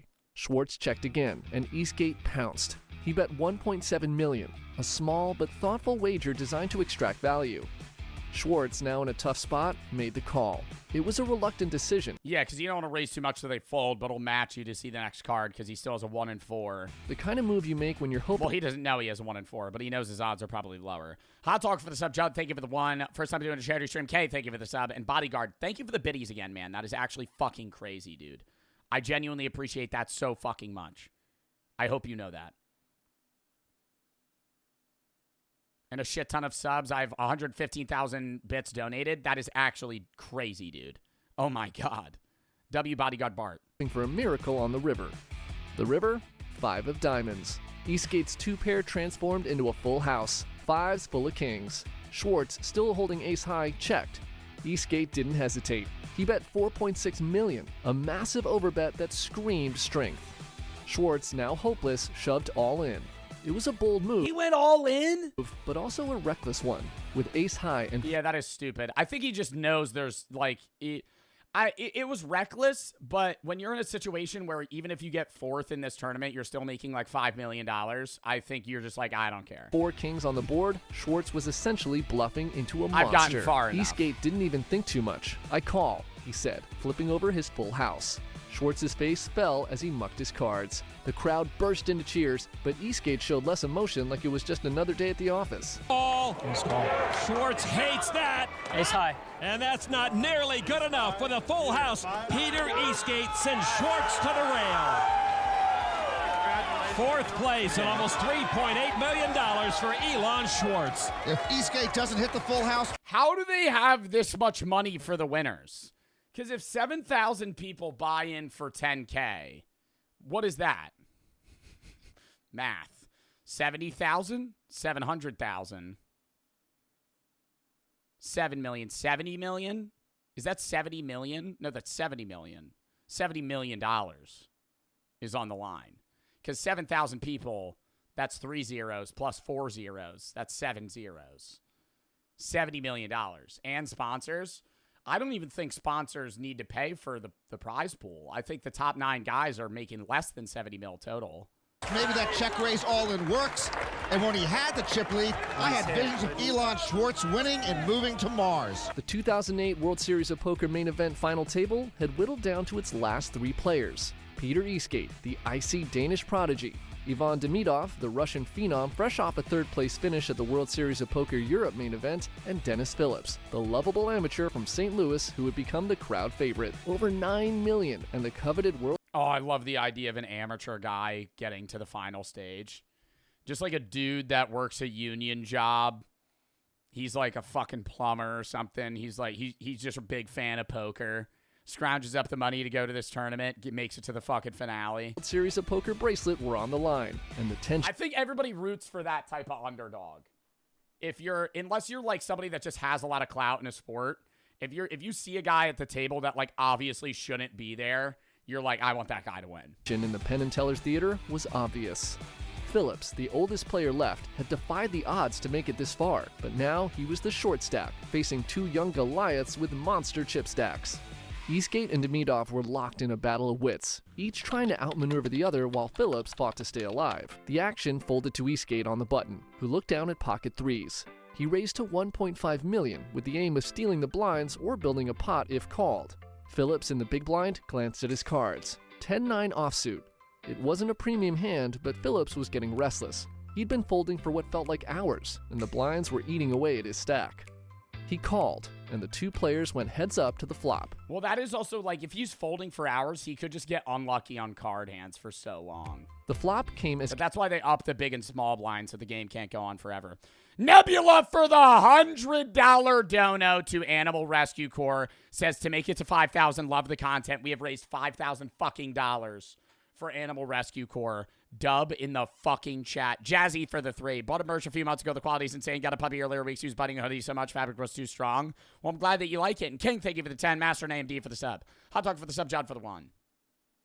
$5,032 to the charity. Awesome. Case 3s, meaning a set for Eastgate, and Phillips had completely missed the board. No pair, no draw, just 10 high. Eastgate, first to act, bet 1.5 million, the same amount as his pre-flop raise. It wasn't a huge bet, but it was enough to put pressure on Phillips. Most players would fold here, but Phillips was in a tough spot. Folding meant losing more of his shrinking stack, but calling meant committing chips with a hand that had almost no chance of improving. Phillips stared at the board, then at Eastgate. The young Dane sat motionless. Phillips knew Eastgate was capable of bluffing, but he also knew how dangerous it was to tangle with him. Eastgate is... I want to see if Bodyguard said anything. I feel like I glanced past the bets too much. Bodyguard Bart, genuinely, thank you for the fucking biddies again, man. I really do appreciate that. Silent and of blood at Eastgate. The young Dane sat motionless. Phillips knew Eastgate was capable of bluffing, but he also knew how dangerous it was to tangle with him. Eastgate is silent and lethal, the commentator said. And they were right. He barely spoke a word, but his chips did all the talking. Finally, Phillips made his move. "I'm all in," he declared, shoving his remaining chips into the pot. With a fucking 4% chance of winning. I think you're at the point in the tournament where they've been here for like fucking 10 hours. And they're just like, I know I'm not going to win. I'm going to walk away with a certain amount of money. It doesn't matter. The only way this guy wins is if he gets a straight. He's a 10-9 jack. Eastgate didn't hesitate. "Call," he said, flipping over his set of threes. The crowd held its breath as the dealer prepared to reveal the turn and river. Peter Eastgate is silent and lethal. And now the young whippersnapper staring down the old codger. Phillips now. It seems like an easy fold, but he's thinking about something. I'm all in.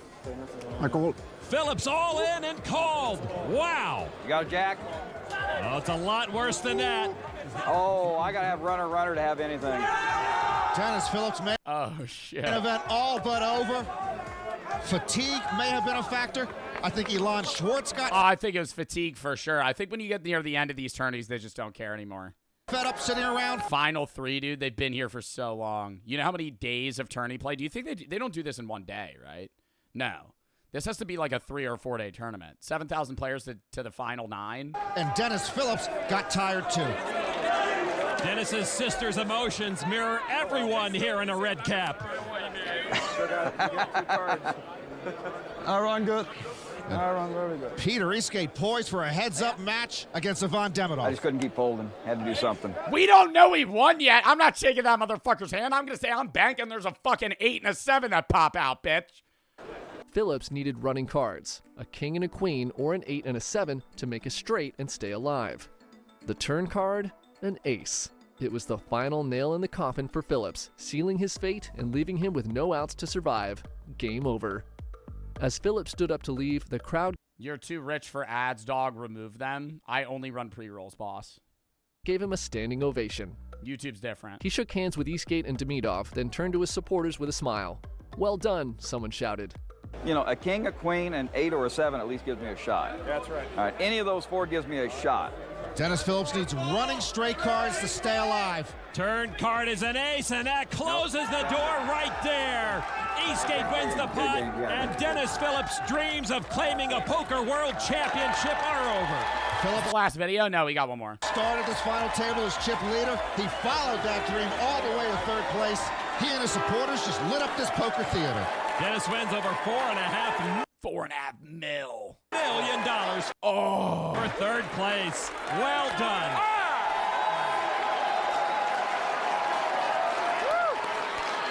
He said he couldn't wipe the smile off his face the last 4 months, and he's not about to lose it right now. Now I can play golf tomorrow. All right. With Phillips's exit, the stage was set for the ultimate showdown. Peter Eastgate versus Ivan Demidov. Gotta go play golf tomorrow. I feel like bro could retire, man. 4.5 mil. 2 young titans, each with a chance to make history.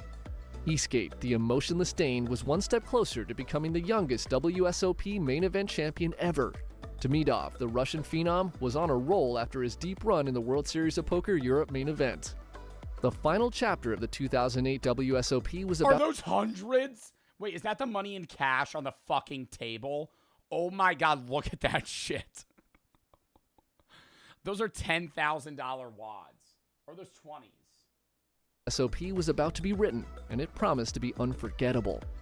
The final hand began innocently enough. Demidov, itching to seize control, opened with ace-9, a decent heads-up hand. He raised to $2 million, his signature aggression on full display. Eastgate glanced at his cards, 7-4 of diamonds. To the untrained eye, it was garbage. To Eastgate, an opportunity. He called. Eastgate knew Demidov's aggression could be weaponized against him. Okay, this commentator needs to shut the fuck up. Because I know for a fucking fact, Eastgate sees that 7-4, and he's not going, this isn't a bad hand, this is an opportunity. In his head, he's going, I got a shit hand, I'm going to call it either way. He's going to go, I'm going to see the fucking river. Or not the river, I'm going to see the flop. You know, I'm not, what the fuck? He's not going, oh yeah, no, I got a good hand. The flop came. 10 of diamonds, king of diamonds, 7 of clubs. For Eastgate, this Oh my god, he has a pair and he could get a fucking flush. was a dream flop. He'd paired his 7 and picked up a flush draw. But instead of betting, Eastgate did something unexpected. He checked. Demidov, usually a predator in these spots, hesitated. Was Eastgate weak or setting a trap? Demidov checked back, a rare moment of caution. The turn, Jack of diamonds, a seismic shift. Eastgate makes flush. Demidov gets useless straight draw. Eastgate bet 2.5 million. To Demidov, this screamed weakness. He's probing, Demidov must have thought. He doesn't have it. So Demidov raised to 8. Oh wait, does he have a straight? No, he doesn't. He has ace, king, jack, 9, 10. He can't get it. Million. He could get a queen. Trying to bully Eastgate off the hand. But Eastgate wasn't budging. He called, keeping Demidov on the hook. The river, 3 of spades, a brick. Eastgate checked again, a move so calculated it could have been scripted. Demidov, now convinced Eastgate was weak, shoved 12 million into the pot. Eastgate snap called, revealing his flush. Demidov mucked his cards and the crowd went wild. This hand wasn't just about the chips, it was about progress. Eastgate's check call on the river was a masterstroke. By letting Demidov bluff into his monster hand, he maximized value while minimizing risk. I feel like I'm getting good at poker. I feel like I'm getting better at poker while watching this. Like I'm learning how you should actually fucking play. The logical impact was immediate. Demidov, known for I'm taking notes. Nah, I feel like I'm getting better at poker. Like this guy's playing the hands perfectly. Like you have a flush. Before watching this, if I had a flush on this hand, I mean, I probably wouldn't have immediately gone all in, but I would have fucking called the shit out of him. And then you would have gotten way less out of it. Unshakable focus began second-guessing his decisions. Eastgate, meanwhile, stacked his chips with the calm precision of a surgeon. The next hand began with Eastgate holding ace-5 offsuit. He limped in for 500,000, a small bet designed to lure Demidov into the pot. Demidov, with 4-2 of hearts, checked his option. The flop came deuce-king 3. Demidov paired his deuce, while Eastgate picked up a wheel draw, needing a 4 to complete a straight. Demidov checked, and Eastgate bet 1.5 million, testing the waters. Demidov called, and the turn brought a 4, completing Eastgate's straight. Demidov, now holding 2 pair, deuces and 4s, checked. Eastgate bet 2 million, and Demidov raised to 6 million, committing half his stack. Eastgate's gotta figure his wheel is good. Demidov first to act. Wow. I'm all in. I call. All in and an insta-call, and this is the moment. 22-year-old Peter Eastgate steps into poker history. Peter Eastgate is our 2008 main event. How much did he win? $9.8 million. Champion. From unknown to unreal again at the World Series. Peter Eastgate, 22 years old, the youngest main event champion ever. Ivan Demidov, what a player this guy turned out to be this year. I couldn't be mad. I couldn't be mad. He's pissed. I think he's mad about... I think these guys are so good at poker that they're just mad about losing. Bro, you won $5.8 million. I'd be like, yeah, bro, I didn't get first. You know, shit. Second place wins $5.8 million. He outplayed the pros, stayed calm under pressure, and 9.1 mil. Walked away with over $9 million. It was a night no one would ever forget. But the crazy thing is, his record didn't even last a full year, because in 2009... Yo, I really want to get into poker now. I really want to get into poker now. I really want to enter a poker tournament now. This seems so fun. I feel like I would get fucking shit on, though. Don't. Then I get addicted. I get really addicted to gambling. It's just really bad. Oh, my God. I feel like this would just be so cool, though. I want to read the comments. King 7 fold was better than most Eastgate's plays. He looked so chill because he was running harder than the surf of the sun. He knew there was nothing. I feel like he did have really good cards, too. He took expert advantage of his luck. Oh, they're all shitting on him. When the commentator has little to no poker knowledge. Brother, I feel like I'm still learning, though. I feel like most of these people in the comments kind of shitting on somebody that won $9.1 million. You can't really get there off of luck alone. Luck can play a hand in maybe that 9-player tourney, but you're not getting through a 3-day poker tournament off of luck alone. Like, you're not going to have great hands every single play. Marcos, thank you for the 10. Finally, have a little money you're doing. Love that you're doing the streams. Thank you for what you're doing. Hard for the sub, Logan for the 3. Or for the 5, you plan to watch Dexter Resurrection? No, I haven't finished regular Dexter. Walter for the sub, low 5 for the 3. I want to say love the streams. I should text last of 2019. I wanted to say my best friend passed away 2 years ago. Sorry for your loss, man. Rip in the chat. Say everybody loves you in chat. Thank you, and I'm sorry for your loss. They love for the 3. Love you from Minnesota. The Agent Dak for the sub. ACB for the $25 dono. Gambled with the money, all right. Already twin all on red. No. Eclipse and Governor for the sub. Joe for the sub. Wayne, thank you for the 3. Change my name. It was normally a troll, but I'm not the Twitch guy. I don't know if you know if my shit's ass or not. Shout out for the sub. Jazzy for the 3. Well, I'm just not going to read your user. I'll read the second part of it. Buncho's merch a few months ago. I already read that. Marcos, thank you for the 10. All right. We are at $5,042. We have more video. I got to go piss first real quick. We have 2 streams today, by the way. Count me down 30 seconds.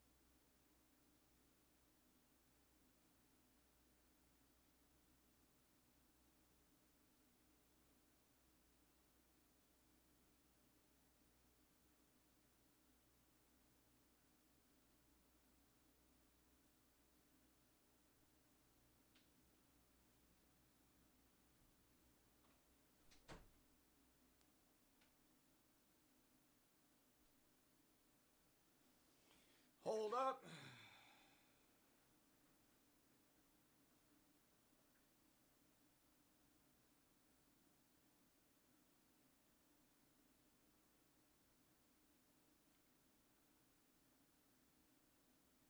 Hold up, hold up.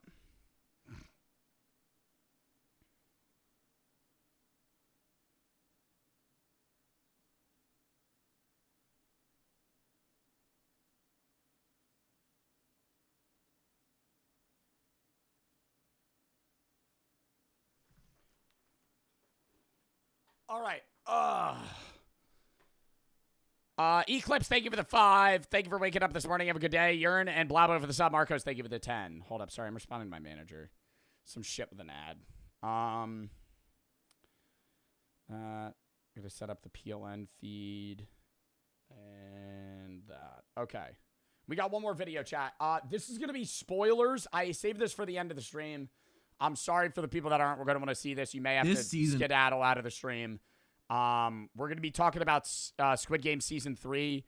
If you haven't seen it, or if you haven't seen it and you don't care about spoilers, by all means, stay. If you haven't seen it and you care about spoilers, you got to get out of here. We're going to be talking about Squid Game Season 3. I'll be back at 9:45 EST. We're going to be watching a professional chess chop event. Okay? So I'll see you then. Otherwise, we're going to be talking about Squid Game Season 3. I know some people are probably going to dip out of here. That's fine. I'm sorry. I just want to make a YouTube video about Squid Games, and I want to talk about it on stream. If you don't care about spoilers, by all means, stay. Anyways, that's what we're going to do. We're going to watch the Squid Games video, then I'm going to end stream. I'll be back like 3 hours from the time we end, 2 hours from the time we end. Saturday, I'm not live. Sunday's reaction. the Pop-Tart review. Monday, we're doing which game has the worst voice chat and the Get to Work DLC. Tuesday, I'm not live. Wednesday is horror games. Thursday, we're doing Slime Rancher, Jack Smith, fucking Get to Work, and maybe Kindergarten 3. Friday's Reacts next week. Next Saturday, Random Games, Sim Games. Then we have Mafia 2 the week after that. A bunch of other games or not Get to Work. Well, we do have Get to Work. But Grounded 2 drops, a bunch of horror games drops, a bunch of other stuff. Alex for the sub, Jazzy for the 3. There's so many people that feel like you have saved them. They all say they love you. Does that overwhelm you in any way? Sometimes, yeah, but it's a part of the job. Alexander for the sub, Javier for the 13. You're the second best in my life besides my girlfriend. Well, thank you. All right. This is a Derek FDB video, the saddest season I've ever watched about Squid Game Season 3. Spoiler alert, we are going to be spoiling basically the entirety of Season 3, and we're going to be yapping about my thoughts about the season. What did you guys think? For the people that have watched it, I want to hear chat's thoughts. Loyal for the 3. What are your final thoughts on Daiho, player 388, and Minsu? I'll share that. Don't ask me any questions. I'll just ask me questions after we're like halfway through the video because I'm just going to probably end up talking about it. A lot of people said the season was bad. I didn't think it was bad. I thought it was pretty good. For those of you that don't know, Squid Games, if you haven't been keeping up, it's basically, you know, a fucking Korean series where 456 people go in and they have to play children's games and only one of them survives and that person walks away with what? Some amount of won, which equates to around $40 million USD. And obviously they could split and cancel the games prior, but a lot of the time they don't do that. Usually there's one winner. 45.6 billion won, which is like $40 million USD. The winner of the first season, 456 right here, comes back, tries to end the games. It ends terribly. And spoiler alert, he fucking dies. And the winner of the games is player 222's kid. There was a pregnant woman that entered the series. She gave birth during the hide-and-seek game mode, had a kid. They claimed that the kid had to be a part of the games, and he killed himself so the kid could win. You know, very honorable way of going. And it's supposed to show that there's morality. And if you've seen the meme, he goes, "We are not horses. We are human. We are," and then fucking dies. Anyways, that's how the season ended. A lot of people hated it because of that. I thought it was a really good fucking season. I enjoyed it a lot. It didn't answer a lot of the questions that season 1 and 2 led up to. I saw Charlie Moist Critical say that, and I'll agree that I think that is the biggest discrepancy I have with the show, is that it kind of like ended a lot of the mysteries about like why the game started. Are they going to end? Why did they let the detective live? What was the point in that? More about the front man than we got. We didn't really get anything from that, and it was just a pain in the ass. But I understand why they wanted to show it the way they did and give it the ending that it did. I thought that it was the games they played were awesome. I got more into the games they played than any other season, like hide and seek specifically.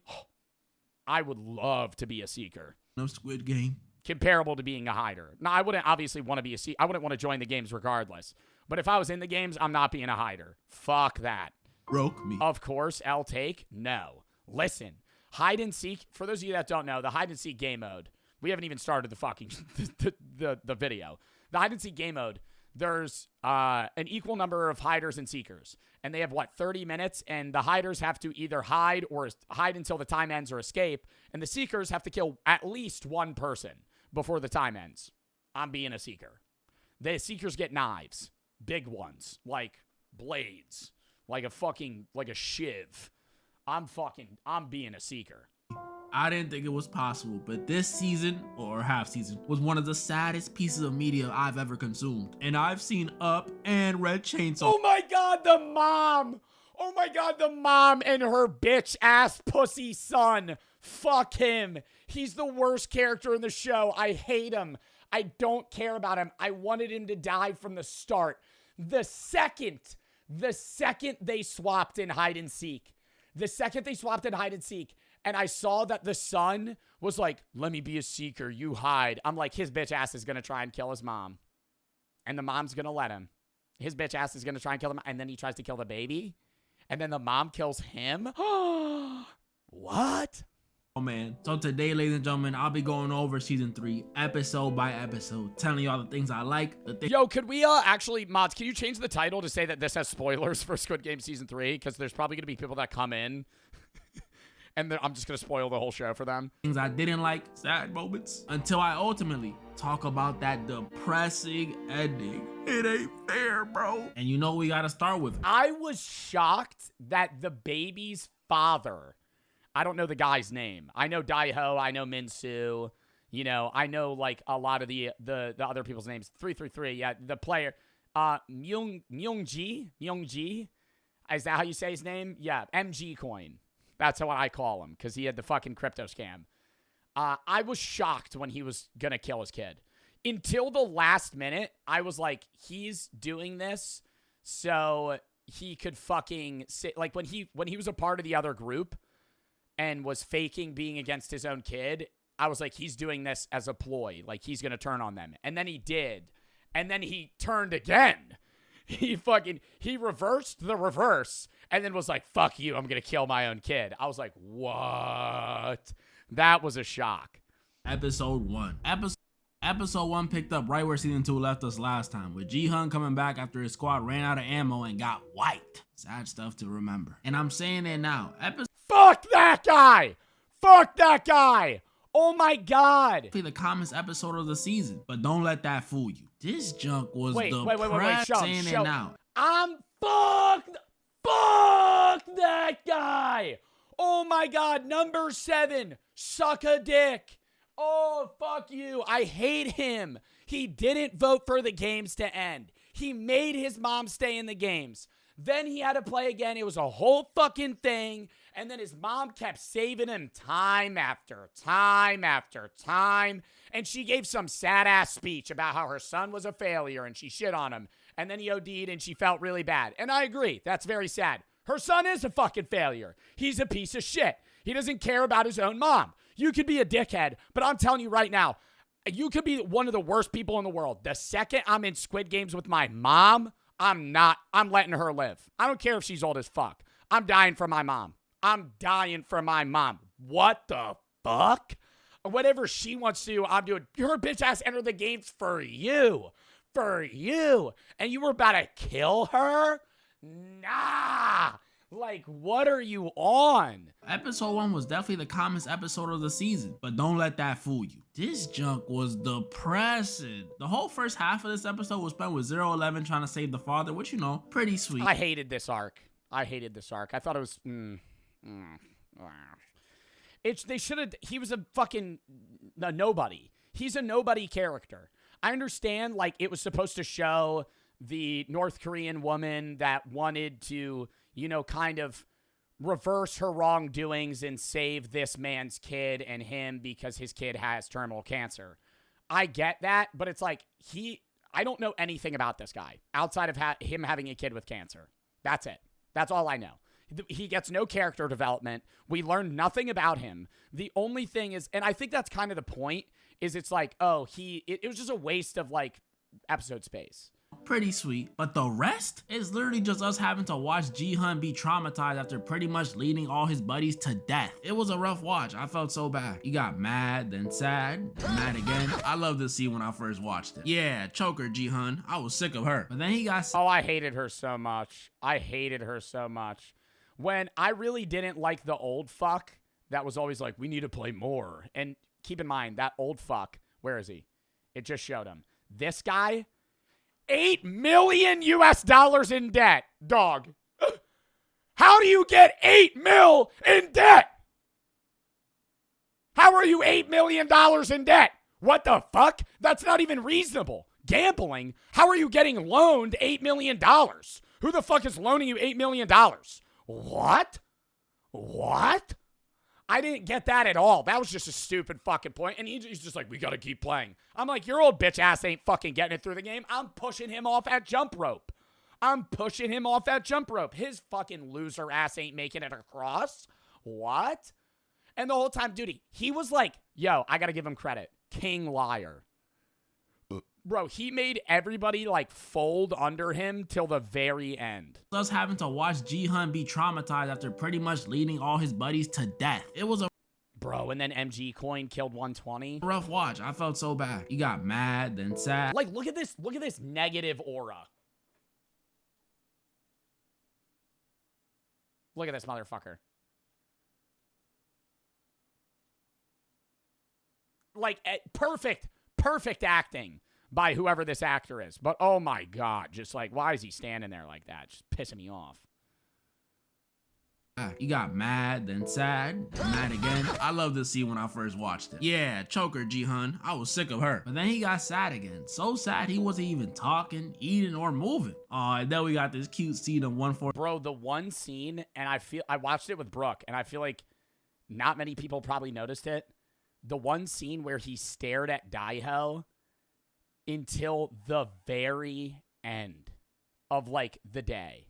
Like, he stared at Daiho chained to the bed for like 8 hours straight. And they showed that. It was like a time jump. And it showed him, like, at night, he looked at him, and then the day clicked, and he was still looking at him. And most people are probably going, oh, that was like he stared at him for like 2 minutes. No, he stared at him the entire night. Just imagine fucking, like, for 7 hours. 9 and 120 trying to cheer him up. They're both so sweet. They're both so... But the depressing vibe immediately shifted this episode when the sun reminded Ji-hun who forgot the magazines last season. Daeho. And I don't know about y'all, but the second that music switched and Ji-hun started staring at Daeho like he started the games, I got chills. I knew he was gonna kill someone. The funny part is after this, no joke, the rest of the episode was just Ji-hun staring at Daeho. And Hami really staring. Y'all know how little kids Bro, and they gave him eye bags. Staring when they see a disabled person for the first time? Yeah, harder than that. Obviously, other stuff happened too, though. There was some stuff on the boat that happened, you know, that side plot. Soldier. Bro, oh my God. What's his name? Something Choi. The guy that fucking had a gut feeling about the boat dude. What's his name? Fucking what? Yeah, Choi, but something Choi. He was my favorite character. Not the detective. The detective was an idiot for not fucking believing him. But, like, Choi was awesome the whole time. He was so cool. 11 was still helping the dad. Ji-hun staring actually worked, and he rage baited Daeho. Oh, look, they literally replicated the meme. And then they set up the fourth game where Daeho and Ji-hun were on separate teams. This did not look good for Daeho. This episode's the best episode in the series, dude. Right there. I mean, come on. A lot of people are shitting on it because they're like, you're like panning off like red light, green light, and all the ones that you like. Bro, imagine being a hider and you look over and 4, 5, 6 is just with a knife, just holding that shit, just waiting for it. Like, you know he's looking for you. For teams. This did not look good for Daeho. But the first episode, pretty good start to the season. I had no issues with it, except when they were trying to cheer up Ji-hun, 120 was talking about some, I should have done more. Huh? Did you not watch the season finale? You went 60-0 with 87% accuracy. You did enough. But besides that, I liked it. Not too much going on, some tension building, and best of all, probably the happiest episode in the season. But then comes episode 2. This episode, I loved it. Top 5 in the show. That's all seasons included. But this... I do love the scene where, who's not Minsu? Who's the guy that's addicted to, like, the meth caffeine pills? I looked into it, by the way. The pills that Thanos had that his friend stole. I was like, what drug is that? Namgyu. I love him as a character. He's my favorite character. Actually, I removed that. Choi's not my favorite character. He's a shitty guy. But Namgyu makes that show amazing when he's in it. And the whole time he's tripping on drugs. And he's just, like, happy. Like, he's like, yeah, we're playing hide and seek. And he's like, he goes up to MG Coin and he's like, why don't we just kill more than one guy? And he's not, and MG's like, what? He's like, we only have to kill one person. But he's like, well, if we kill more hiders, then the Seekers can't kill someone, and then 2 people die for 1. And MG Coin's like, oh. And then they just start, for the rest of the episode, slaughtering people. Slaughtering people. They end up killing 120, which was really annoying. But they just fucking, dude, they murder like fucking 15 people. This episode hurt me. Like, it has some funny moments, you know. Oh, this? And the scene where he covered himself in blood and Namgyu was, like, scraping the knife against his skin. Bro, he would have stab checked him and made sure he was dead. That was bullshit that he lived. Some of the funniest ones in the show, you could even say. But the rest of it... that shit was funny. where she's like, it's this way, it's this door. And then all her stupid followers die. Some of the funniest ones in the show, you could even say. But the rest of it is literally just pain, agony, and sorrow. In this one, they're playing hide and seek, which I don't think anyone would have predicted. And I got a list off a positive already. The music they used for this one, had that eerie but dreamy vibe. Felt like I was watching Coraline for a second. But yeah, this game, I loved it. I don't know how I would live as a hider. How would you live as a hider, chat? Fuck, man, you're cooked. The only fight... I'm thinking, because I couldn't tell based off the camera angles, were there ever any rooms with one door? I think I'd get like 2 people. I kept saying I'd get 2 people to go in a room with one door and just hunker down for 30 minutes. Hold that shit shut. They might try to break in for 5 minutes, and then they're going to give up, you know? Like, even if they stab the door, you're not breaking through a wooden door. Like, I would just press that shit. You have 3 big guys, you just go, woof, and just hold that shit shut for 30 minutes, and you live. Not the outcome. 30 minutes of sprinting? Nah, you're going to run into somebody. It's like a labyrinth down there. But the game itself was amazing. Ji-hun was feeding for Daeho so hard that he almost killed someone else. I'm gonna be honest, the scene confused me the first time. I had to go back. The dynamic trio was together. That was amazing to see. So amazing. The shaman was leading her cult while faking hearing voices. She's so stupid, bro. And then Min-soo found the pills Thanos used to pop. This, I did not. I don't like Min-soo. I like Min-soo near like the end, but when he took those pills and he was like tripping and he saw the girl that died that he didn't save and he was like, do you know where she is? I'm like, oh, this motherfucker. Hey, get him out of here. You know, and the whole time me and Brooke are like, yo, he's got to be like a kid. The whole time I'm like, I kind of feel, I would get mad at him and then I'd be like, I kind of feel bad for Min-soo. He's probably like 19, you know, bad on his luck. He's portraying a 28-year-old. He's portraying a man half a decade older than me. I'm like, this motherfucker looks 15. And I was like, yeah, in my head, I was like, he's probably 19. Like, just like got in debt or something, and now he's here. Or he was poor. No, Min-soo was 28 years old and was just too scared to do anything. I'm like, what are you fucking talking about? The actor's 30, yeah, but Min-soo's supposed to be 28. Like, for multiple reasons, mainly 2. Some of y'all may remember after last season, I was not rocking with Min-soo. You know, before there was 2 characters that I hated in this series. But you just made it a top 3 because I hate you. So for the show to now deal with his cowardliness by making him a pill-popping junkie instead of growing some cojones, it made me like him even less. And then on top of that, the second reason Yeah, the whole fucking time, dude. The whole last 2 episodes, this motherfucker's alive. He's just sitting there like, just shaking the whole time, sweating. I'm like, you took pills once. Like, he's going through fucking a 48-hour withdrawal period. Fucking Namgyu was on that shit for a month straight. That motherfucker was tweaking. With this, it's because of where he was handling it better than you were. He got the pills. They're from Namgyu, who dropped them after teaming up with 333. Oh my goodness, this team up pissed me off so much. More than Jeff Nato. This dude Namgyu was practically a psycho at this point. And 333, you promised 222 you would protect her. So what the heck are you doing? And I wouldn't have had this big of an issue with it if they just did it to pass real quick, then go save 222. But no, these dudes started doing too much because they decided in order to make as much money as possible this round, they would become freaking Freddy and... Nah, I didn't think it was too much. I thought that was very smart. I thought that was a very smart play. If I was in their position, I would go, let's kill as many people as possible and then end the games. Because that's what they tried to do after. I'd be like, let's kill a bunch of people. You fucking get 35 people out. Now everybody gets like... I think after this game, everybody was supposed to get like $1.5 million. Jason and kill as many blue vest wearers as they could.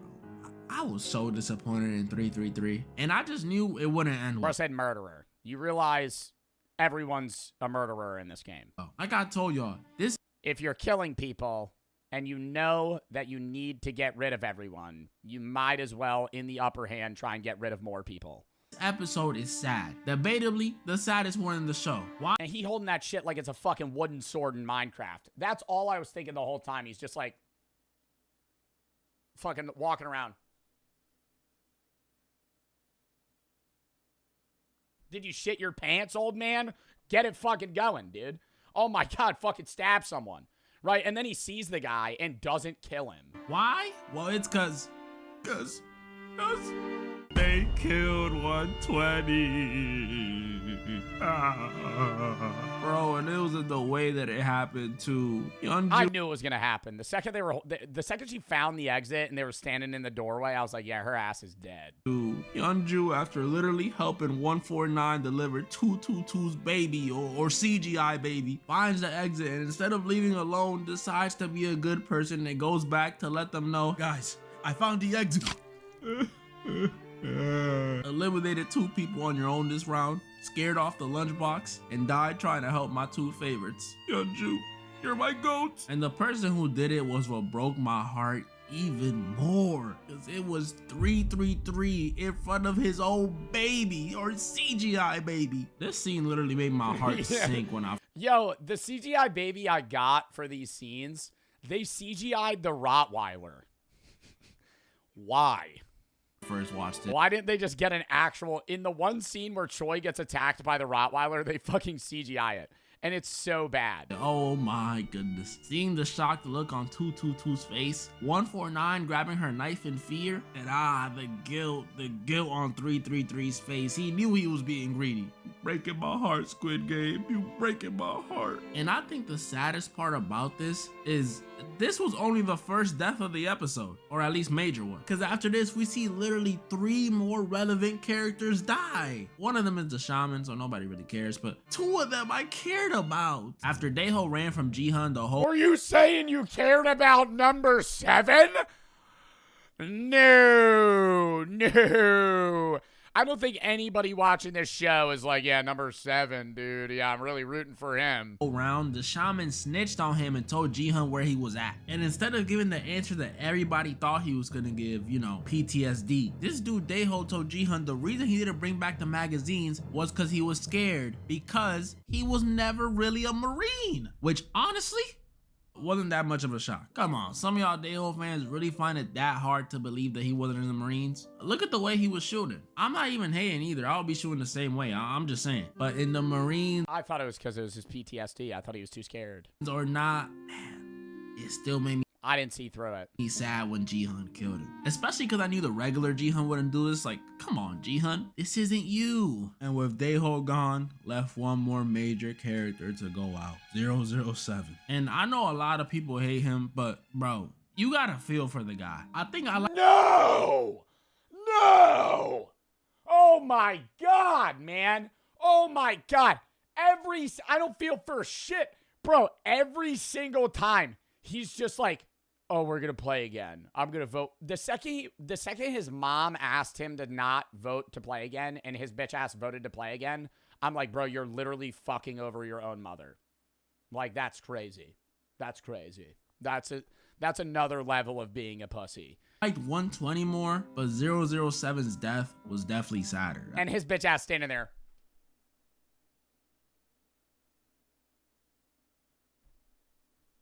That's what I'll say. And then the mom, greatest mom of all time, goes, kill me.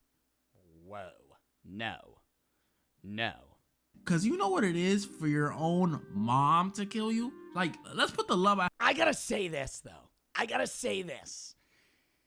If I'm in this scenario,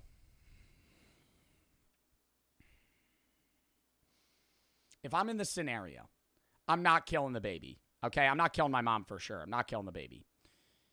But say 222 already died and 456 is holding the baby and I haven't killed someone. I don't know. I think that's a heat of the moment. I might be like, you know, I might get rid of it. Have for 222 aside a second. My own mom gonna literally backstab me for a girl she met 4 days ago? What? And some of y'all be saying he was gonna stab. Nah, I get that though. I understood the mom killing him.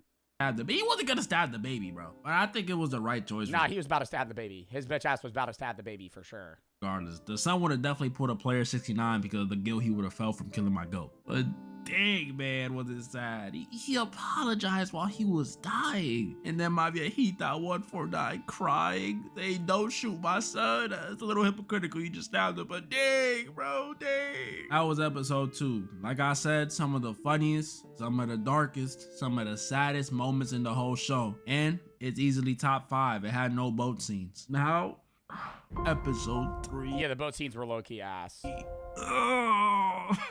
From this point on, these episodes start to hurt me in a different way.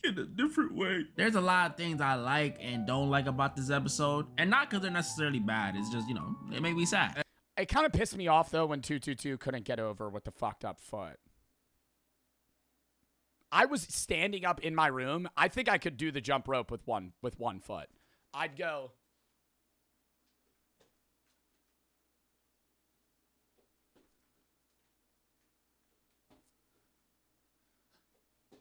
You know, like, at least try.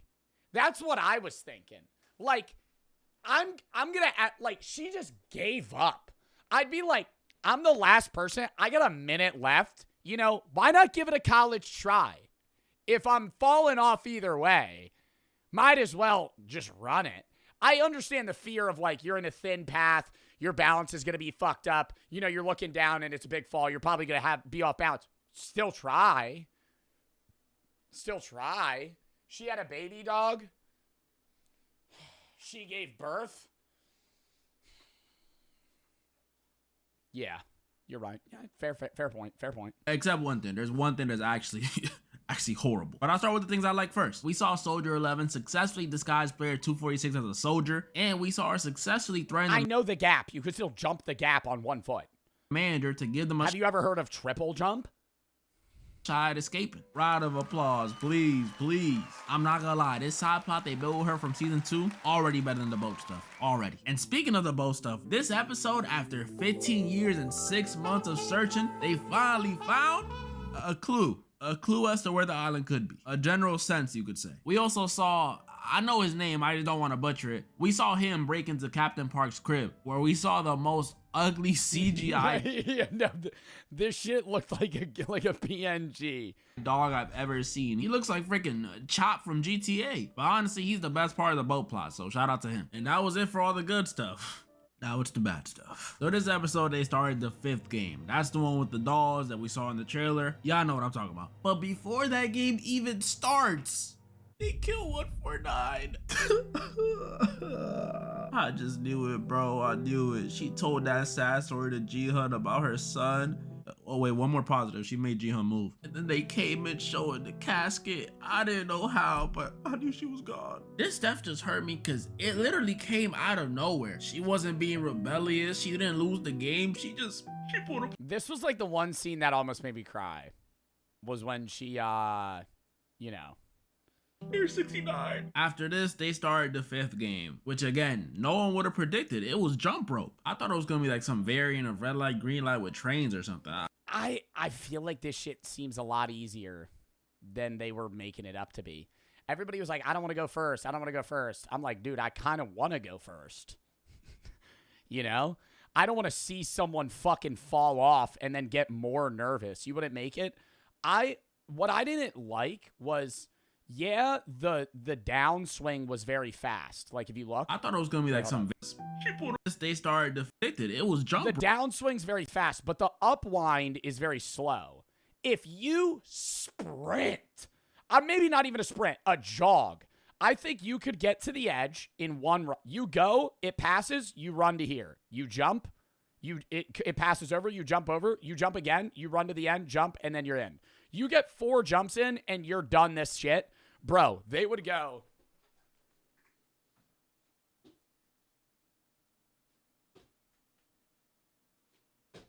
I'm like, what are we fucking inching forward? Run! And then at the end when the one guy was pushing people off, and they're like, let me pass. And they're jumping. I'm like, dude, literally hit a dolphin dive left. His bitch ass isn't gonna fucking push you. And then you're good. rope. I thought it was gonna be like some variant of red light, green light with trains or something. I don't know. And before I get into my opinions on the stuff that happens in the 5th game, I want to talk about the thing I disliked the most about this episode. The VIPs. So they showed up at the end of the last one, and bro, what is up with them? Like, did the show run out of budget and just hire? Yeah, they're the worst actors ever. they were the worst. I watched it and I was like, wow, this is like shitting on Americans. Like the one guy, dude, they were bad actors. They were really bad actors. The voices they were doing, I watched it in sub because I think Squid Games in sub is better because the dub voices are so bad. So I'm watching it in sub and they speak English. But I'm like, did I turn it back on dub? Because I'm watching it and it's like their voices don't match what they look like. It just sounded fucking so weird. 6 random English speakers in South Korea. Did they want to make the Korean actors look her especially? She would go, and I think that there's the next games going on there. I'd be like, dude, you're like a robot. Like, why do you sound like, what are you talking like that? Even better, so they hired someone off Fiverr. Yeah, they sounded like AI. I just don't understand how their acting is so bad. Like, I remember watching this and doing triple takes, trying to listen if they were doing some voiceover or dubbing for some of the lines. Because why are you speaking like that? Yes! Yeah, I had her specifically. The other people, it sounded like them. But it was just bad. I think they were supposed to be portrayed as just like really like dumb, stupid, rich, like English speaking people. But like it just came off as like, this is just bad. These are bad actors. They didn't seem evil. They just seemed stupid. Like the game would end and they would be like, why haven't they killed the baby yet? And then that would be it. I'd be like, there's no monologue. They're not giving anything of value. They're just like rich people wearing masks, drinking whiskey, trying to give this guy some sort of personality trait by being like, oh yeah, he's an alcoholic. And doing triple takes, trying to listen if they were doing some voiceover or dubbing for some of the lines. Cause why are you speaking like that? Anywho, yeah, the 5th game. This game was cool. It had some nice moments like Me Too finally getting revenge on Namgyu in the most pathetic way ever. Like you really couldn't push him yourself. You had to throw the pendant on the bridge. You still a bitch. We got some clips of player. Nah, I kind of like that scene though. 100 pooping his pants, scared to die. And then he opened it up and there were no drugs in there. That was good. Love to see him suffering. And we saw Ji-hun make it all the way through while carrying the CGI baby. Man, he's so goated. He's so goated. But why is he carrying 222's baby again? This is something I didn't mention on purpose. The father. As y'all know, in this game, they were jumping rope. And as y'all know, 222's ankle got messed up last game. And this little dilemma was what episode 4 opened with. How was 222 gonna get across the bridge? 333 trying to talk to her, but she wasn't rocking with him no more. Ji-hun was gonna go back and get her, but she declined. And with no time left and thinking about the safety of her baby, because she's such a goated mom, such a goated mom. Jeonhee. No, I can't say it. I can't. No. Except 222 and 149. 222 on Doc G. Gotta protect her. And I still got 222. Depends on which games we play and what the games are in season 3. And also if my opponent is 222. I can't kill her.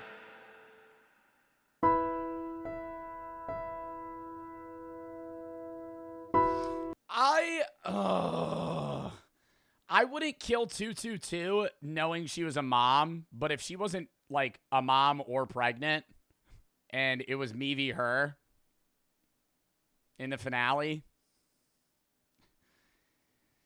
yeah, no, Joe, no, I'm killing her. What the fuck? You went all that way and I'm like, she's just another, this is fair game. This is me v you. You're in the game. I think it's different when she's like a mom, because I'd be like, okay, now I have to die because you're a mother, right? And I'm just some guy that's broke that needed money, so I'm here. But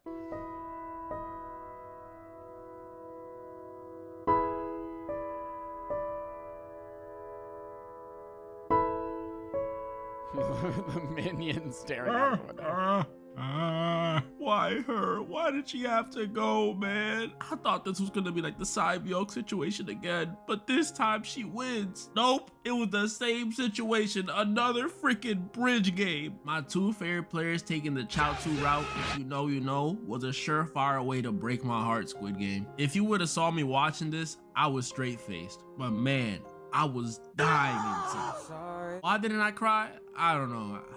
I guess I'm numb to the pain. R.I.P. Jeonhee, man.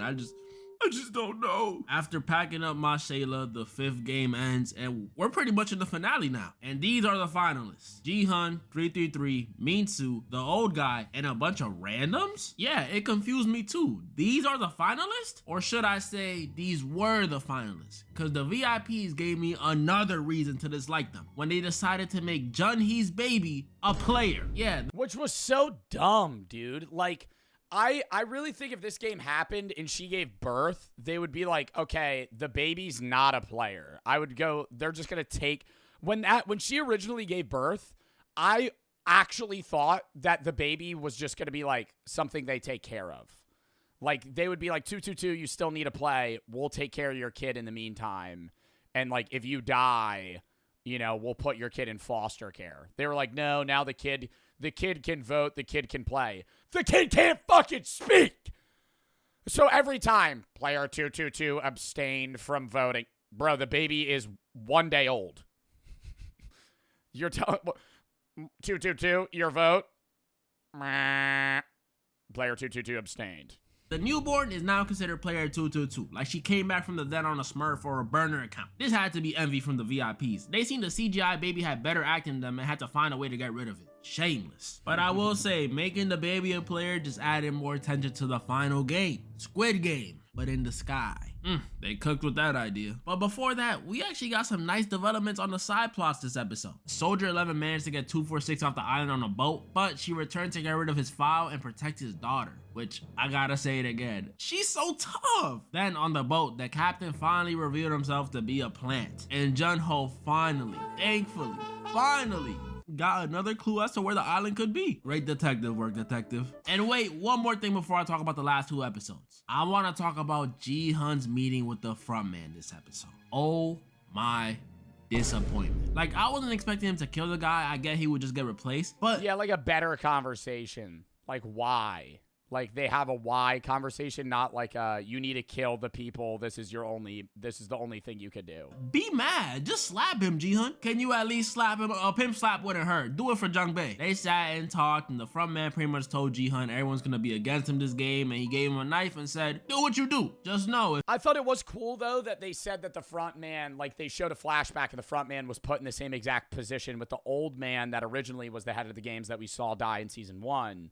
And he gave him the same opportunity, and the front man took it and killed everybody so he would win. If you do it, it'll get... And Ji-hun didn't. Guarantee a win for you and the baby. Which we find out was what he did years ago when he played in the games. This, I liked. Some in-ho backstory? Love to see it. Wish we got more, but whatevs. Their little meeting leads us to the 5th episode, where we see Ji-hun almost uses the knife.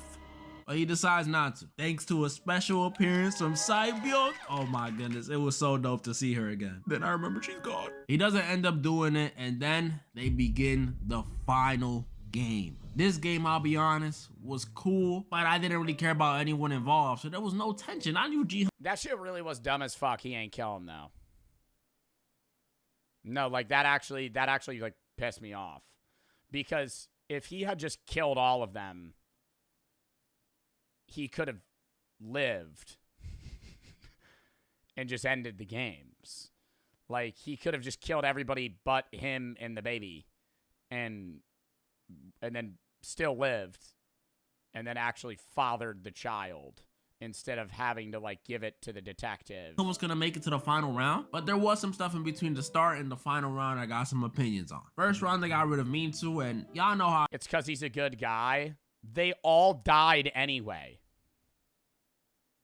I felt about him last season. So the question... In more fucked up ways.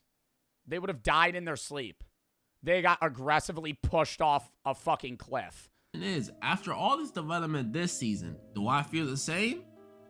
Yes. No, I'm kidding. I don't. But I still don't care about him. He let Sae-mi die, and I see he feels guilty about that, so I'll give him a pass. But his revenge on Namgyu was...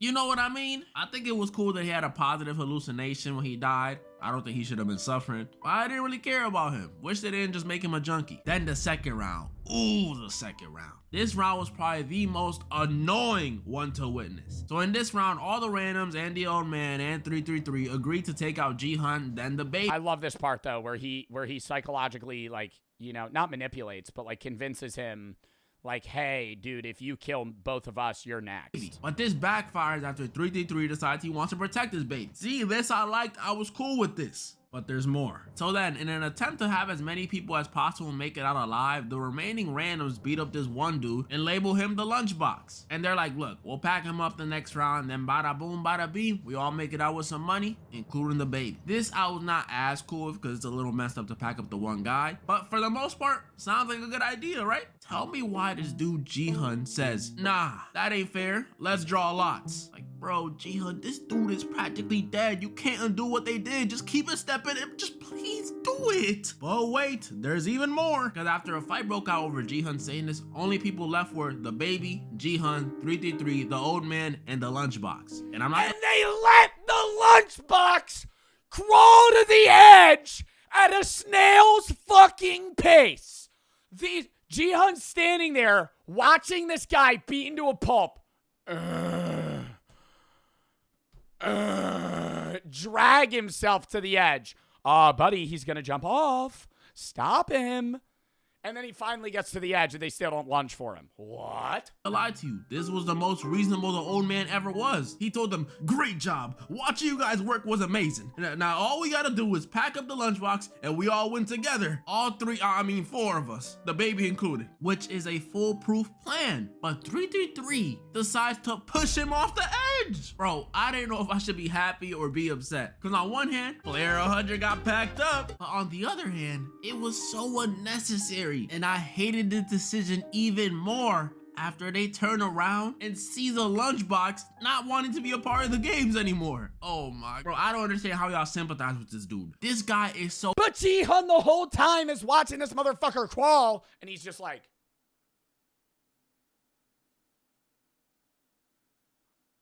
bruh, he's standing there the whole episode like that. Selfish and petty. Games aside, after that beating he just took, he was probably gonna die anyways. But he decided, you know what? Instead of giving this innocent baby and the guys who defended me a chance to get out of here alive and well, nah, I'm gonna hold it against them and make them fight amongst themselves. Oh my goodness, I hate him. I hate him so much. With only the baby, Jihan, and 333 left, I knew my heart would be broken one more time in this final round. Because one of them had to go. Episode 6. This finale caught me off guard way more than I thought it would. In both good ways and bad. Good ways, we saw Jun-Ho save player 246. I'm glad you made it out, my boy.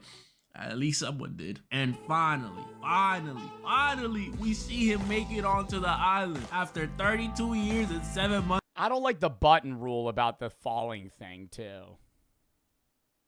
He finally made it. Because he could have just, Jihan would have won by eliminating 333 if, like, the button didn't matter. But it's about to explode. And at the same time, we saw Korean Laura Croft succeed in her mission to destroy the files of all the players. And she took out the manager. What was the button rule? There was 3 stages, and each stage they had to eliminate at least one person. They were allowed to eliminate more. But before they eliminate somebody that counts, they have to press a big red button that starts the game. Once that time limit's over, they go to the next bridge. They start the button to play the next game. Anybody eliminated prior to a button press doesn't count towards the minimum of one person dying at each stage. So they kill a bunch of people at the first, a bunch of people at the second. Then at the third one, Jihan and 333 fight, and he kills 333 but doesn't press the button prior, and then goes, well, fuck, presses the button, and then kills himself. I'm like, dude. Oh, she's just too cold. But then there's the bad stuff, which all stem from the final round and the final game. Because 333 decided it will be a great time to completely lose his mind. Bro, this made me sad, man. Out of all the new characters introduced last season, he was up there. And this whole season, I held out hope. Hope that he would turn it around and help Jun-Hee, or at least help their baby. And there were some moments where it looked like that was exactly what was about to happen. But nope, I was wrong. And I get it, Jun-Hee's death broke him, but dang, bro, you gonna threaten your baby? And the guy protecting your baby? I personally don't think he was actually gonna drop it, but That hurt. Oh, no, I think his ass was going to drop it. R.I.P. 333, man. You had to be a L dad. And after 333's death came the most heartbreaking moment in the entire series. But before I talk about that, I think now is the best time to say it. I seen someone on TikTok try and say that 333 was more evil than Thanos. And I'm sorry. I get y'all like the character and the actor. Shout out T.O.P. But y'all are tripping. This dude Thanos came in and killed a bunch of people the second he found out it was a death game. Mind you. Before he knew that the money went up for the amount of people that died. Without even knowing killing people increases how much money you make. Yeah. And that was... 333 was fucked up, but he was killing people for money versus killing people for the fun of killing people. This is red light, green light. We ain't gonna forget what he did in Mingle. Should I replay it one more time? And even if he is high, why are we acting like this dude is on freaking bath salts or something? He's on ecstasy. And he wasn't hallucinating thinking it was someone he hated like Minsu was. No, this dude was literally clicking his heels and jumping for joy every time he killed someone. He did it for the love of the game. If it was Thanos' baby at the end here, there would have been no hesitation. No crying while holding it over the ledge, nothing. Just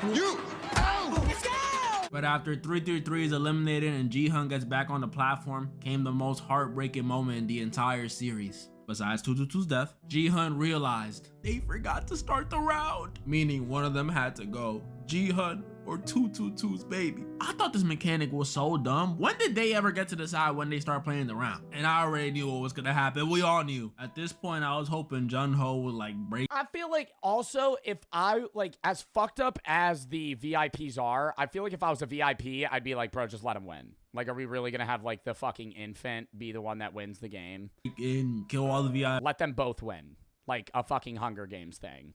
But it's Jun-ho. It took him 55 years to get here. Ji-hun kisses the baby on the forehead, puts it down, and proceeds to say the most powerful line in the whole show. We are not horses. We are humans. And then the we are, and then he dies. I didn't get that. Humans are. Or humans are, yeah, and then just dies. What the fuck does that mean? Hearing the words player 456 eliminated turned whatever fragments of my heart I had left to dust. I'm not gonna say I'm mad at it, but it hurt. With Ji-hun gone, that means the CGI baby won. So I guess 222 kinda did win. The rest of this episode was pretty much tying up loose ends. We saw Soldier 11 and 246 get their happy endings. She's so tough. The VIPs escaped unscathed, including the frontman who ignored his brother when he asked him why he did it. Come on, dog. It's not the time to aura. And then, like, last minute, we see the fucking Ji-hun's daughter that lives in L.A. Inhoi gives her all of his money. Bro, it's the end of the series. It was random. And then the fucking American Squid Games thing, the U.S. Squid Games that was shown up. I thought it was really dumb that they were playing Dajaki or whatever the game names is, because it's like, that's not a game that's even played in the United States. I thought the U.S. Squid Games, it would make more sense if they were playing like an American-based game for money to recruit people versus Dajaki, which is like a Asian game. Like I've never heard of that game prior to Squid Games. But I guess he made up for it because he gave Jun-ho the baby and the prize money. That's a double-edged sword. Single dad and you're rich now? But hey, I'm happy for them. And then the season ends with the front man giving Ji-hun's daughter some money in his uniform. Bloody uniform too. I thought that was a little messed up. And we got a glimpse as to how Squid Game in the USA might look. Yo, Netflix, put me in that. I don't care if I die the first episode. Just put me in it. My final thoughts on the season? You know, I'll put it like this. Season 1, perfect score. Season 2, I'll give it like a mid to high 8. And this season, I'll give it like a low 8. I don't think it was bad. I would say season 1, 10, season 2, 9, season 3, 9. I think they were equally as good. I think it was... The ending, I don't think tarnishes the rest of the show. Just depressing. And the VIP sucked, and the final game had nobody we cared about, and the both side probably ended up being pointless. But I enjoyed it. Honestly, the only thing I would change is my Shayla. Comment down below what you guys thought about the season. I was gonna do another... It was a really good fucking season, IMO. Outside, the ending could have been more enjoyable. But I think that's also because, like, people are so used to, like, the Americanized ending where it's, like, happy ending, everything's all good. I kind of liked the way that there was, like, some hope left after everything, but it wasn't a great ending. Because it's realistic, right? It's better. I mean, it's not a realistic ending, obviously, because the show itself isn't realistic, but it's a realistic way to end things versus, like, the fucking main character to win every single thing possible by the end and everything to be fucking happy and everybody lives. Humpter for the sub, loyal for the Thray. The humans are thing is about the characters, their key traits like being selfish, cowardly, or greedy. It shows what humans are. Samurai, thank you for the 10. Hope you're doing great. Thank you for the stream today. Hope this is enough to support. 8 glasses Samurai for the sub, Senator for the Thray. Might be for shit on your mouth. Xeon band request to heat at the moment. I would still be able to pop in the streams no matter what. Much love. Thank you. Crash for the sub and the 1,000 buddies. A Primo, thank you for the raid. Cloak for the Thray. I heard somebody say that they dumbed down the voice acting of the VIPs for easier understanding for foreign viewers. Quaddle and the 1 for the sub, Jacob for the 3. The game session tab. Would you ever play Titanfall 2? Maybe. I'm so for the sub, Woody for the 1. Stans, Ian, Jaden for the sub, Bubba for the 3. Big Finish smoking weed in high school, really? Is that really bad? Yeah, it's not great. Jaden, thank you for the 10. But watch for 3 years. I'm trying to become an F1 driver. Well, good luck. Chili and Hex for the sub, Keep, and Jaden for the sub, Val for the 3. What's your video on Greenwich? Whoever said there was a Walmart here lied. I'm from Greenwich. Crofty Morgan, Toxic for the sub, Deter, thank you for the 1,000 biddies. Only 300 biddies away from 10k bit patch. 1,500 biddies. If you're in G Hunt's position, you killing the baby. We were just talking about that. Non-geek for the sub, Daddy for the 3, says Joe Shadalozzi. Daddy for the 2 subs, Valka for the 3. Grew back up my leg, able to still fight. What?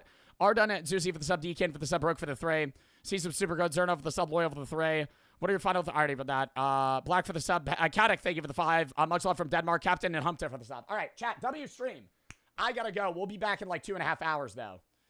We have raised $5,080.14 for Animal Rescue Corps. Great charity stream. Possibly one of the most money charity streams we've raised in individual charity stream. Probably top 3, but it was awesome.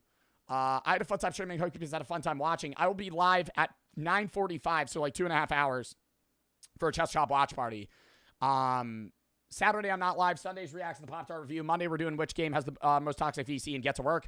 DLC. Tuesday, I'm not live. Wednesday is horror games. Thursday next week, Jackbox, Slime Rancher, more get to work DLC, maybe Kindergarten 3. Next Friday, reacts like Saturday Simon, random games. Then we're doing Mafia 2, July 21st to the 22nd. We're going to beat the game, preparing for the new Mafia that drops in August, which is a prequel to the first one in Italy, so it'll be really cool. Grounded 2 drops this month, a bunch of other horror games as well. Cool, thank you for the 3. Can you say Dylan Latham do the dance? No, blank for the sub. All right, W stream, go watch the YouTube videos. I'm going to be posting to the main end of the game. You should watch that. But outside of that, thank you to everybody that fucking donated. Appreciate the support to the charity stream. It was awesome. Upstate for the sub. Next charity stream will be August 1st. August 1st, 3 weeks from today. We usually do them every 3 weeks. So we get probably like 15 in a year usually. So yeah, outside of that, chat, appreciate y'all. Hope you had fun, and I will see y'all later. We're going to end. We'll raid on the next one. I'll catch y'all in 2